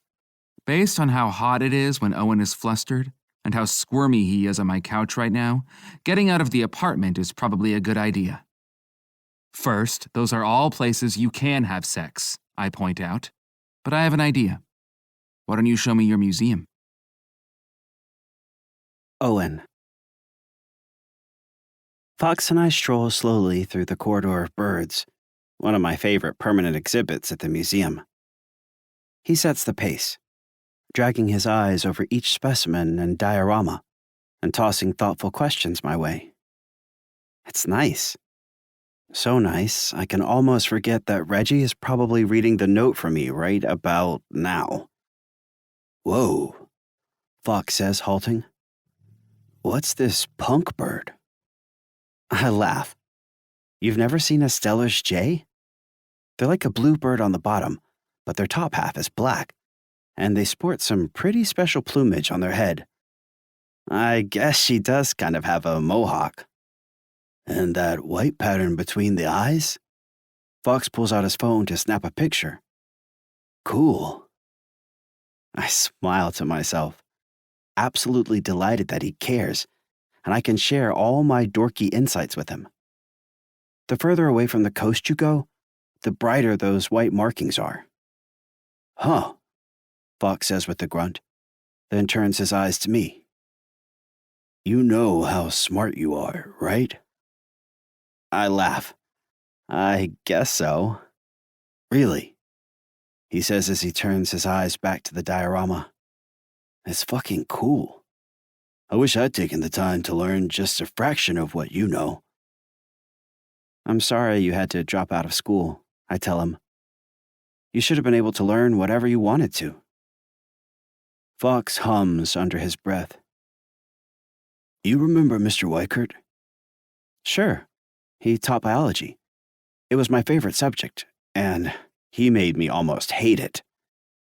He laughs. Sounds right.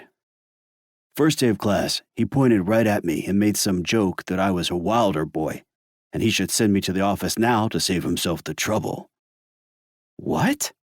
I yelp as a group of college art students stroll past us, sketchpads in hand.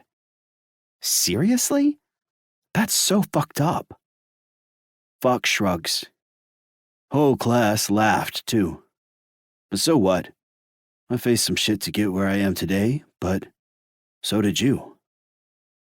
Not like you did. You put every aspect of your life on hold to focus on school. Sounds like a pretty big sacrifice to me. But I like school. I'm doing exactly what I want. And I like being a music exec. But no one person can have everything.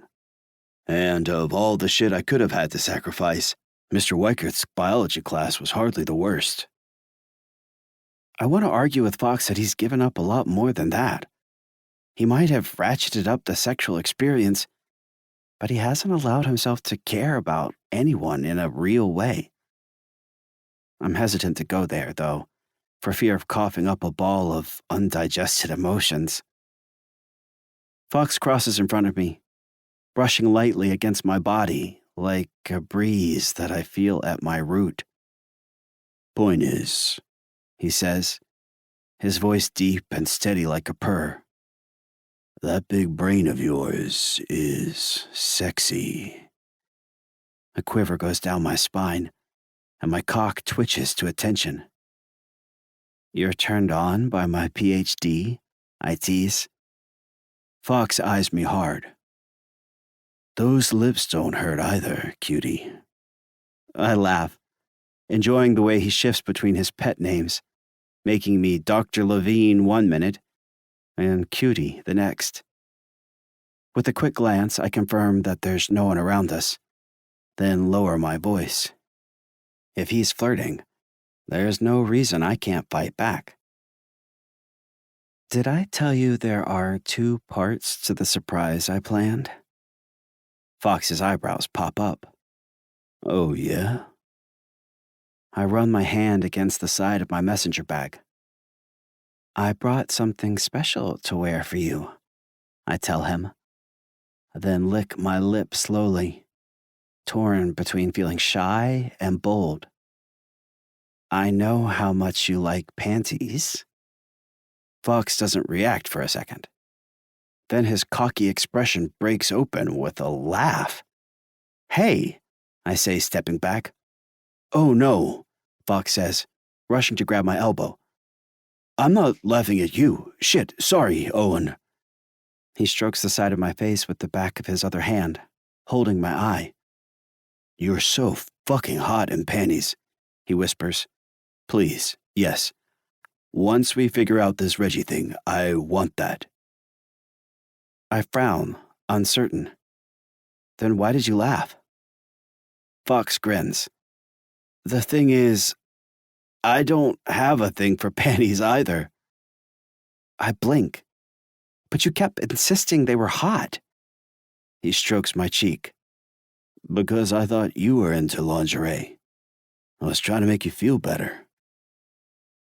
The thought settles into my brain, and instead of feeling humiliated, I just erupt in a loud laugh, then throw my hands over my mouth.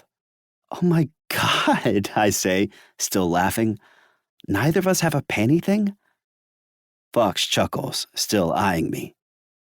Keep prancing around in lingerie, and I might start to develop one. At the same time, both of our phones vibrate. Reality crashes back on me when I remember that we're still waiting for word from my brother, and that all this good could turn really, really bad at any moment. Fox and I both pull our phones out, and I see a string of messages in our shared thread with Reggie. Okay, Fox says, his voice rough, then pushes a hand through his hair. A bunch of texts. Is a bunch good or bad? He taps his phone. Let's find out. His eyes pop wide open. Oh, shit. What? I ask, leaning forward. He points his phone toward me. It's a couple pictures of us together at the concert. I pull up the messages on my own phone and start reading. Just got home from work, and I gotta say, I love you guys so much, I say, talking quickly. You're my 2 favorite people in the world. It's so fucking cool to see you together and hanging out. You're like baseballs and hot dogs. I glance up at Fox. I think that means we go together?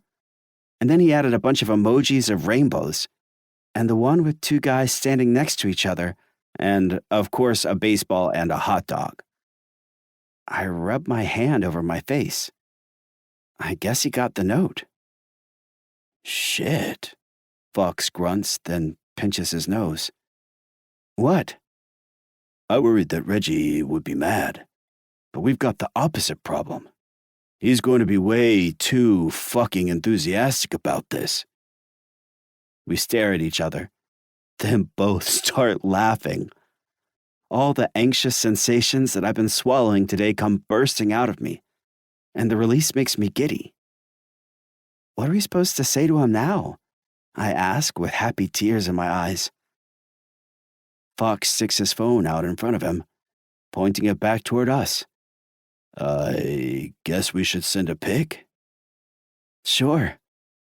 I lean in close and smile up at the camera, and Fox throws his arm casually over my shoulder, holding me to him as the phone flashes. We love you too, buddy, Fox says, typing it into his phone, then laughs and turns it back to me. showing Reggie's quick reply. A selfie where he's giving us a big thumbs up. Oh, God, I groan. He's in proud coach mode. Fox chuckles, then strokes the side of my head, his fingers gliding behind my ear. Yeah, it's going to be really annoying, but that's still a lot better than how it could have gone. Yeah, I agree with a relieved sigh. Totally. He leans closer.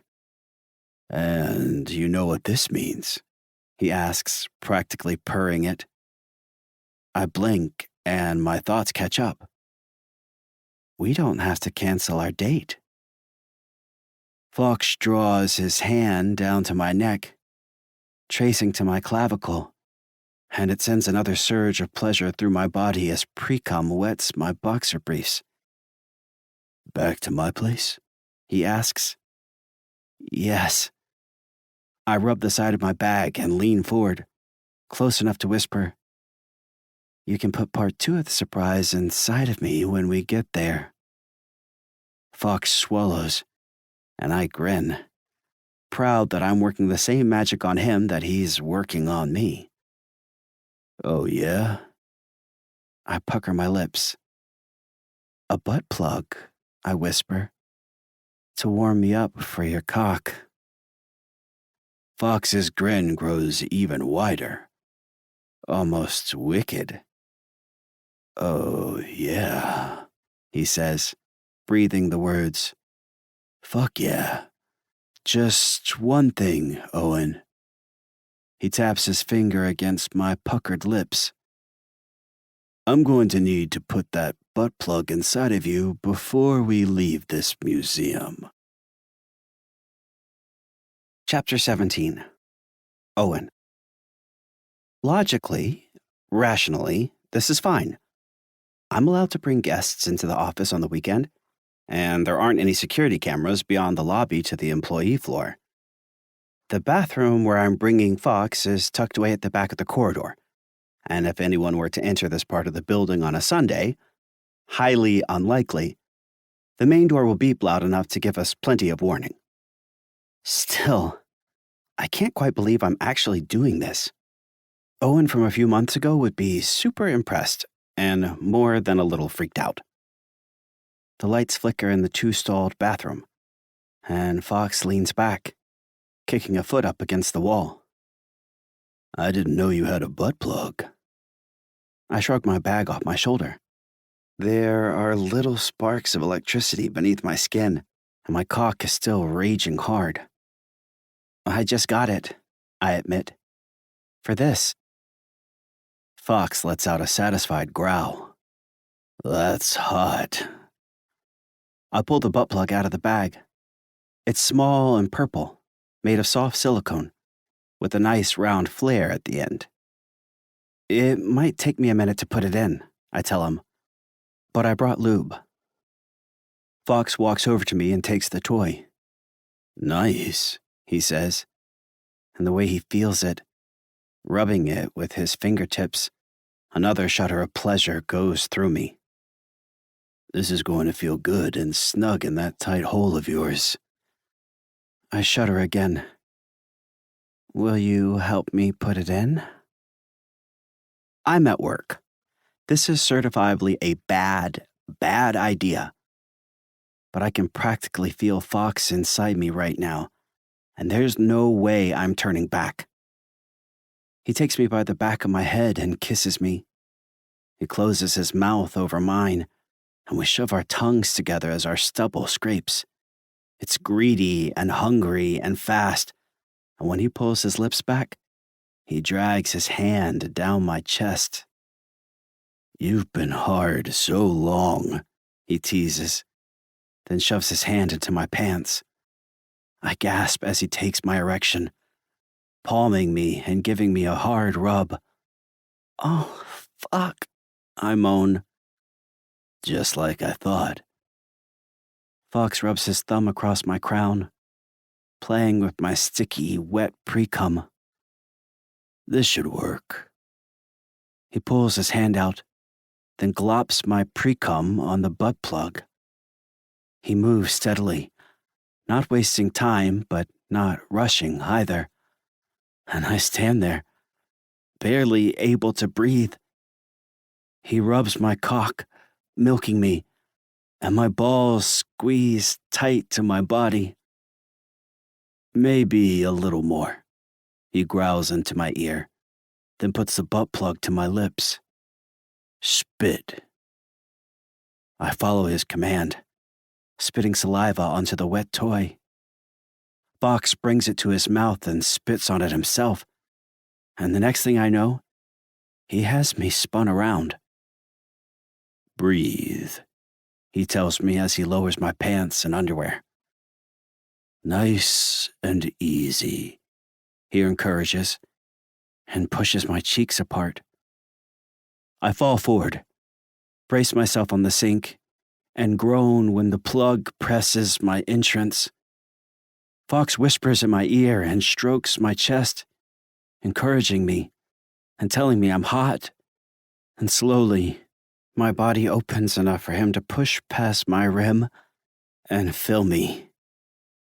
The flare of the plug stretches my rim, and when it's through, presses against my spot as I squirm.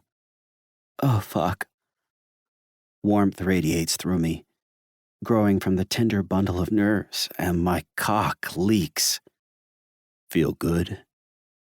So good. I glance at the door, just barely remembering where we are. We should go, I gasp, and reach for my jeans. Fox grabs my wrist. Hey, he scolds lightly. What about the other part? I'm wobbly and weak as Fox reaches into my bag and pulls out the lacy blue panties. My hole is clenching, squeezing tight on the butt plug. The way it fills me is so different than what I've experienced before. It's this steady, thrumming pressure, and it feels so fucking good I can't even talk while Fox pulls my underwear off and then slides the soft panties up my legs, dressing me for his pleasure. Good, he grunts and strokes my hard cock through the lace, torturing me. Fucking hot.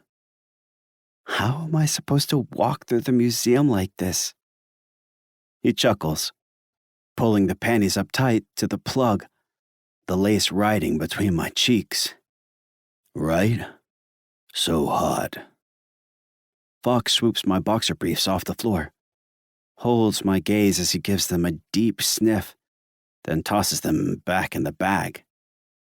He must see the distress on my face because he hesitates for just a second. Or if this is enough fun, you could change back before we walk out of here. His gaze burns into my cock, straining against the blue fabric. Either way, I'm satisfied. I might even consider chickening out right now, except I'm so fucking turned on. I'd hate myself later. The idea of walking out of here with this secret throbbing at my core, something only Fox and I know about it, it's enough to make my hole clamp tight on the toy, tugging it in. I grab my pants and pull them up. You might be satisfied, I tell Fox, then kiss him quickly. But I wouldn't be. We head out toward the museum again, and I try my best to walk normally, although every step fills me with the toy. Fox lays his hand on the small of my back, the sensation 1,000 times stronger than normal.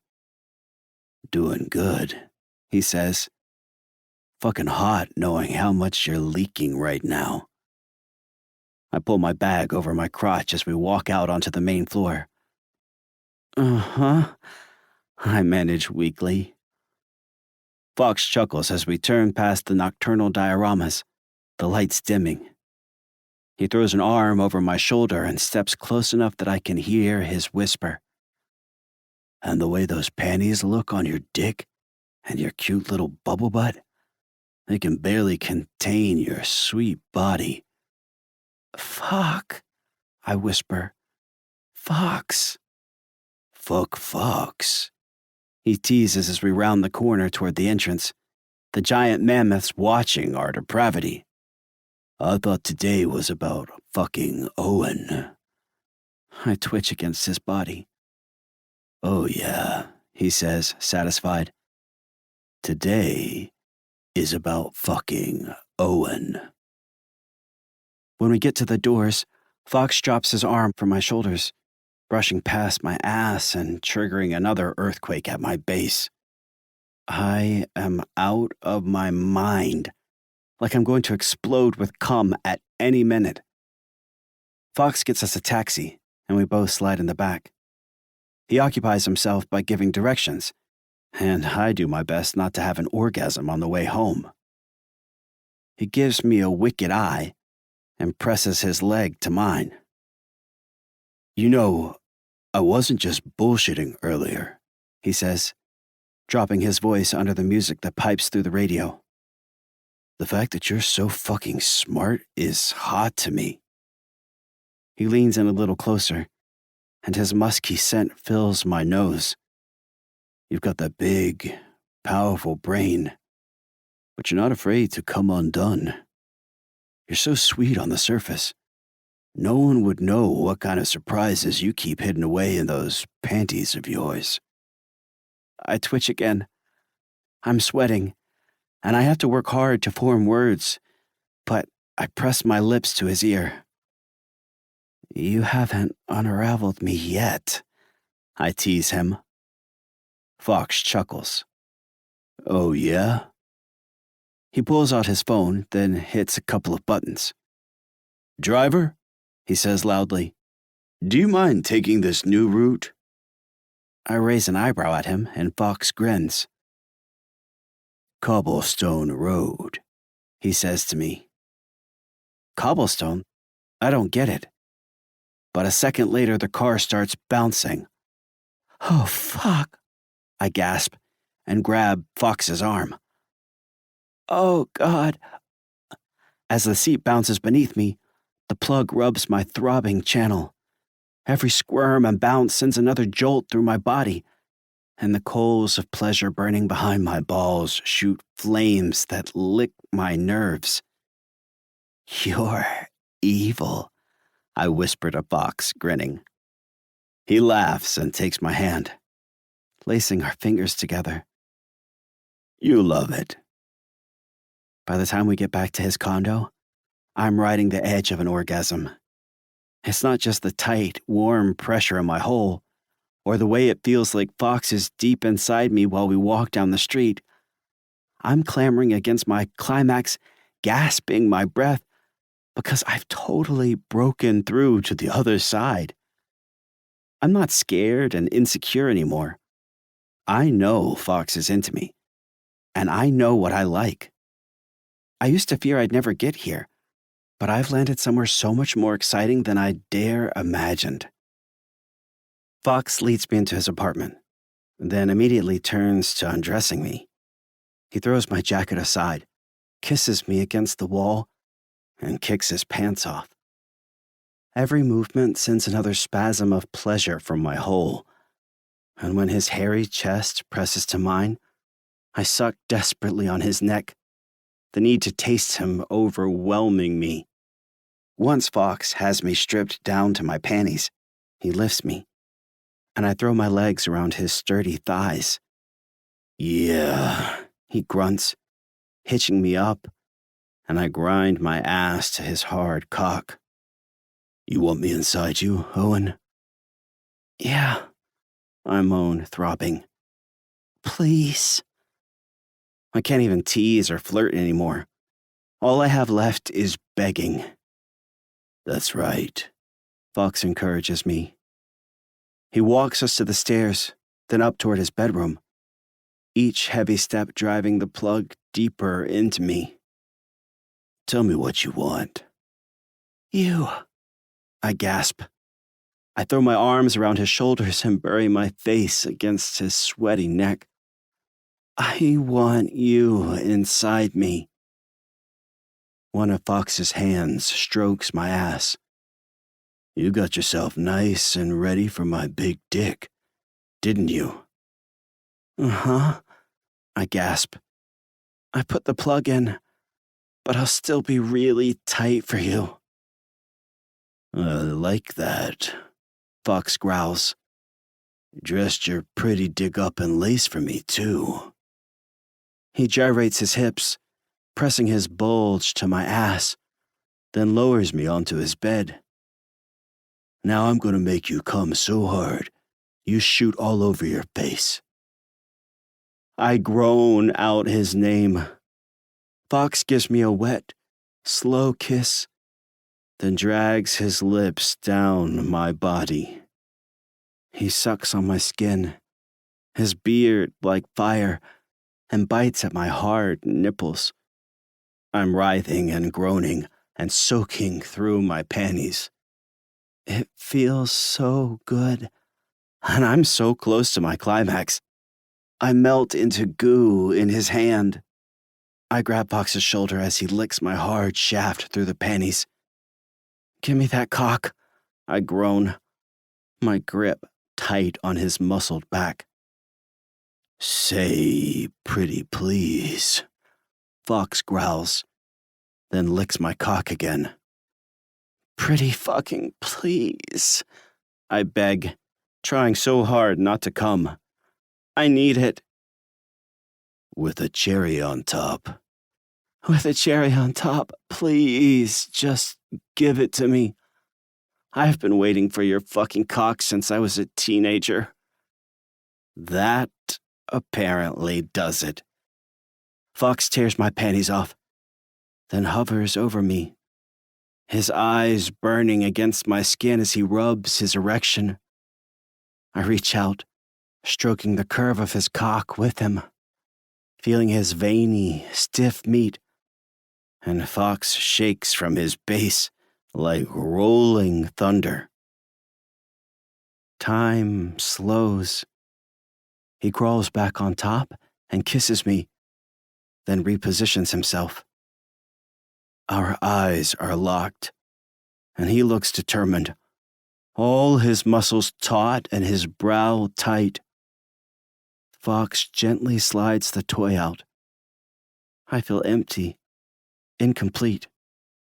But then he squirts some lube on his fingers and works me open again. You ready for me? He asks, and rolls a condom down his shaft with his free hand. I nod, sweating. Yes. Fox lifts me by the hips, leans back, and pulls me so that I'm on his lap. He's much stronger than I am, and he easily holds me in place. His hard, curved cock presses between my cheeks. The condom's slick, and he moves me so his length rides my rim. I give myself to him. I wrap my arms around Fox's shoulders and let him enter me. He moves gently, carefully. He's thick and so hard that it hurts at first. But the waves of orgasmic pleasure that radiate from my core soothe me, and Fox guides us into a gentle rhythm. He stretches me, plunging deeper. My lips find his, and I ground myself in the connection of our mouths. Fox is fucking me. I'm grinding my ass down, taking his cock harder and faster, and he's growling my name and clutching me to him as we kiss. He drives through my tight rim, and his sheathed crown thuds my tender spot, banging the sensitive, throbbing nerves with each thrust. My cock aches, more desperate for relief with each pump of his hips. I'm stretched open, vibrating with a pleasure that builds from my core. I claw back from the edge, resisting my climax and gasping for breath as Fox's sweat drips on me. But every thrust undoes me, and I feel like one massive raw nerve. I'm coming, I gasp, and the orgasm overtakes me. Fox grunts, slamming into his climax at the same time. My balls are tight, and my hole clenches down, but I don't shoot at first. I'm orgasming harder and harder, the explosion starting somewhere deep inside of me, and only when Fox sinks into his hilt do I finally spray, thick jets coating my face. Holy fuck, Fox grunts. He keeps me in his arms, holding me tight to his chest as his cock pulses in my hole, and aftershocks steal my breath. Fuck, I gasp. Semen drips down my face. It's splattered on my glasses and my beard, and I can taste my release on my lips. I think I just had my first anal orgasm. Fox surprises me by licking my cheek, swiping up semen. Hot, he says, then presses a kiss to my lips and swirls his tongue against mine. You taste good. I laugh and kiss him back, my own taste on my lips. Yeah, I agree, proud. I do. Chapter 18. Fox.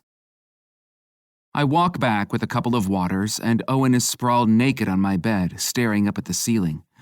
His glasses are off, and his hair is all messed up. I pulled out of him about 10 minutes ago, but he's still flushed, glowing with the heat of whatever just surged between us. I've had a lot of sex, but I'm pretty sure I've never enjoyed myself half as much as I just did with Owen. Shit, that seems significant. Here you go, I say, handing him a water. I sit on the bed and pull his legs into my lap, and Owen easily slides over. Thanks. He gulps the water, then sets the glass on the nightstand and laughs.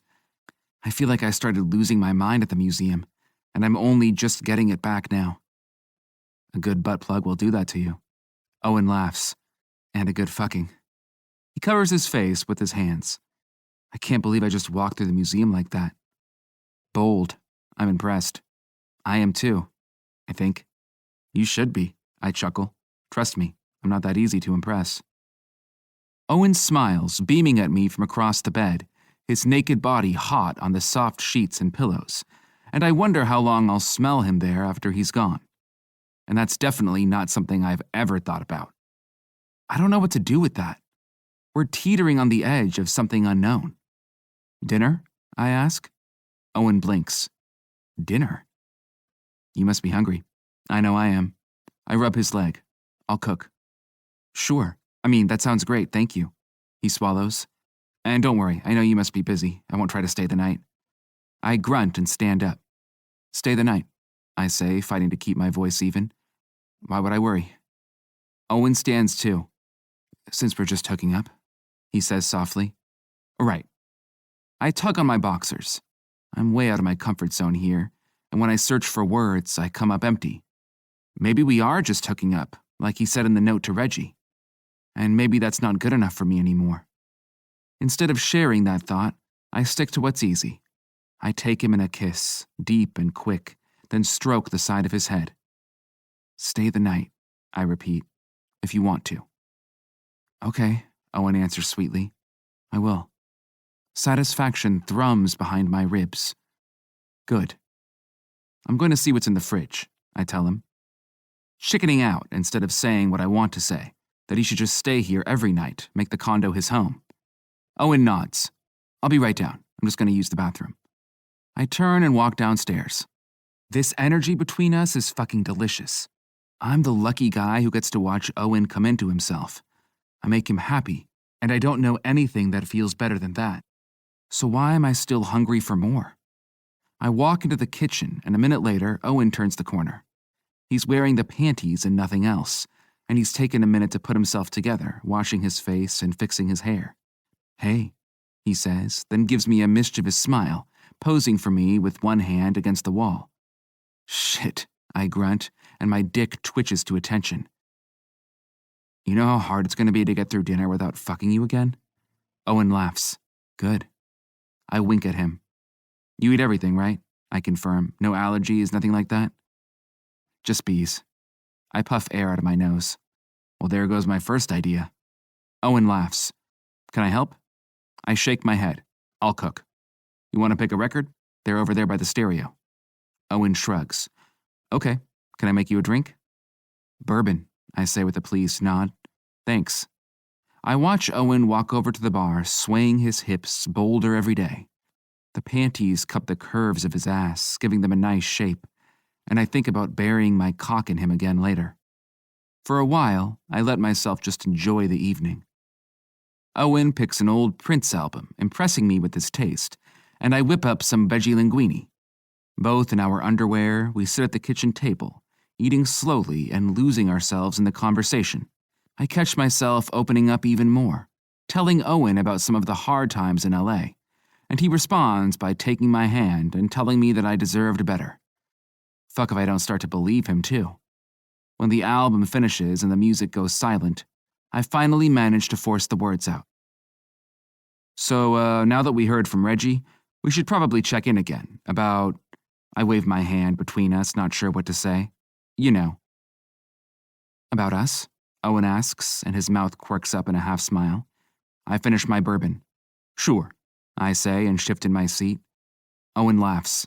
I'm sorry, he says quickly. It's just, you're nervous. I scowl. I'm not. He laughs again. Yes, you are. You're never nervous, but I can totally tell. Owen releases a happy sigh. It's just nice to be on even ground. I grunt under my breath. I'm glad you're enjoying it, I say, then rub the back of my head. I've never had a conversation like this before. Neither have I, but I'm sure we can figure it out. His bare feet push against mine under the table. It's a little gesture, but it goes a long way to grounding me. I like you, I tell Owen, and the smile grows on his face. And I want to keep seeing you. Not just for sex, but this other stuff too. Dinner, museums, just hanging out. Owen nods. Agreed. I want that too. I sigh, relieved. Great. That wasn't hard. Owen laughs. Fox, that's not the end of the conversation. We have to talk about what we want from each other, what commitments we want to make, where this is going. The word commitment sends a bolt of panic through me, but I manage to hide it. Okay, well, I want you, I tell Owen. And like I told you at the concert, I'll be happy to stop fucking other people while we're seeing each other. I haven't been doing that anyway. I rub my jaw. That's what you mean by commitments? Owen blinks, then stands abruptly. I want you too, he says, taking my hand, and then guides me around the table. He walks us over to the couch, and I try not to get distracted by the peach of his ass, perfectly cupped in those panties. We sit facing each other, still holding hands. We'll be monogamous, Owen says, nodding.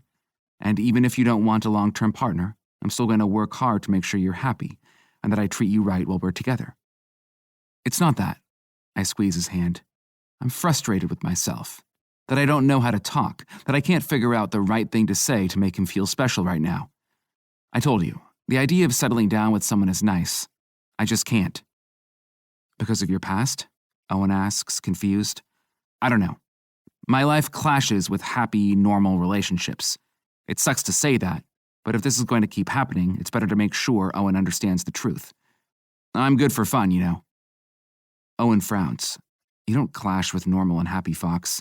I feel totally safe with you. My chest is tight. It's nice to hear those words on his lips, but they terrify me too. Thanks, I manage, my voice rough. I feel safe with you too. Maybe we don't have to have a happy, normal relationship, Owen says. Maybe we can have a happy, freaky relationship instead. Who you calling freaky? I tease. The man who insisted he shove a butt plug in my ass at the museum. I chuckle. Fair point. I'm still not entirely sure what kind of relationship I'm looking for in the long run, Owen admits, and it sounds like you're not sure either, but maybe we can help each other figure that out. I relax, warmth humming through my body. I'm not sure how, but Owen finds a way to make the most complicated things seem easy. I'm lucky he's so damn smart. Yeah, I answer, then squeeze his hand, rubbing my thumb over the backs of his knuckles. I do want that. A smile fills Owen's face, and the next thing I know, we're kissing, rubbing our bodies up close. The doubts that had clouded my mind disappear, and I taste Owen with every kiss. I make a promise to myself that I'll treat him right, and that as long as I have him, Owen will be happy and safe. When he suggests we head back upstairs, I pause first with my phone. I'm going to have a long talk with Reggie soon. If Owen and I are trying for something more, I need to get my best friend's blessing. There's no time for that tonight, but I'm still craving reassurance that this is all okay. Fox. Hey, man. Reggie. Hey, buddy. You and Owen have fun at the museum? I refrain from mentioning that Owen is spending the night, since it's unclear to me how boundaries work with this kind of thing. Fox. Yeah, he's an excellent tour guide. Your day good? Reggie. Even better when I saw my best buddy and my brother hanging again. Fox. Cool. Drinks this week? Reggie. I'm slammed at work. Friday? Fox. And that's when Owen and I go to LA. Reggie. When you're back. Don't get Owen in too much trouble in sunny Cali. I toss my phone aside. This is all good. Reggie is chill in his typical overenthusiastic way, and Owen and I are dating or something. I'm getting what I want. It's no surprise because I'm damn good at finding a way to get what I want. So why do I suddenly feel terrified about this exploding in my face? I'm scared of hurting Owen or losing Owen or not being good enough to love him the way I should. Love him. The thought echoes in my head as I freeze at the bottom of the stairs, stunned. No wonder I feel so fucked in the head. I'm falling in love. Oh no. Fuck. Owen appears at the landing, looks down at me, and drags his fingers slowly up the length of his erection, hard in his panties. You coming? He asks sweetly. Yeah, I answer, my heart pounding. Be right there. Chapter 19. Owen. Back it up, Robin says, one hand in the air. You did what? We're in her apartment and sitting at the kitchen table, ostensibly so I can help her plan a lecture on genomics, although she keeps derailing us by talking about my sex life. I literally choked on his cock, I say, proud of myself. But then on the third try, I managed to swallow him all the way. Third try? That's great. I feel like it took me years to learn how to do that. I have a very good teacher, I say happily, then sip my green tea. More than a teacher, though. Like, maybe your first boyfriend? My nerves tingle. The idea of Fox becoming my actual boyfriend is almost too much to handle. But it feels like we're already there. The next step is talking to Reggie again. We haven't because he's been working all week, or at least we hope he has. What does that mean? I adjust my glasses. I'm worried he's avoiding us, but Fox pointed out that Reggie can't hide it when he's upset, so I'm probably just being paranoid. Robin smiles kindly. On the plus side, I feel like you've become less of a worrier since you started seeing Fox. I'm too busy satisfying all my secret desires. No time for worrying. It's good for you, Robin grins. It's good to see you thriving.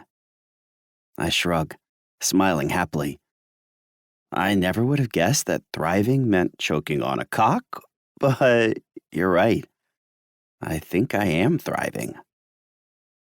Before I leave Robin's, I send a quick text to Fox to let him know I'm on the way.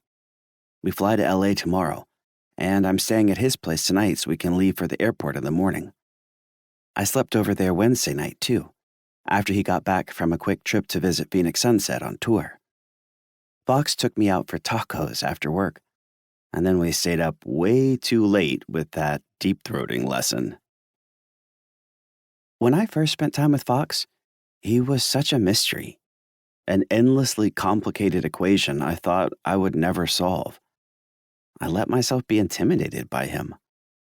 He still surprises me, but I understand him now, too. He acts cocky, but it's just because he's trying to protect himself. At his core, Fox is gentle and kind. And when we're alone, I see his softness more every day. He plays me his favorite albums, and we talk about nature and tease each other and laugh. It's easy, and the lines blur. So we're hanging out one minute, and I'm down on my knees again the next, gripping his hips and sucking his crown. I'm clueless about relationships. I have no idea how they're supposed to feel or how two people should act around each other. I didn't think my first relationship was going to start with a hookup at a sex party, or that dirty talk would pepper every conversation. But I do know this feels right. And when I walk the street to Fox's condo, luggage in my hand, I want to run to him. I reach his floor and find his door left ajar. "Hey, cutie," Fox calls from upstairs. "I'll be right down."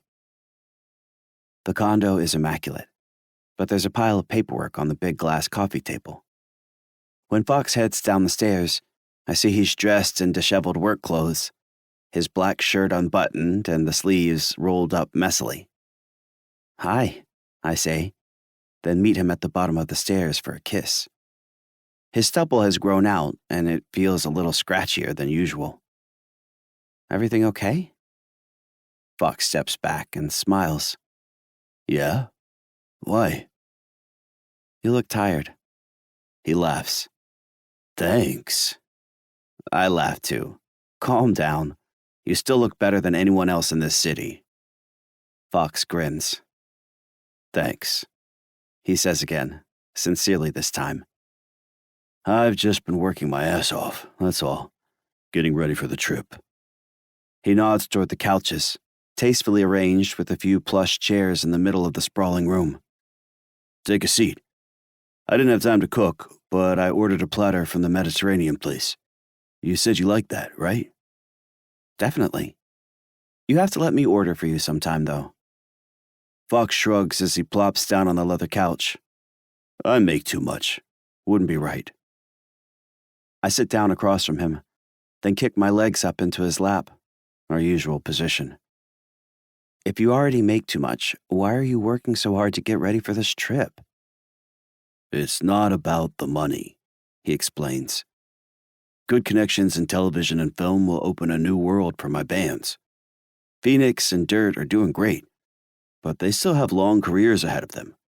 If I'm going to see them through, get their music the audience it deserves, I need to always be growing with them." I study Fox, admiring the determination that's etched like stone into his expression. You like to act cool and unaffected, but you really care about your bands, don't you? He chuckles. "In this business, it's easier to pretend not to care. But, yeah, I do. And I care about the music." Fox strokes my thigh gently, his eyes steadily locked on me as we talk. "Sorry to say, this weekend will be all bullshitting, though." I laugh. I'm prepared. Remember, I've been rehearsing as your date for weeks now. He hums under his breath. "Except you were supposed to keep me out of trouble." I pout. "What?" I ask innocently. "Should I not beg you to come all over my tight hole this weekend?" Fox grunts, and I feel his cock stir to life under my legs. "Don't worry. We'll make sure you're nice and cum-soaked while we're in Palm Springs." I laugh. Good. Fox leans back, still stroking my thigh, and my cock throbs in my boxer briefs. "How's the museum?" I almost forgot. I sit up, excited to tell him. I shared my idea in the meeting yesterday. I talked about how fascinating it is that so many migration patterns are shaped by mating rituals. "And?" I grin, proud. Everyone loved it.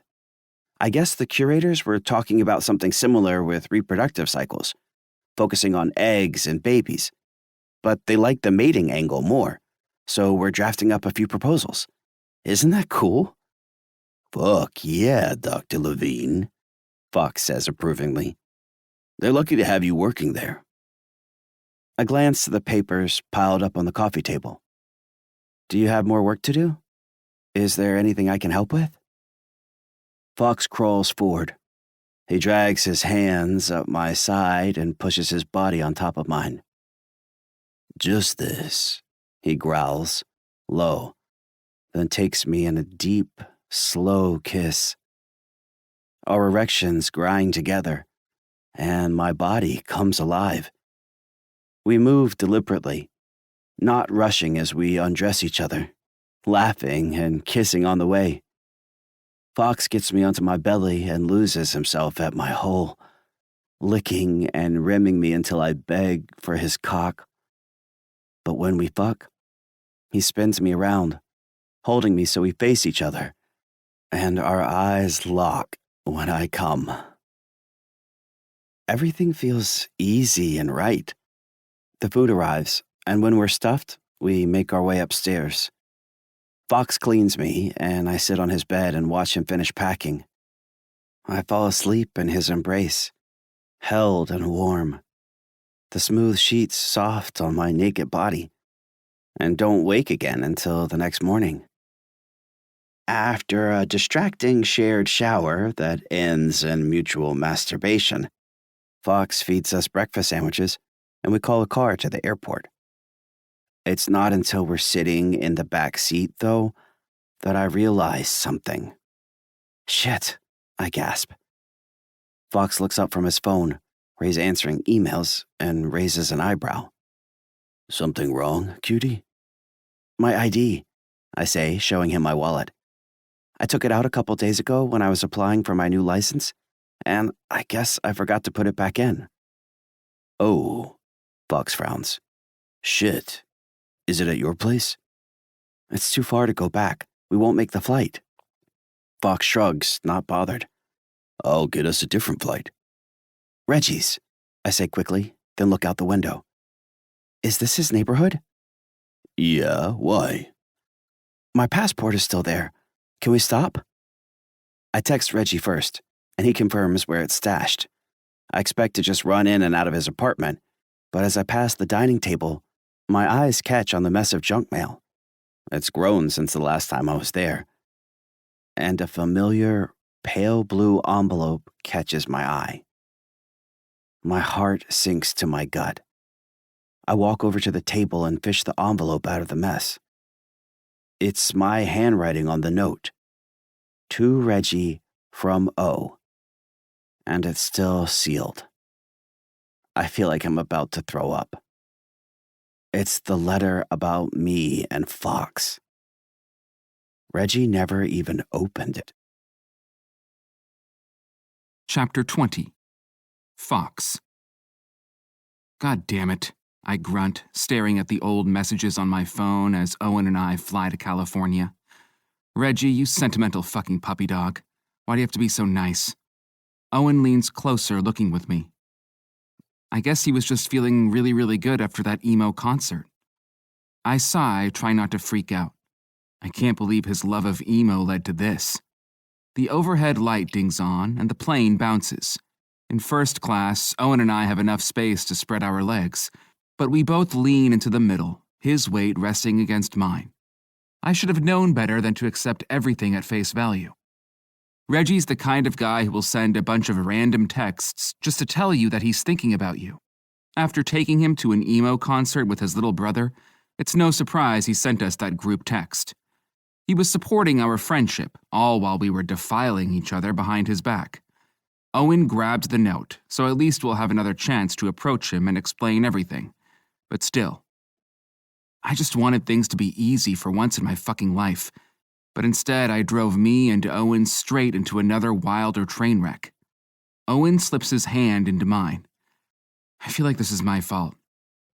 Guilt punches my gut. It's not. I correct him quickly, then squeeze his hand. You didn't want to talk to Reggie right away. That's fine. I'm the one who should have tracked him down after you wrote that letter. I wince and consider ordering a couple of those little bottles of whiskey. Fuck, I grunt. I really just let myself believe what was easy to believe. We'll talk to him as soon as we're back. We'll do it in person, and he'll probably be mad and hurt, and that will suck. But if we're just honest with him, and if he sees how important this is to us, he'll have to come around, right? I turn and give Owen a kiss on the forehead. My heart's breaking. I might have just fucked up my relationship with my only real friend, and any chance of happiness with Owen along with it.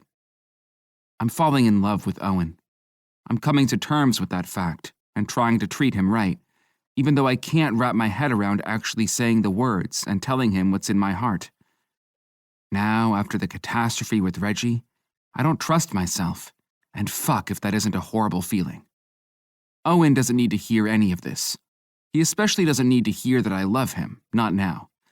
So instead, I bury my feelings and gather up my cocky confidence and do what I can to reassure him. Your brother loves you, I tell him, and he's got a big heart. I'm sure there's nothing you could do that he wouldn't forgive. I'd like to think the same was true for me, but I'm not so sure anymore. Yeah, Owen says softly, then squeezes my hand again. I think you're right. The second we're off the plane, I feel an old instinct rise back up in myself. LA is the city where I buried all my secrets, and the hairs rise on the back of my neck as I glance around like I might find a wolf lurking, waiting to attack me. I rent us a nice convertible as a distraction and drive east to Palm Springs, cruising down the most scenic roads. Owen tells me about the desert we drive through, and I put some new tracks by Mare on the stereo, blasting the otherworldly guitar chords as we soar. The music video shoot is taking place at a resort, and Aya has offered us rooms there for the weekend. We drop our stuff off at the room, and I resist my temptations. I could throw Owen on the big, cushy bed, or take him on the private balcony for a good long fuck. We'd probably both feel better after. But even when we kiss in the bathroom, freshening up after the flight, I hold a part of myself back, like I'm scared to touch him. Like it might feel too good, and I'd break. We catch a late lunch at the restaurant downstairs, and Owen and I look over all the services the resort offers, with a particular eye to the hikes nearby. The place is way too nice, a sign Aya has something more up her sleeve, although Owen is clearly enjoying the luxury, so I avoid airing my suspicions. After our salads arrive, Owen nods to the bar behind me. Do you know that guy in the cap? He asks. He keeps staring. I pretend to stretch and glance at him, then quickly turn back. Fuck. He used to work with Trey. Owen's eyebrows shoot up. Trey, the guy I stole Phoenix from, I say with a nod. Before we can get into it, the man whose name I don't remember approaches the table. He's tall with a shiny bald head, and I can't for the life of me recall what his job is. Maybe production? Fox, he says. Haven't seen you in ages. I nod to Owen. We're enjoying a break from Seattle. You are here working with Aya? He crosses his arms. Sure am. I hesitate, then just ask the question. You still with Trey? You didn't hear, man? He's out. Got caught with a couple rent boys. The label turned their attention on him, saw he'd been skimming money from his bands. He shakes his head, chuckling. Fucking embarrassing if you ask me. Slumming with cheap boys. Hey, Owen says sharply, defensive on my behalf. I smile to the man. We're on vacation, I say evenly, covering, although my heart is pounding. Industry gossip is a little boring. The man rolls his eyes. You always were a blast, Fox, he says sarcastically, then nods to Owen. Back to the grind, he adds and walks off. When he's gone, I let out a sigh. Damn it. Owen grabs my hand across the table. Sorry I jumped in, he says quickly. I know this is your work and I should just keep my mouth shut. I look at him. His face is twisted with concern and fuck, I'm definitely screwing this up. I don't deserve him. My chest hurts. I lean across the table and give Owen a kiss. You're perfect, I say. It's not you. Trey got caught, he says carefully. That's good, right? You don't have to worry about him anymore? Maybe. If his secrets are out, it also means I don't have any leverage over him. Am I interrupting? Owen and I turn to see Aya standing there. She's dressed down in jeans and a flowy white shirt, her hair pinned back. Instantly, I tense again, going straight back into work mode. Not at all, I answer and nod to the open chair. You remember Owen? Owen composes himself and gives her a big smile. Good to see you again. Aya gives a nod to a waiter and joins us. Owen, of course. You're both enjoying your stay? It's very generous of you, I answer. Aya smiles kindly. I wanted you to see what kind of resources we have available. The waiter approaches with a bottle of sparkling wine and begins to serve it to us after Aya approves with a slight nod. Give you a taste of doing business with me. Is that so? Owen gives me a hopeful smile, probably assuming this is good news, although I'm way too skeptical and I keep my face still, unmoved. Nothing comes this easy, not in the music industry, and especially not in my fucked up life. Aya laughs warmly. I've always heard you don't like small talk. Fine. Phoenix Sunset. I'd like to do a video with them after the tour. I swirl the wine in my glass. All this for a little old music video? To her credit, her smile doesn't slip. Something more commercial, hopefully. She continues. I see what you've done with this new album, returning them to their roots. It's smart. But you should start shooting for hit singles again, and my team is ready to work. I lean back. Hit singles. Isn't that interesting? I take it you have a proposal? Something like it. Send it over, I say, then turn to Owen with a smile. Now, if you don't mind, I've promised my man here a vacation. Of course. Aya smiles politely and stands. I should get back to work. Once she's gone, I let out a deep breath. Damn it, I say, then gulp the sweet, sparkling wine. This day is fucking relentless. Owen laughs. That was bad news too?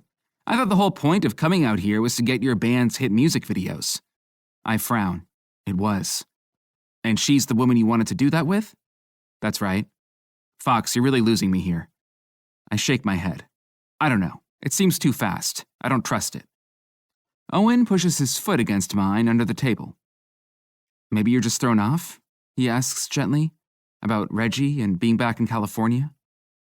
My heart softens. I try to throw my walls back up, remind myself that this industry is cutthroat. But maybe Owen is right. Maybe this is just a good break for me and the bands, and maybe Reggie will be chill with everything, and I'll actually get to have what I want. Or maybe I'm just another damn Wilder, fooling myself into thinking I'm good when I'm nothing but a burning pile of trash. Hard to say. Owen. We go on a hike around the resort after lunch, walking slowly through the scrubby, sandy desert as the sun sinks to the horizon and the San Jacinto Mountains. It's gorgeous. I've never seen anything like it. And Fox is exactly the person I want to share this with. He keeps his arm slung over my shoulder, never letting me stray far. But he's withdrawn, too. Troubled in a way I haven't seen since we were kids. I tell him what I know about the desert, the monsoon season we just missed, and the roadrunners that sprint by. Fox listens, clearly glad for the distraction, until we return to the lavish resort. He keeps his arm around me as we walk through the columns at the entrance, then wind up the staircase to the second floor, where our balcony room waits. Fox turns and runs his fingers along the side of my head, curving down behind my ear. Thanks for the walk. Help clear your head? He lets out a raspy laugh and steps back. I wouldn't go that far, but I feel better. I offer a weak smile. I'm not sure what my role here is. I don't know if I should ask more about his past or let it be. Comfort him or distract him. It's funny. Seducing Fox with something fun and risque would be easy. I could come up with fantasies to whisper in his ear all day. But I think he needs something different now. Something I don't know how to give. You should take advantage of your first resort trip, he says evenly. We could have a steam, or I could call up for massages. I step forward, then press a soft kiss to his lips. Or we could stay in. Fox strokes the back of my head. Whatever you want, cutie.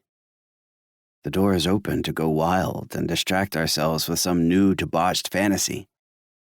But it doesn't feel right. I push my lips to Fox's again, and our tongues meet as he opens his mouth wider, taking me. I just want to kiss you, I say. Can I just kiss you? Fox's erection throbs against my hip. Of course. He still has that troubled look on his face, but there's more light in his eyes. Fox and I look at each other, smiling and touching. I know my guy is in there. I just need to show him that he doesn't have to hide from me. Not ever. Fox kisses me again, and I kiss him back. His teeth drag across my lips, and his stubble burns my cheeks. We kiss deeply, passionately, but slow too. We cling to each other, and I feel his embrace everywhere. Owen, Fox gasps. He guides me to the bed, sitting first, and I stay standing as I unbutton his shirt. I'm going to kiss you everywhere, I tell him. I want you to feel good everywhere, okay? Fox's face relaxes into a smile. Yeah, he says. Okay, cutie.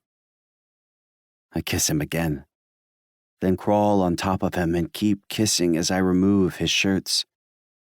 Fox moans quietly when I drag my mouth down to his chin, kissing the burn of his stubble with my puffy lips. He pushes his hands into my hair as I find the tender spots on his neck, kissing down his Adam's apple, his clavicles, and to his hairy chest. Fox keeps one hand in my hair and the other on my shoulder, but otherwise lets me go. He falls back on the bed, groaning and giving himself over to what I'm offering. Fuck, Owen, he says as his grip tightens. Feels good. Yeah? I gasp, my lips closing on his hard nipples. Feels good. He tastes like autumn, like campfire smoke and mulch. His armpits are muskier when I bury my face there, then work my way over his bicep tattoos and up to his fingers. I lick and savor them, wetting his hand with my saliva. I undress myself as I kiss his rippled abs, then get us both naked, writhing against him as I go. When I try to think about who Fox is to me, it's still too much to handle. The feelings in my heart defy logic and reason. But maybe that's how it should be. Maybe the force driving me to kiss and treasure Fox right now is bigger than either of us.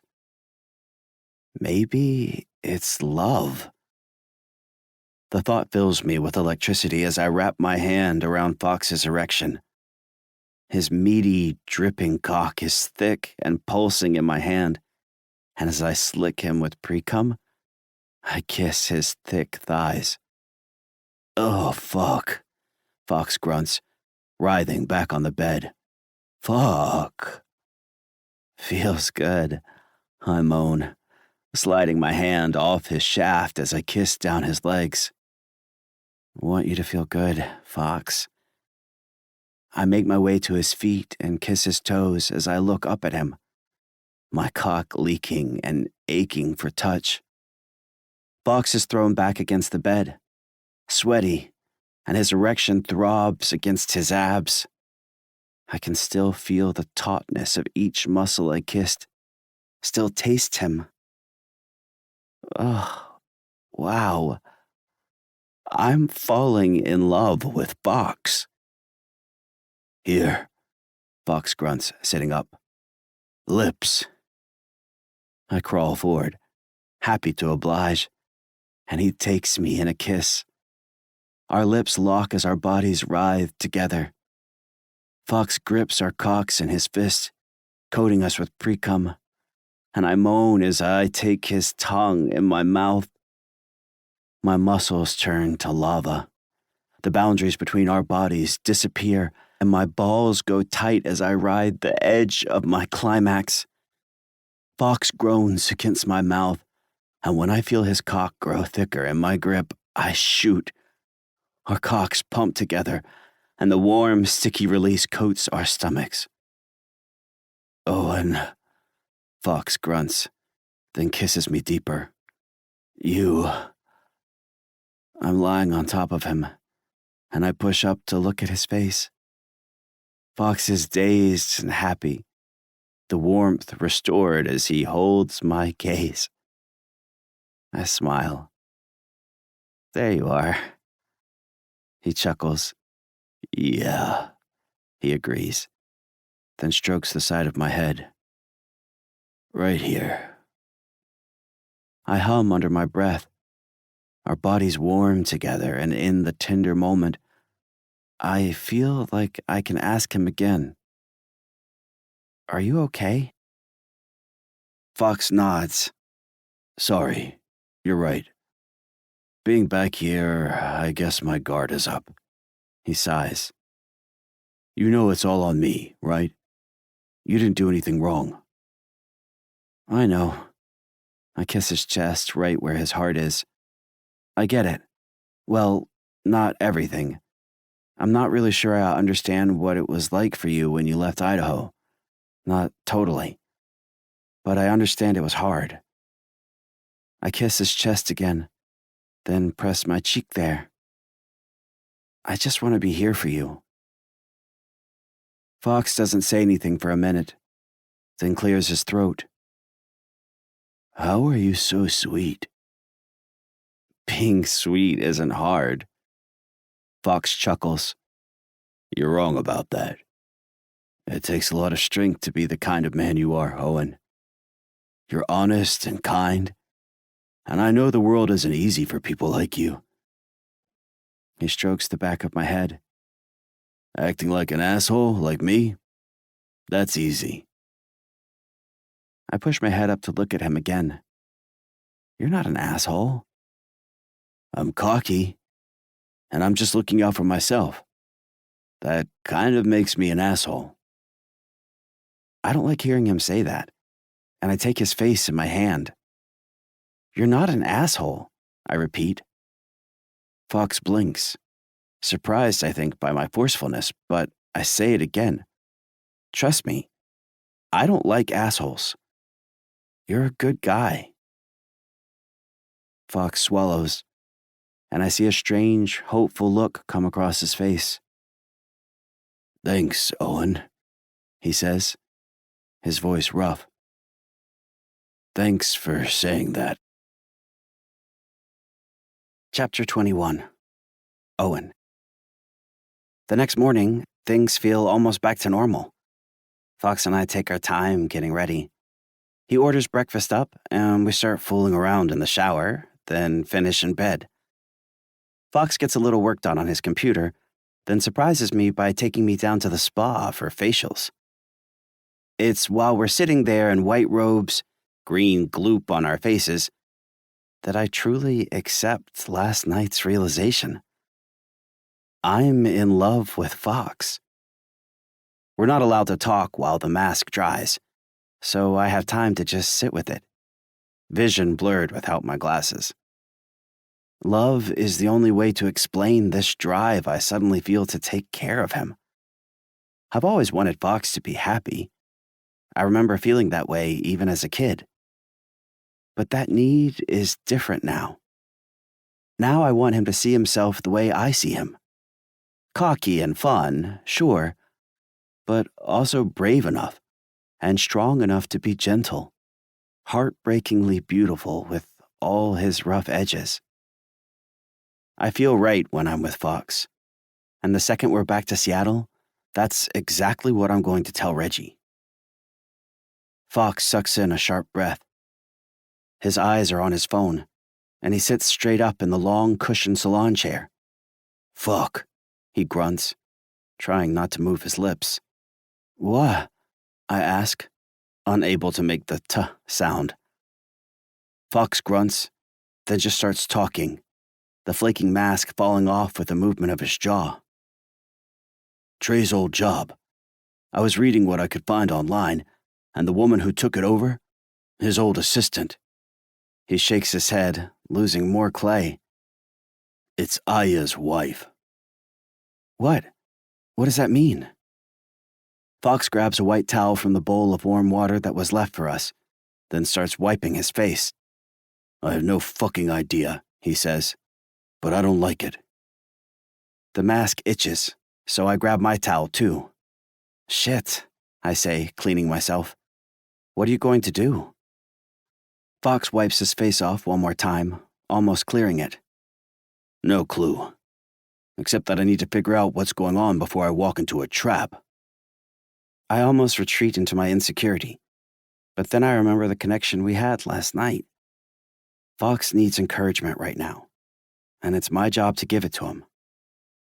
Maybe it's all good news, I say. Maybe you're just feeling on edge because you're back in LA, and Aya is only trying to work with you. And even if there's something sketchy going on, you can just pull one of your moves and outsmart her. I don't know if it's that easy. I grin. I'm pretty sure you've gotten yourself out of much worse, right? Fox considers me, and I see his confidence rising. You think I can outmaneuver her? I really do. Cool. Fox stands. She just walked by. He walks off in his robe, and it takes me a second to process before I grab my glasses and hurry after him, my slippers flopping on the tile floors. Fox catches Aya in the hallway, the little towel still in his hand. Aya smiles at me. Enjoying yourselves? Very much so, Fox answers. Sure am, I add lightly, not sure what my impulsive guy is doing now. Aya nods. I'll be in and out today. Lunch before you go tomorrow? We can talk business. Fox frowns. Then I should tell you now. Unfortunately, Phoenix Sunset won't be available. But thank you so much for the offer. Aya's easy smile turns into a frown. We'll negotiate, she says firmly. Fox shrugs, unfazed. Sorry, just not in the cards. Aya turns her eyes straight to me. Will you excuse us for a moment? I look to Fox, who flashes his cocky smile back at me, although I know him well enough to know that there's an edge of anxiety to his voice. Whatever you want, cutie. I slip my arm around his waist. I'm good here, I say. It obviously annoys Aya, which I can tell pleases Fox. Wow, acting cocky is actually kind of fun. Fine, Aya says, then walks us over a few steps to the corner, away from the spa entrance. Fox, I believe it would be in the best interest of your reputation if you were to consider working with me. Fox's lip twitches. That sounds like a threat. Blackmail. And I tighten my grip around his side. Is that your opinion? He asks. Or your wife's? This time, Aya flinches, her composure breaking. She worked on Phoenix Sunset forever, she hisses, and she only lost the band because Trey was an entitled, philandering ass. They belong with her. And now you're going to offer them a fancy music video to lure them back to your wife's label? Is that your plan? Fox scoffs. They're happy where they are, and they're doing better work than ever. Please don't tell me you're one of those failed guitarists who cares too much about the music, she deadpans. The point is, Fox, when Trey crashed and burned, it didn't take long to find you in the wreckage. She smiles again. You suck at covering your tracks. I hadn't realized so many men in this industry enjoyed the company of dirty little street rats. All my muscles go tight, and I hiss, the sound coming out instinctively. "It's like that?" Fox asks her, his voice icy. Aya pouts her lips, sassy. "I've got photos, if you'd like to see them. Very indecent, ropes and all. And Trey left plenty of documentation of your little hijinks.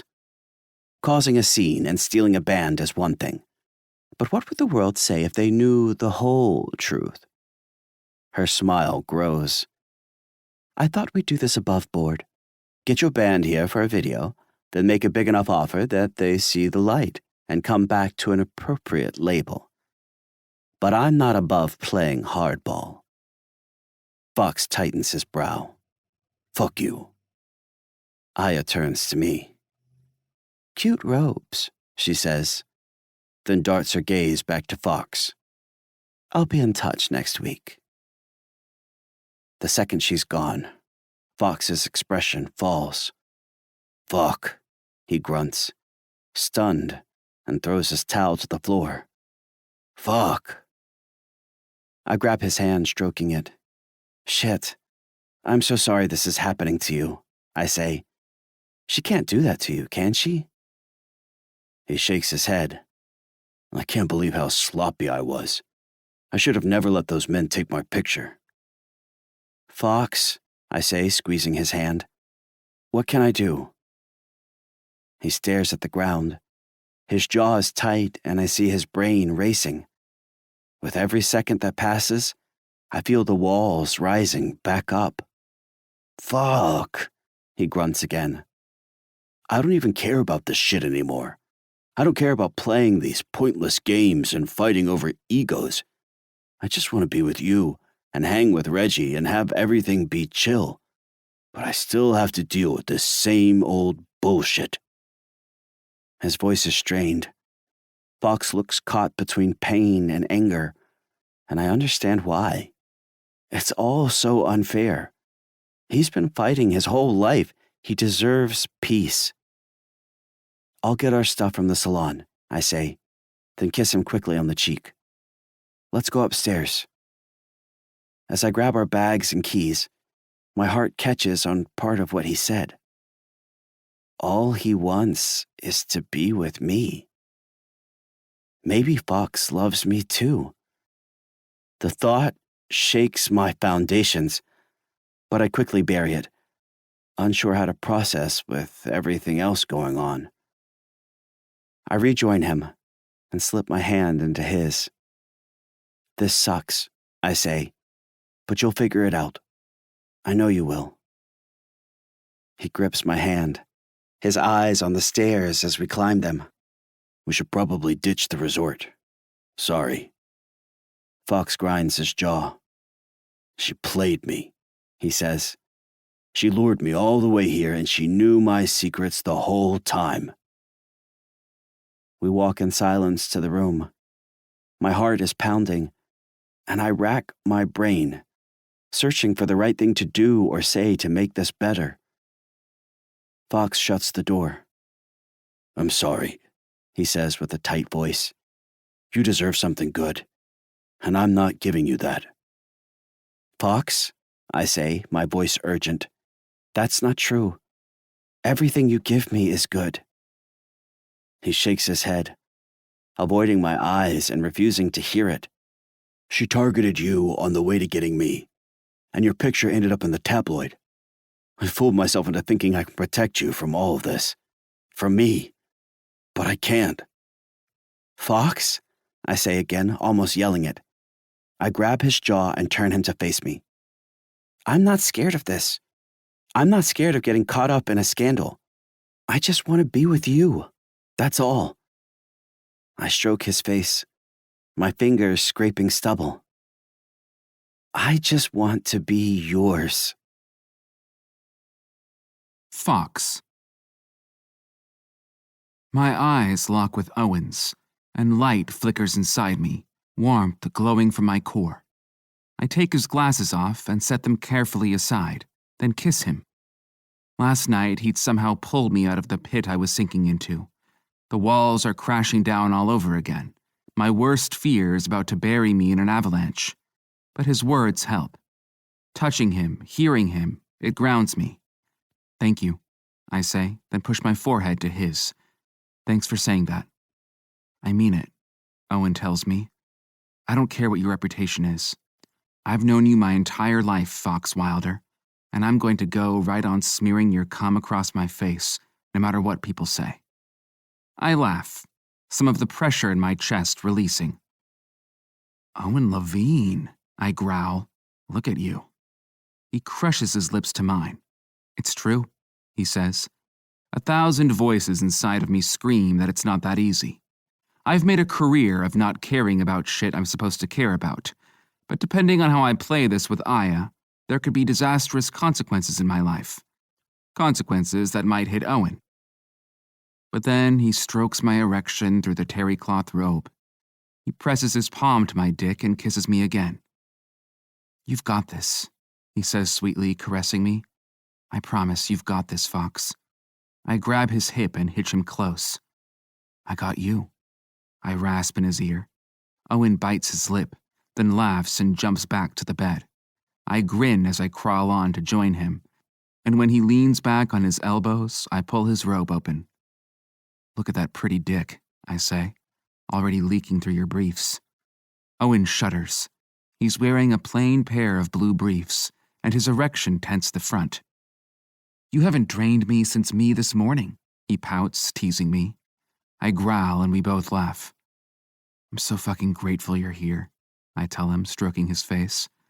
I'm so caught up in the moment, I could almost tell him that I love him. But admitting that opens the doors on all the other fears, so I shake my head and focus on the old standard. Fucking so hot, it obliterates my brain. Owen pulls my robe off, pawing for my erection. Then show me, he says softly. Show me how grateful you are. We tackle each other, rolling on the bed and kissing frantically. Last night was slow and beautiful, but our animals are loose today, and Owen and I tear into each other. I flip him onto his stomach, mounting him from behind, and he playfully wiggles his ass back. I can already taste your cock, Owen coos. My dick throbs, and I kick my boxers off. I wonder how many times I can make you come in one night, I say. I stroke Owen's side, and he trembles under me, his face pressed to the pillow as he gasps.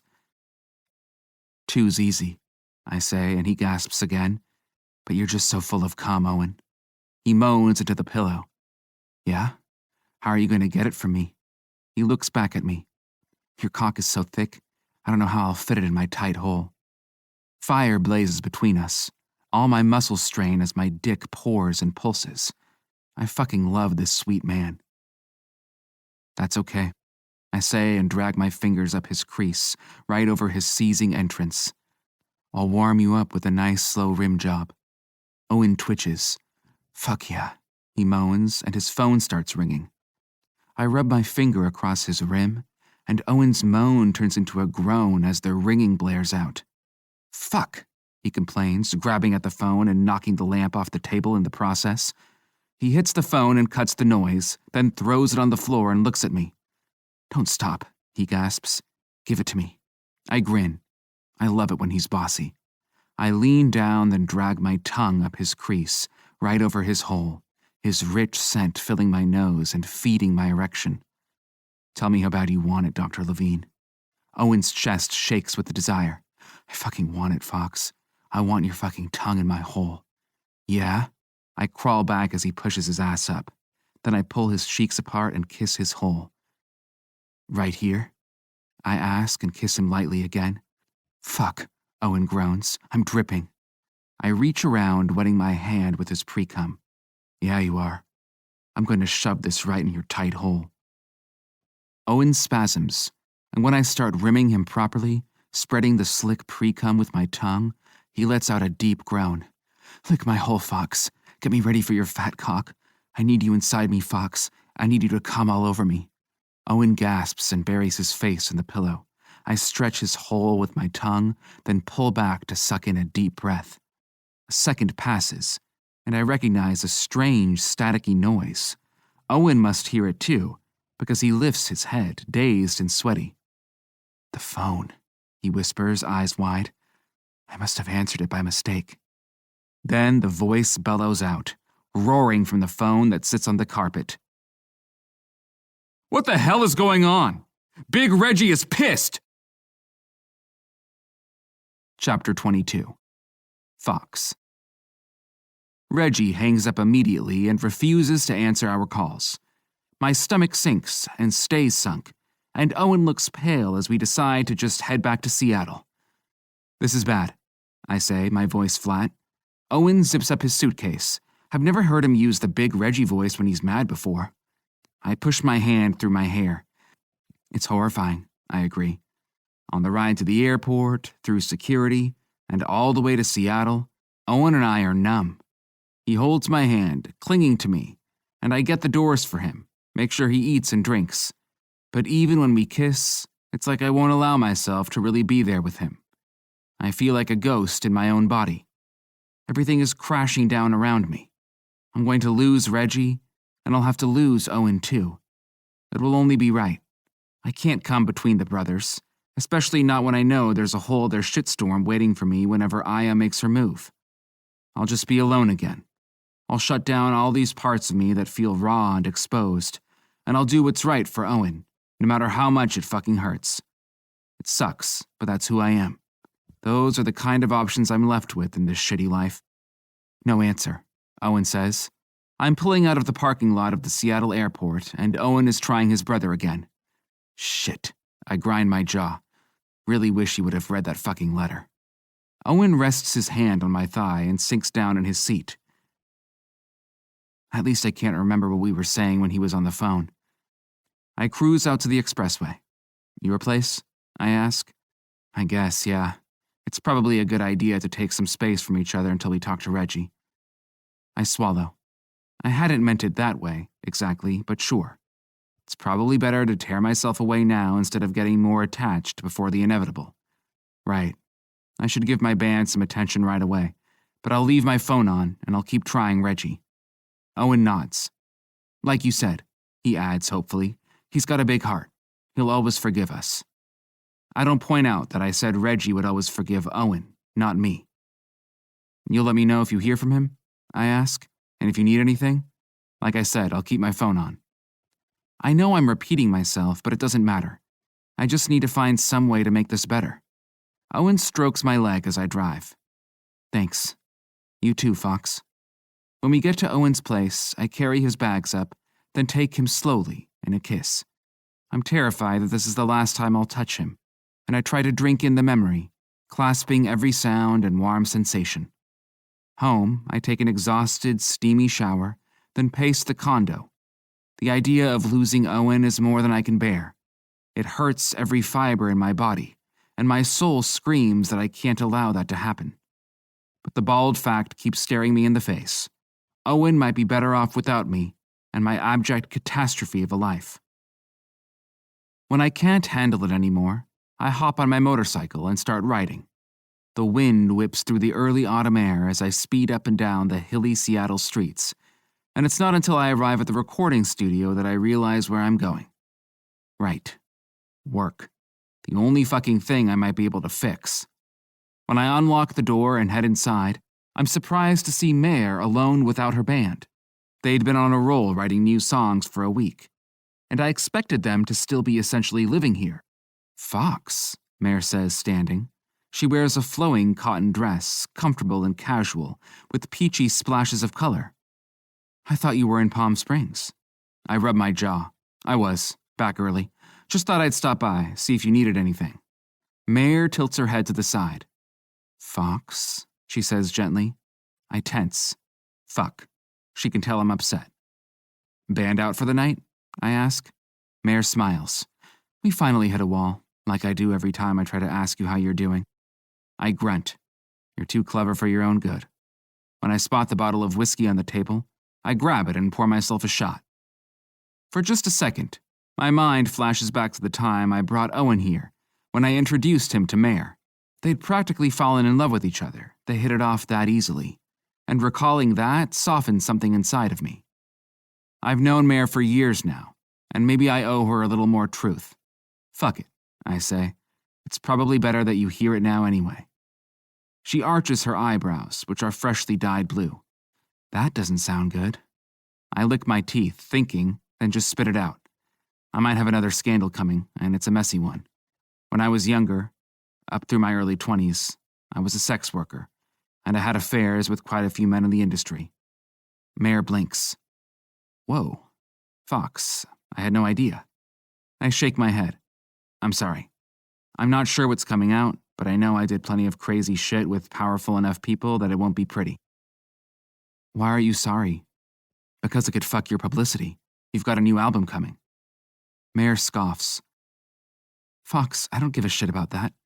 I love you. The band loves you. Hell, you're always saying we need just a little more spice. Might as well come from you.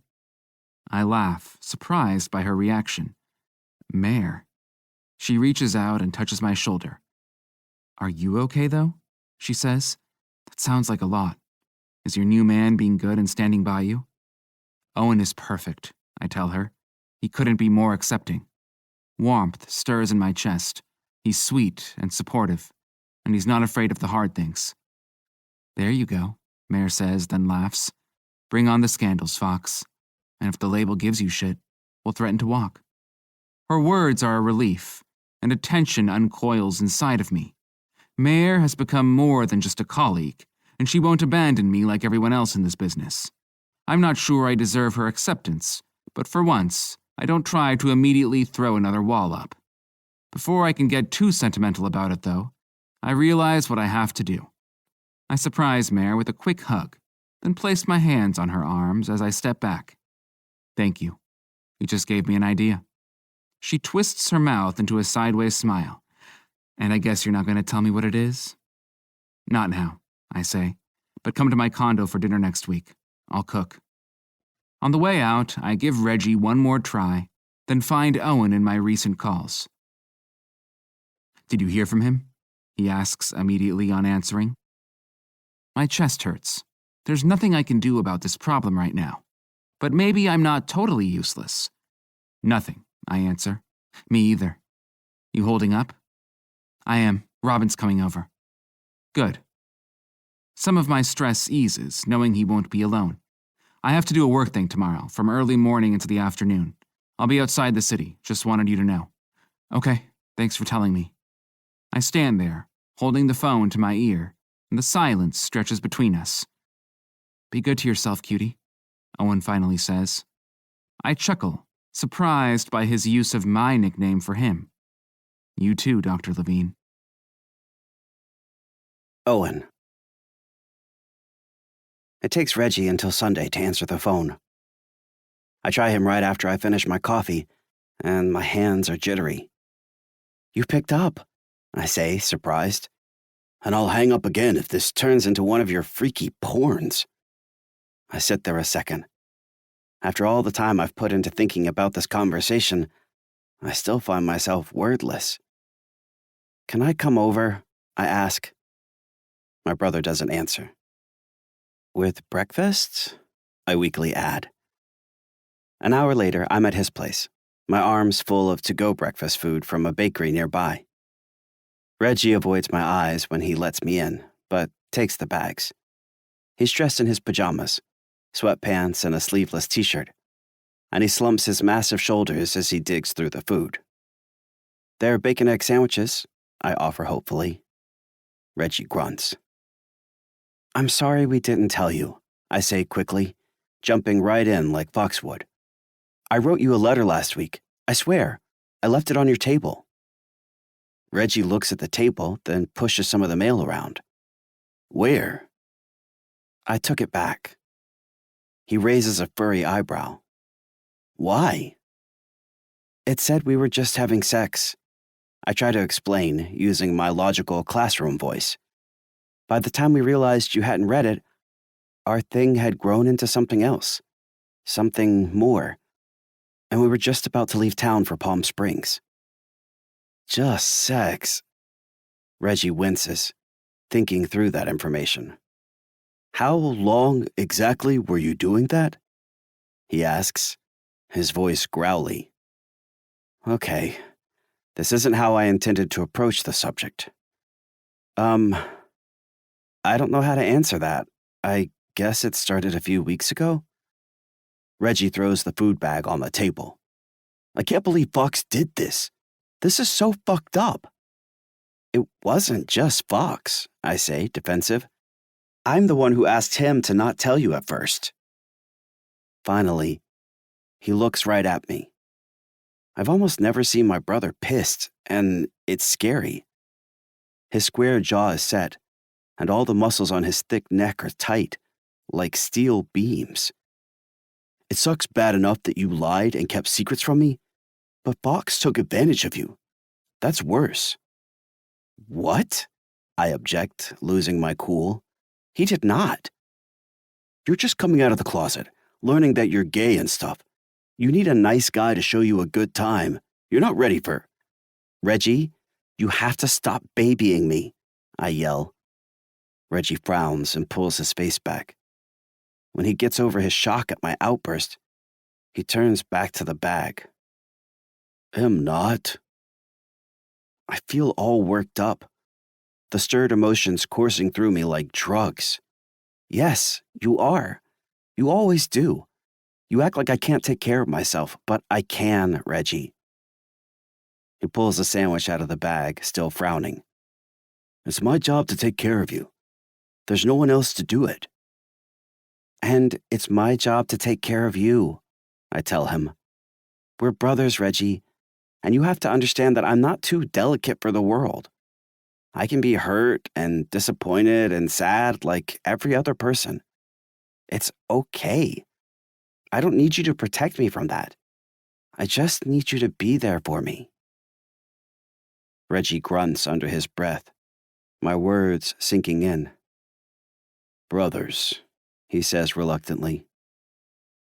Fine. I sigh, relieved. Thank you. He scratches the back of his head. But Fox? He's good, I say, then tap my brother's chest. You know that. He shakes his head, disbelieving. But you're like... And Fox is so nasty in the sack. I could only hear a little of what you were saying to each other, but...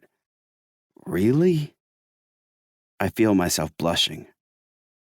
I don't know what you want me to say, Reggie. Reggie looks horrified, his brain probably working over the reality of me and Fox having sex. Oh shit, oh no. He turns and starts walking around the table, shoving the sandwich in his mouth. Fuck no, you can't. I groan. Reggie, come on. I deserve to have fun, don't I? It's nasty. He turns and points the sandwich at me, and I swear he looks pale. You can't be nasty with him. That's nasty. Reggie, stop saying nasty. I'm trying to tell you that I want to be with him. I'm trying to tell you that I want that stuff too. It's not Fox defiling me. It's me getting what I want. What? Reggie roars, the anger replaced by total disbelief. You pranking me? Is this like when Fox convinced me it was cool to wear my boxers as workout clothes at the gym? Frustrated tears start leaking from my eyes. Reggie, I need you to snap out of this, I say as fiercely as I can. I know it sucks how this went down. We really didn't mean for it to happen this way, I swear. We both love you, Reggie, and I hate that we hurt you.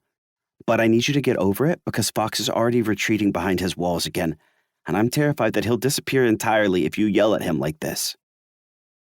I collapse in the wooden dining chair, exhausted.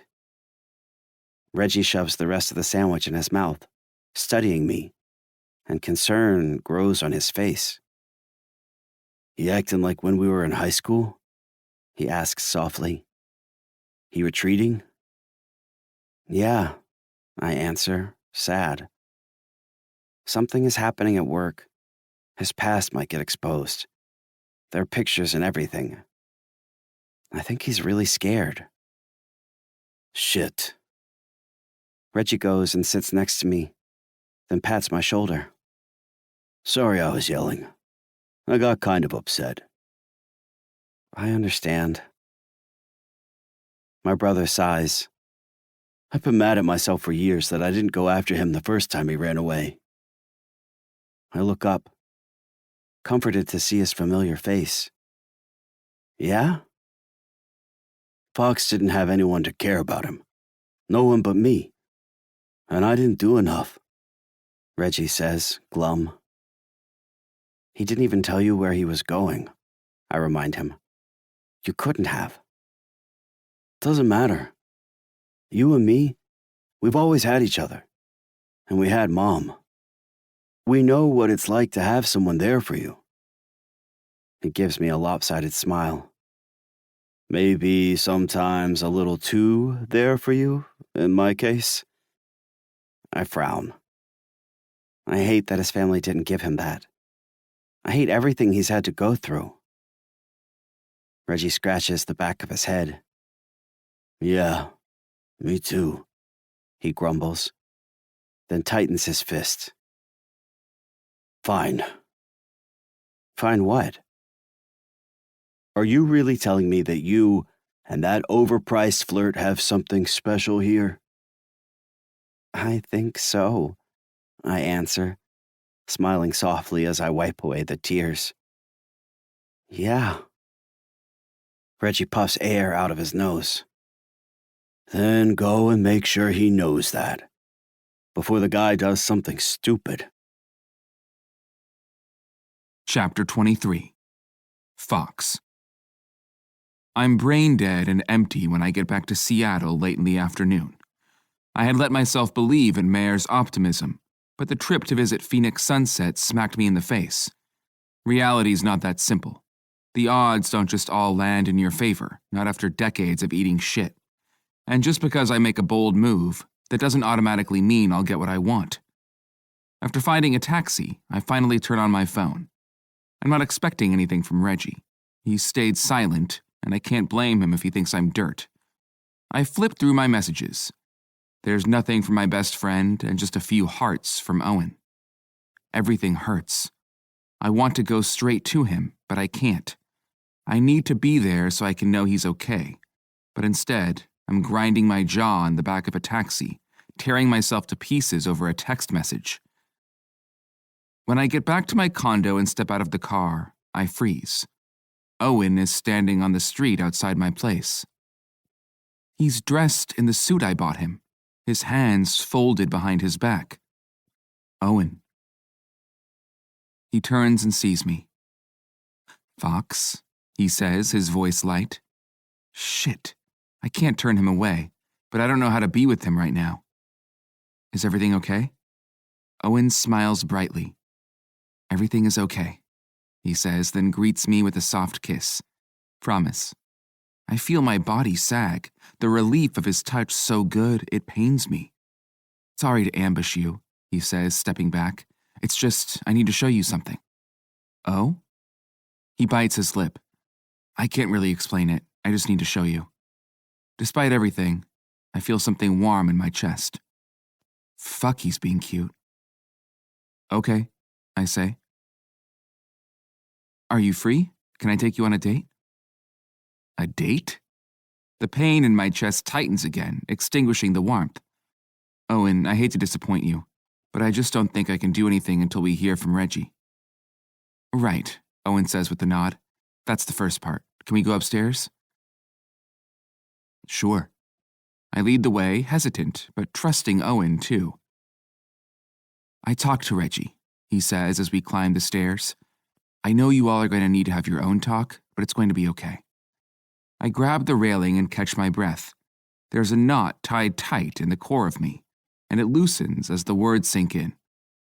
He's okay? I ask, barely able to believe it. Owen slips his hand into mine, easing me, and we start walking again. More or less, but I know you're going to need a little more closure than that before we can really start our date. Yeah. I find my key and turn to the condo. Is he ready to talk to me, do you think? He is. Owen says as we walk in, and like I said downstairs, sorry about the ambush. When I turn to the condo, I startle. Reggie is sitting on the couch, drinking one of my beers. He's dressed in his usual basketball shorts and hoodie, and he stands up quickly, then crosses his arms. Oh shit, I swallow. Reggie. It's okay, Owen says quickly. Reggie, tell Fox it's okay. I see Reggie wrestling with something internally. His face gets scrunched up, like I'm a particularly heavy set of weights he's about to approach. I tense in response, but then Reggie sighs, looks at his brother, and walks over. It's going to be okay, Reggie grumbles, then throws his arms around me in a bear hug, knocking the air out of me. You shouldn't have done it like that, but I'm not going to try to stop you and Owen from doing your nasty thing. Thank you, Reggie. I manage, my voice raspy through his tight squeeze. Love you, man. You too. Reggie drops me, but keeps his hands on my shoulders, gripping me. Hey, he says, more serious. You know I'm never going to ditch you, right? No matter what, you're my brother too, man. Shit. Now Reggie's sentimental ass is going to make me cry. Yeah, I say. I feel the same about you. We share a teary smile. Then I chuckle, breaking the tension. I don't know if you had to break into my condo and give me a heart attack to say that, but it's true. Reggie tightens his grip on my shoulders. I needed to tell you this way because I need you to know that you can't hide from me. I smile. Thanks, Reggie. No, he says, then lifts me off the ground. I mean, if you hurt my brother, you won't be able to hide from me. Reggie, Owen yelps. That's not why. It's because you want Fox to know that you'll always be there for him. Just because I love you doesn't mean you get off the hook, Reggie growls, his eyes burning into mine. You do something stupid like cheat on my brother, I'll eat you. My feet dangle off the ground. Reggie? I'll eat you just for the protein, Reggie threatens. Reggie, Owen says, put my boyfriend down. We all freeze and look at each other, then immediately start laughing. Reggie drops me, then chuckles and pushes his hand through his hair. Sorry, he grumbles. I straighten my shirt. Message received. Owen grabs my hand and kisses me. It feels funny to do it in front of Reggie, but when I glance his way, I actually see a dopey smile on his face. The big goofball. While we're on a happy note, Owen says, on to part 2. I look at Reggie. Is part 2 another group activity or... I'm gonna stay here and finish my beer, Reggie says happily. You two have fun. Sure, I deadpan. Make yourself at home. Owen laughs as he guides me out of the condo. I'm dizzy, trying to ground myself in reality again, and his hand helps. Holy shit, I say. We can be together. Owen stops at the top of the stairs and turns to me, his front teeth over his bottom lip as he smiles broadly. Yeah, we can. I chuckle. I liked it when you called me your boyfriend. Good. Owen presses a kiss to my lips. Because I'm about to call us a car so we can go to dinner. He winks. Very boyfriend behavior, don't you think? Sure, I answer, unless you'd rather ride on the back of my bike. Owen's eyes light up, and 5 minutes later, I'm cruising to the address he gave me. It's cooling down as day gives into night, and Owen hugs me from behind, laughing when we bounce down the hill. Somehow, on the short ride, my cranky brain starts to accept what's happening. I'm not going to lose Reggie or Owen. I still have plenty of groveling ahead, but the Levine boys are going to stick by me. They're my family. In a way, they always have been. The thought is satisfying, reassuring. It fills me from my core, rooting me in a truth that I've always been looking for. All because of Owen, I think. Anything good that's coming out of the garbage pile of my life, it's because of him. I park us at the restaurant, and Owen hops off the back of the bike and removes his helmet. He's gorgeous in his suit, confident and happy, and I quickly take him in a kiss. Thank you, I tell him.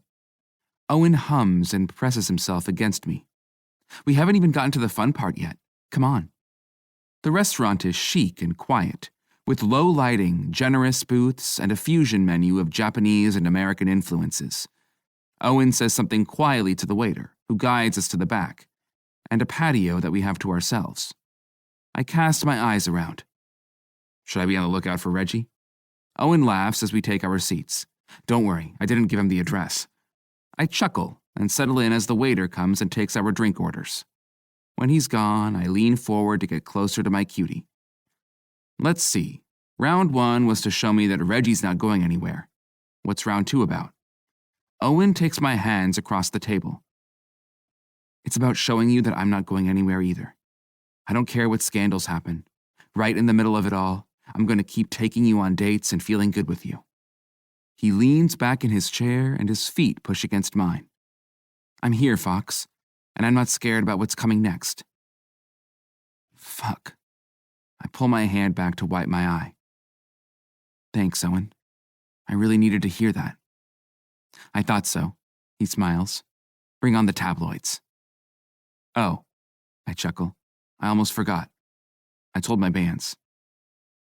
Told them what? About my past? What might be coming down the road? I told Mare first. She's fucking golden, and she swore she'd leave the label if they tried to ditch me. I flew out this morning to tell Phoenix in person. Figured if I got it out of the way now, it couldn't hang over my head anymore. I pushed my foot back against Owen's, up his pant leg. It couldn't hang over us. Wow, Fox, that's huge. I'm really proud of you. I chuckle. I had to fire Phoenix, but yeah, I am too. You had to fire them? I shrug as the waiter arrives with our cocktails. They were assholes when I told them about my past, judgmental pricks, and only worried about their own sales. I cock up half a smile to show him I'm going to be okay. No loyalty in this business. Fuck. Owen pouts his lip, studying me. But you're not upset? The label will hate it, I tell him. But with Mare's loyalty, they won't dare fire me. I made sure to place a few phone calls, let some choice people know Phoenix is looking for new rep, just to make sure they get swooped up before Aya and her wife can make a move. I'll focus on kissing dirt and maybe nurture another band of my own too. I lean forward, smiling at him. I've got you, cutie. Why waste my time with anyone who doesn't support me for who I am? Owen blinks. I see the emotions swirling across his expression. He's doing so much to show me that he cares, and I'm still not sure I deserve him, but I do know I'm never going to doubt this again. I open my mouth to tell him that I love him. The feeling surges through me, like the need to claim him.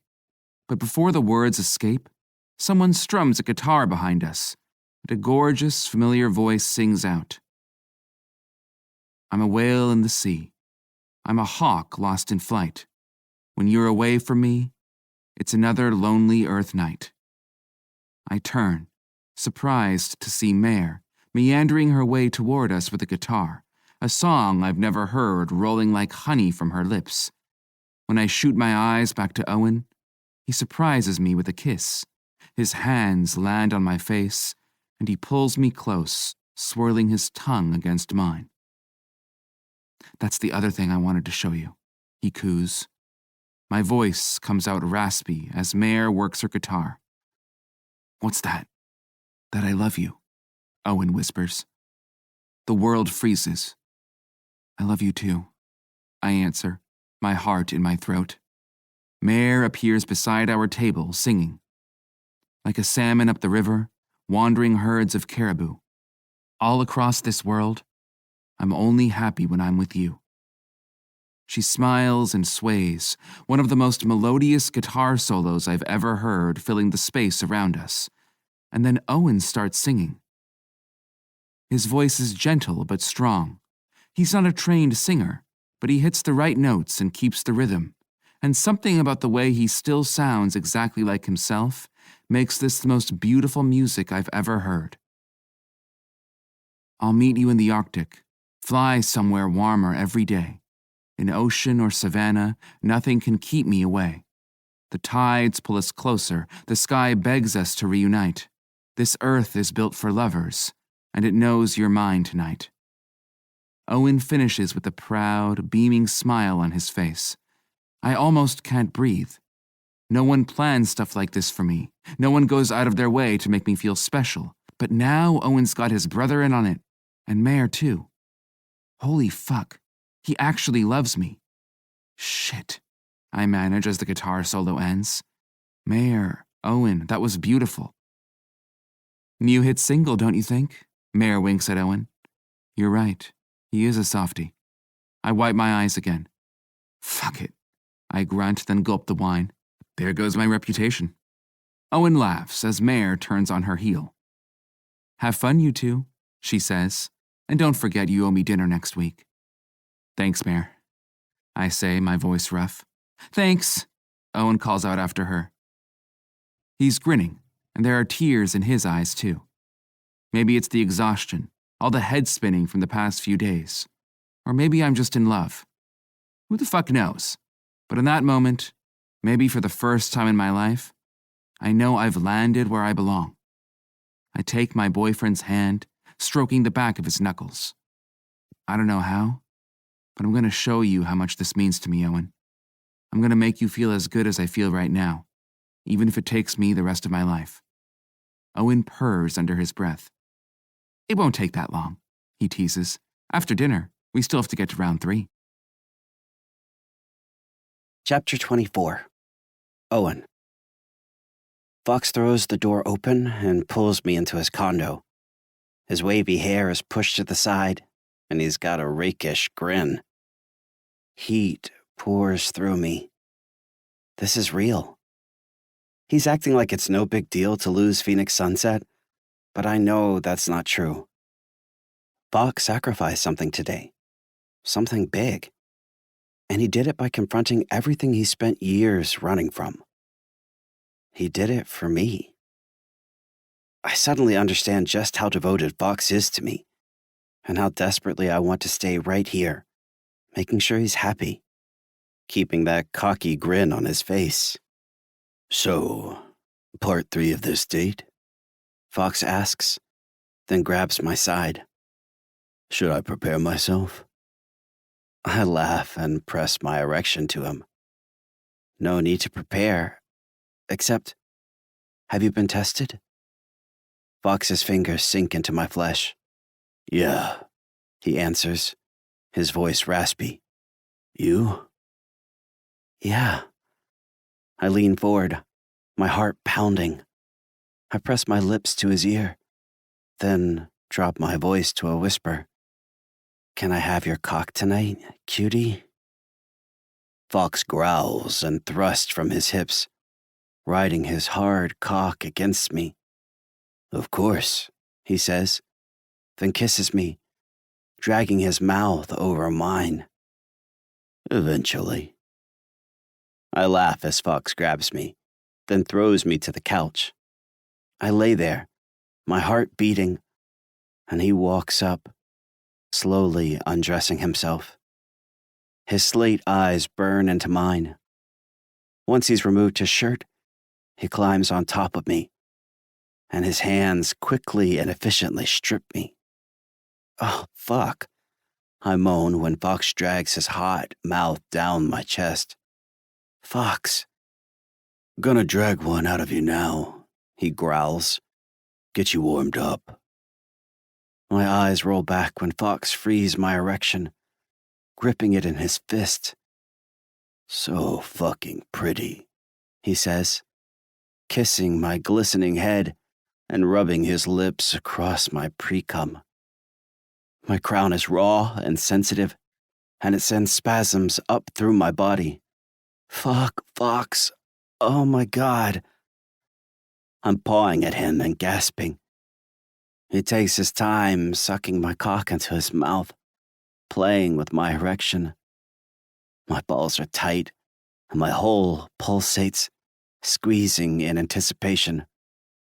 Yeah, Fox groans, pumping my shaft expertly. He works me like I'm a musical instrument, driving me closer and closer to my climax. Fox plays with my balls and pinches my nipples.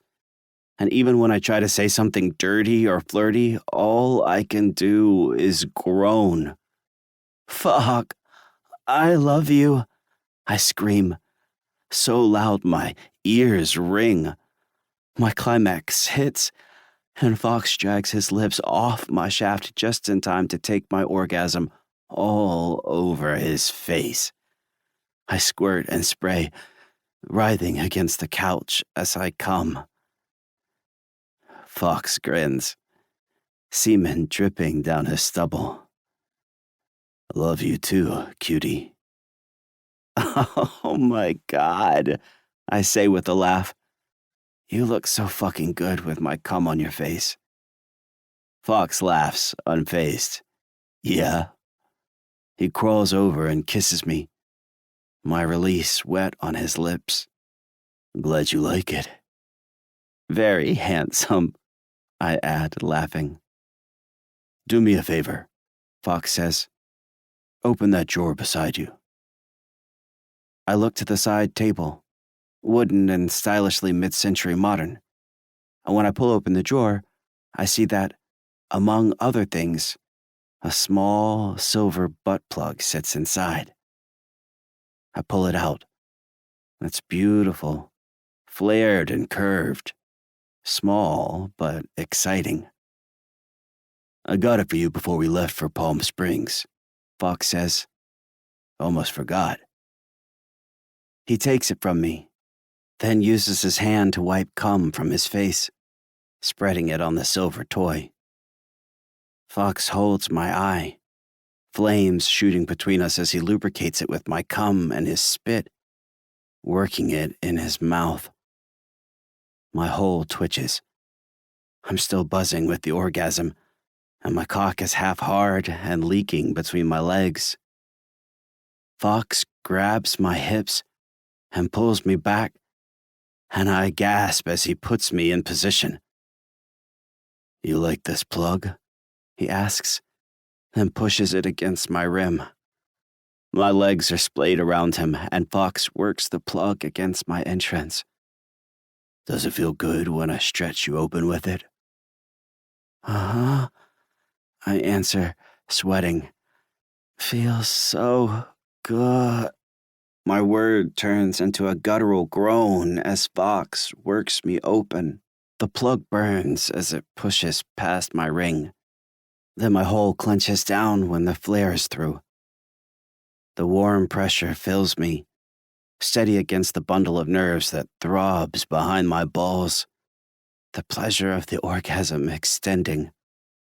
Oh my God, I gasp as I squirt, a dribble of semen splashing my belly. I scramble up, delirious and clawing for Fox.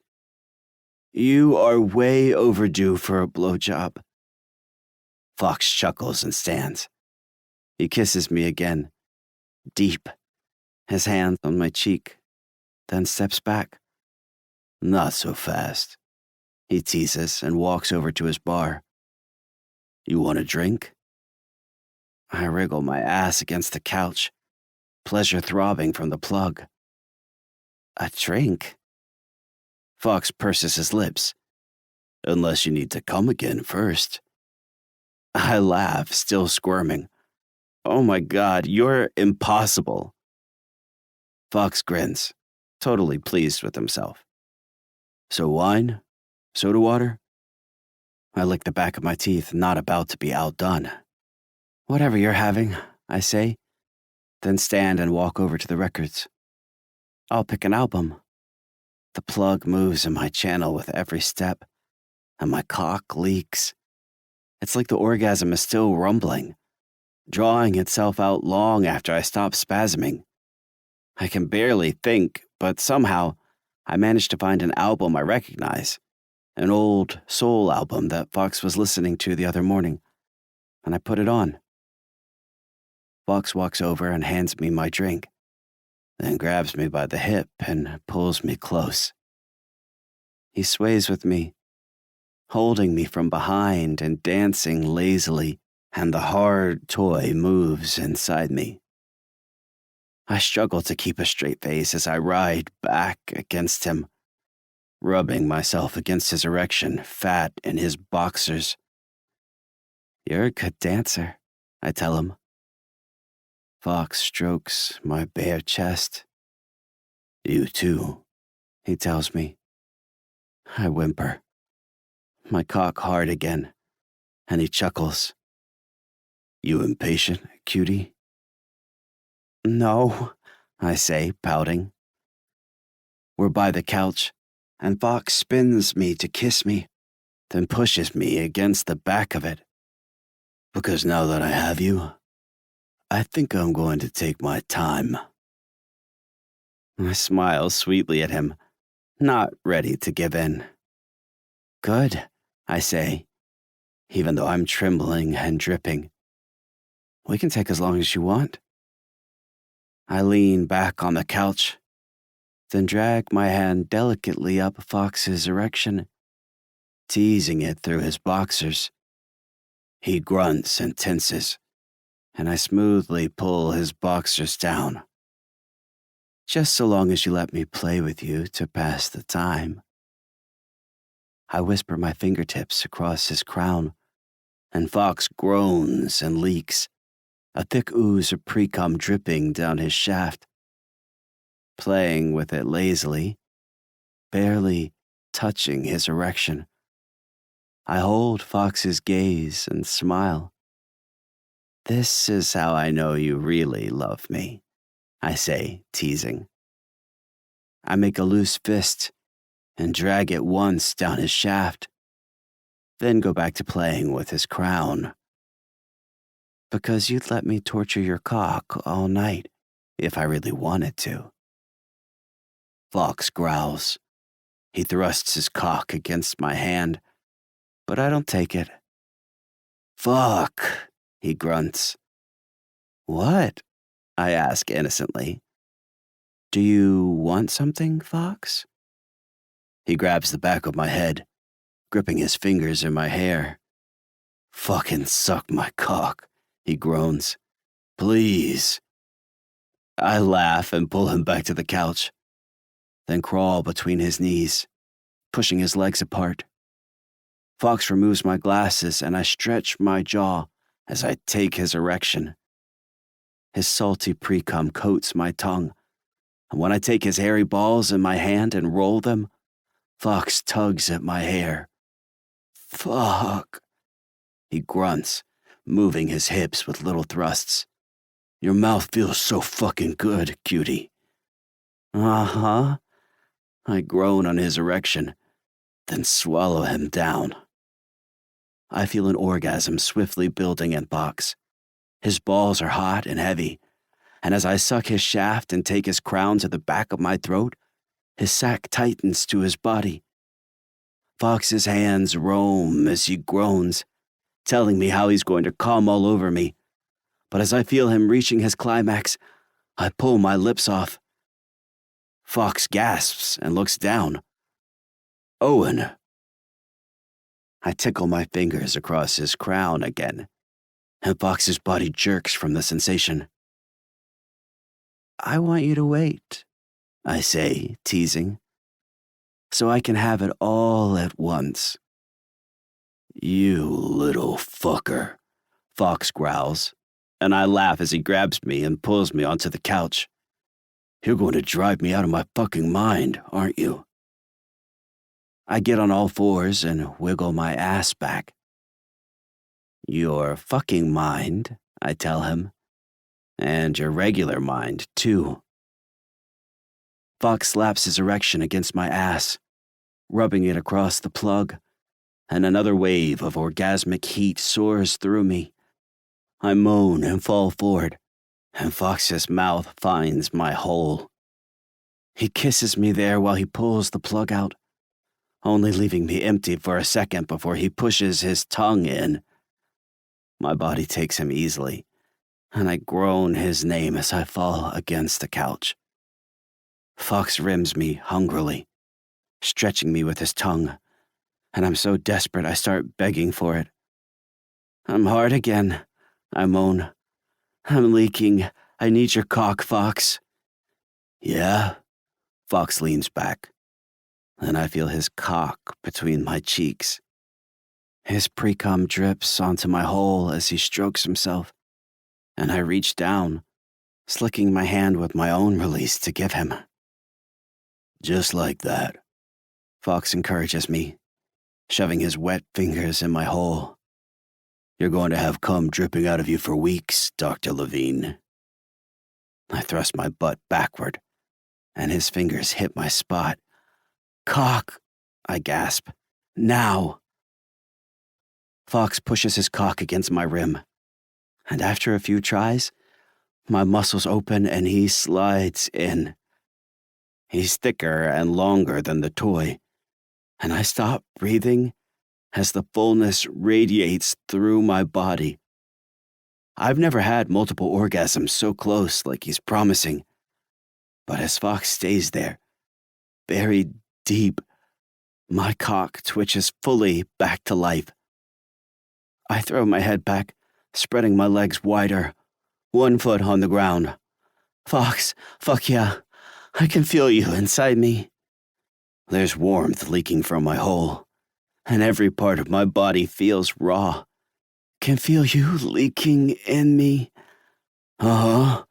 Fox starts fucking me carefully, riding his crown against my spot. Your hole is nice and tight, Owen. Feels good inside you.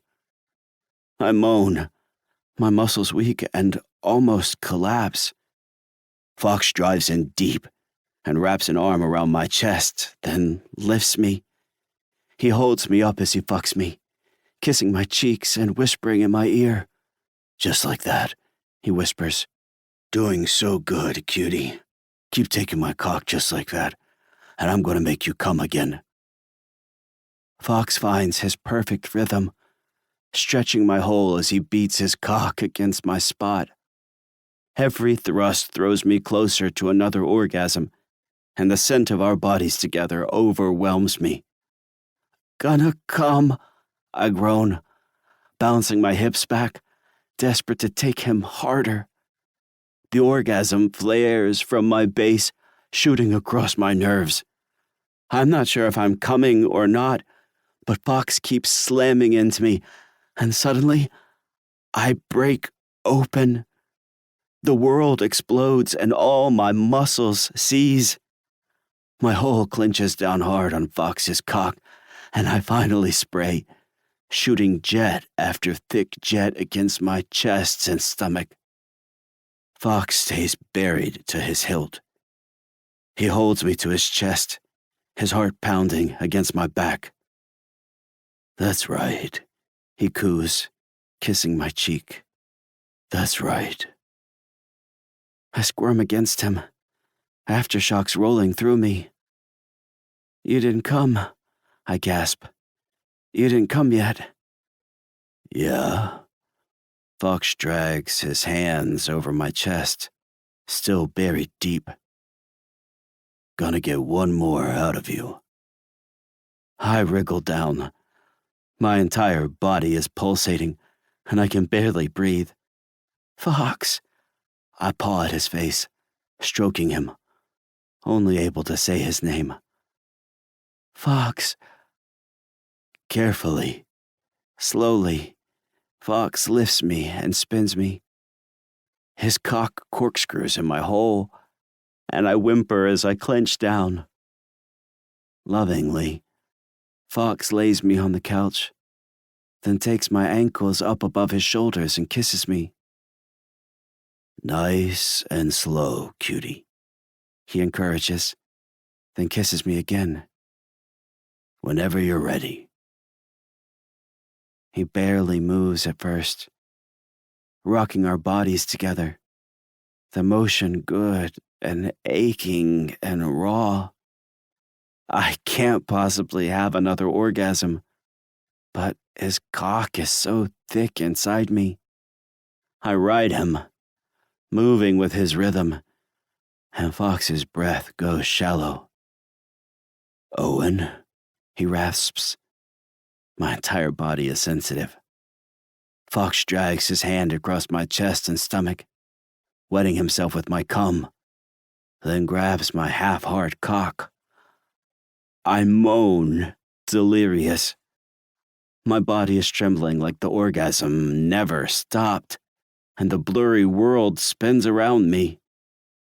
Fuck me, I gasp, thrusting down from my hips. Yeah, fuck me.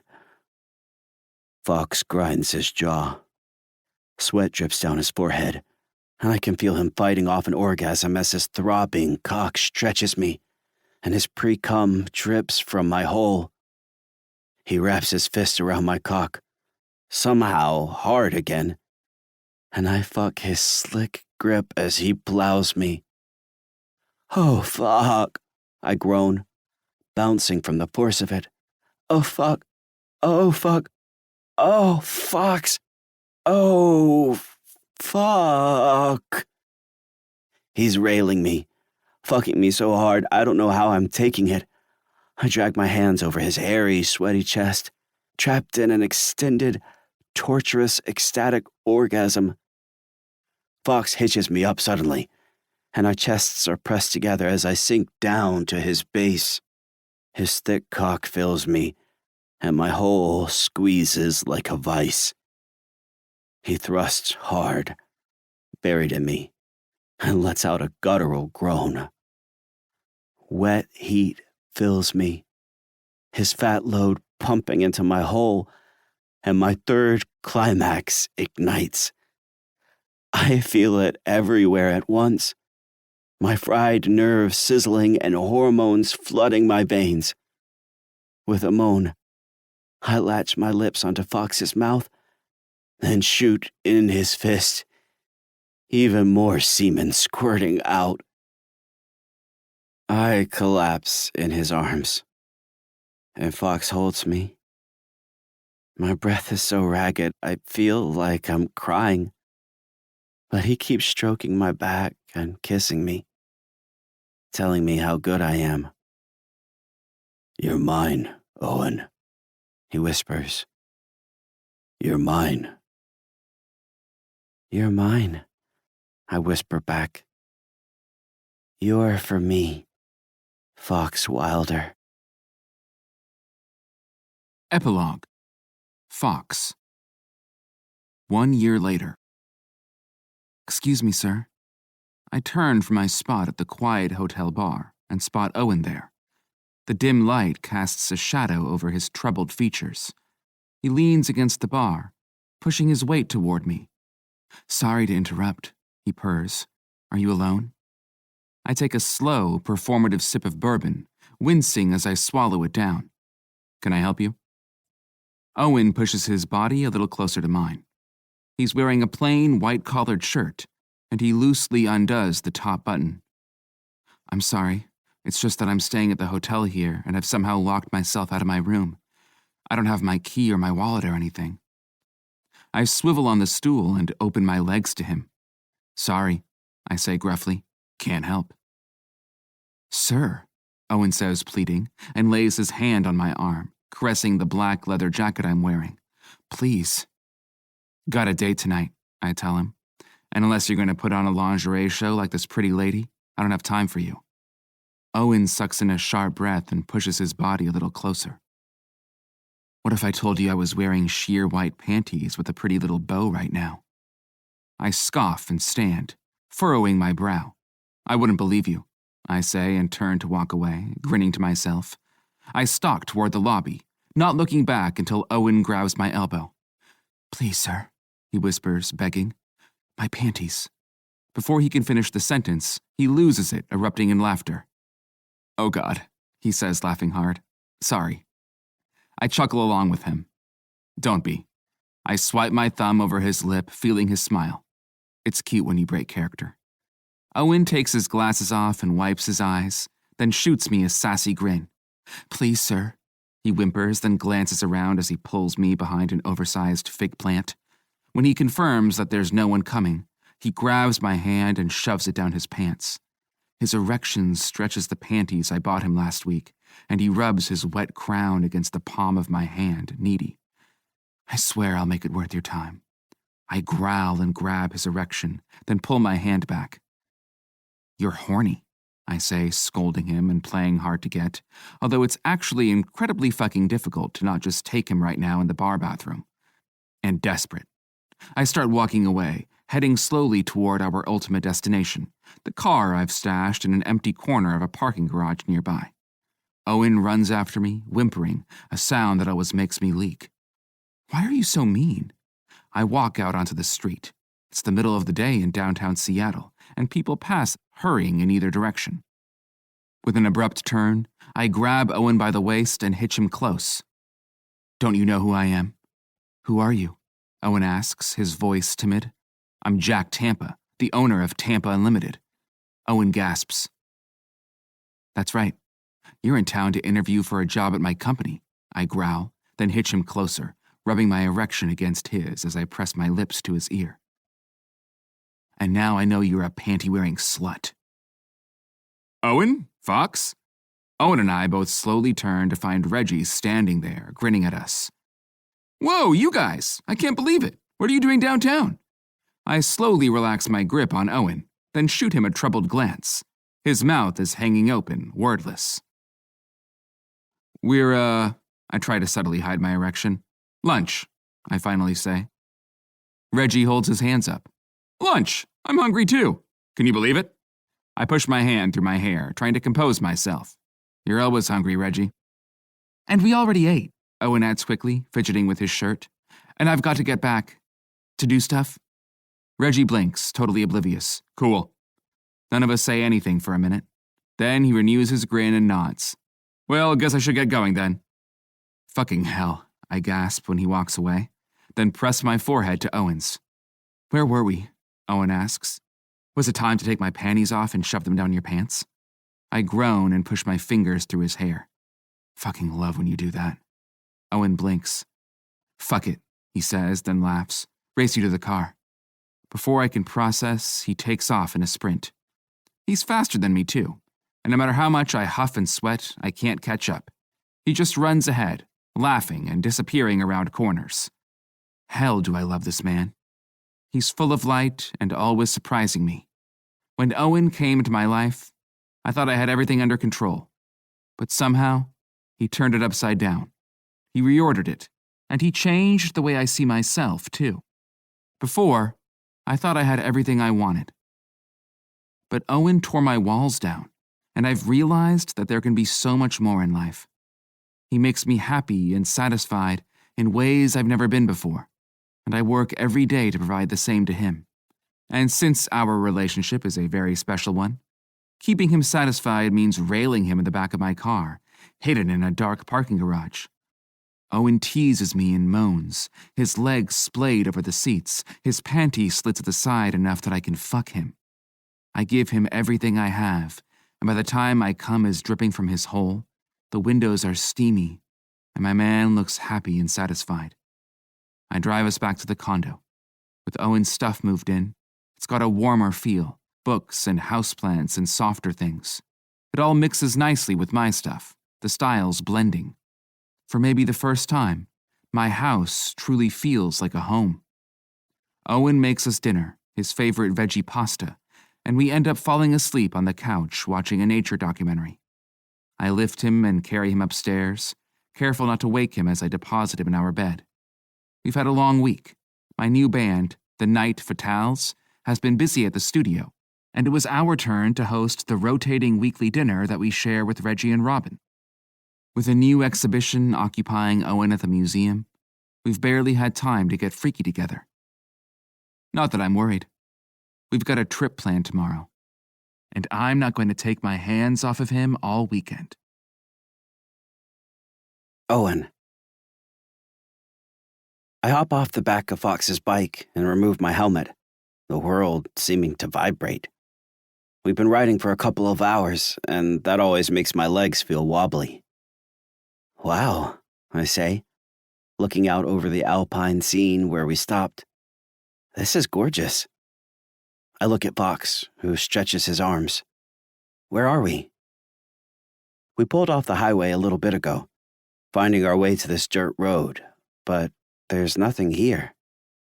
The mountains, he says, intentionally not answering my question, and offers me his hand. Come on. I walk with him down the trail. We're surrounded by pine trees and gray rocks, all jutting into a startlingly blue sky. A city escape, I say, pleased, and press my body to his. That is a nice surprise. I thought you'd enjoy the quiet, Fox says, then nods ahead.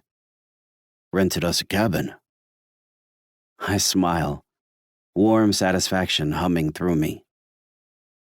Back when we first started dating, I was so certain that Fox would never want to be in a relationship with me.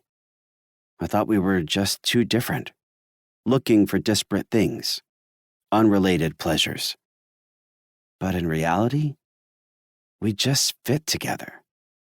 He's cocky on the outside, but Fox is one of the kindest people I've ever met. He gives me permission to be myself in ways I never imagined, and I give him permission to be sweet and gentle. We make each other happy. Simple as that.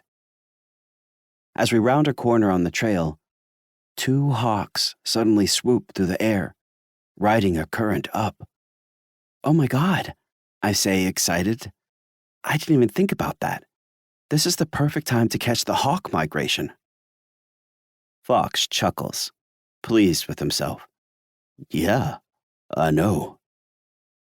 It takes me a second, but I catch up. Oh my God, you brought us here to watch the hawk migration. That's right. Fox stops walking, turns, and takes my cheek in his hand. Thought we could enjoy it from the porch of the cabin, when we're not preoccupied with other things. I kiss him deeply. Fox, I love it. Thank you so much. He kisses me back. Thought you would. I turn, looking up toward the sky. Normally, I'm the one who would point out nature stuff, try to get people to look at the passing birds.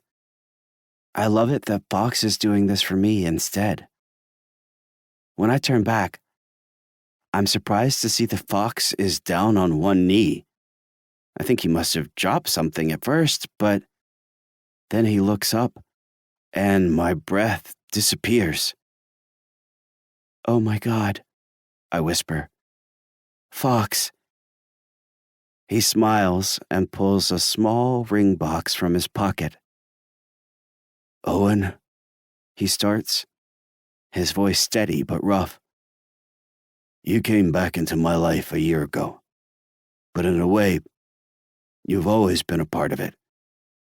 I thought I was meant to be alone, and I put up every wall I could to keep the world out. But the second I laid my eyes on you again, those walls started to crumble. His voice catches and he swallows. You mean the world to me, Owen. You make me a better man. And if you'll do me the honor of spending the rest of your life with me, I swear to God, I'll live up to what you deserve. Will you marry me? I fall to my knees. Yes, I say, then kiss him over and over. Yes, Fox, I love you, yes. Fox kisses me back. He puts the silver ring on my shaky hand, and behind him, I spot another pair of hawks, swooping on the breeze. I love you, Dr. Levine. I love you, cutie.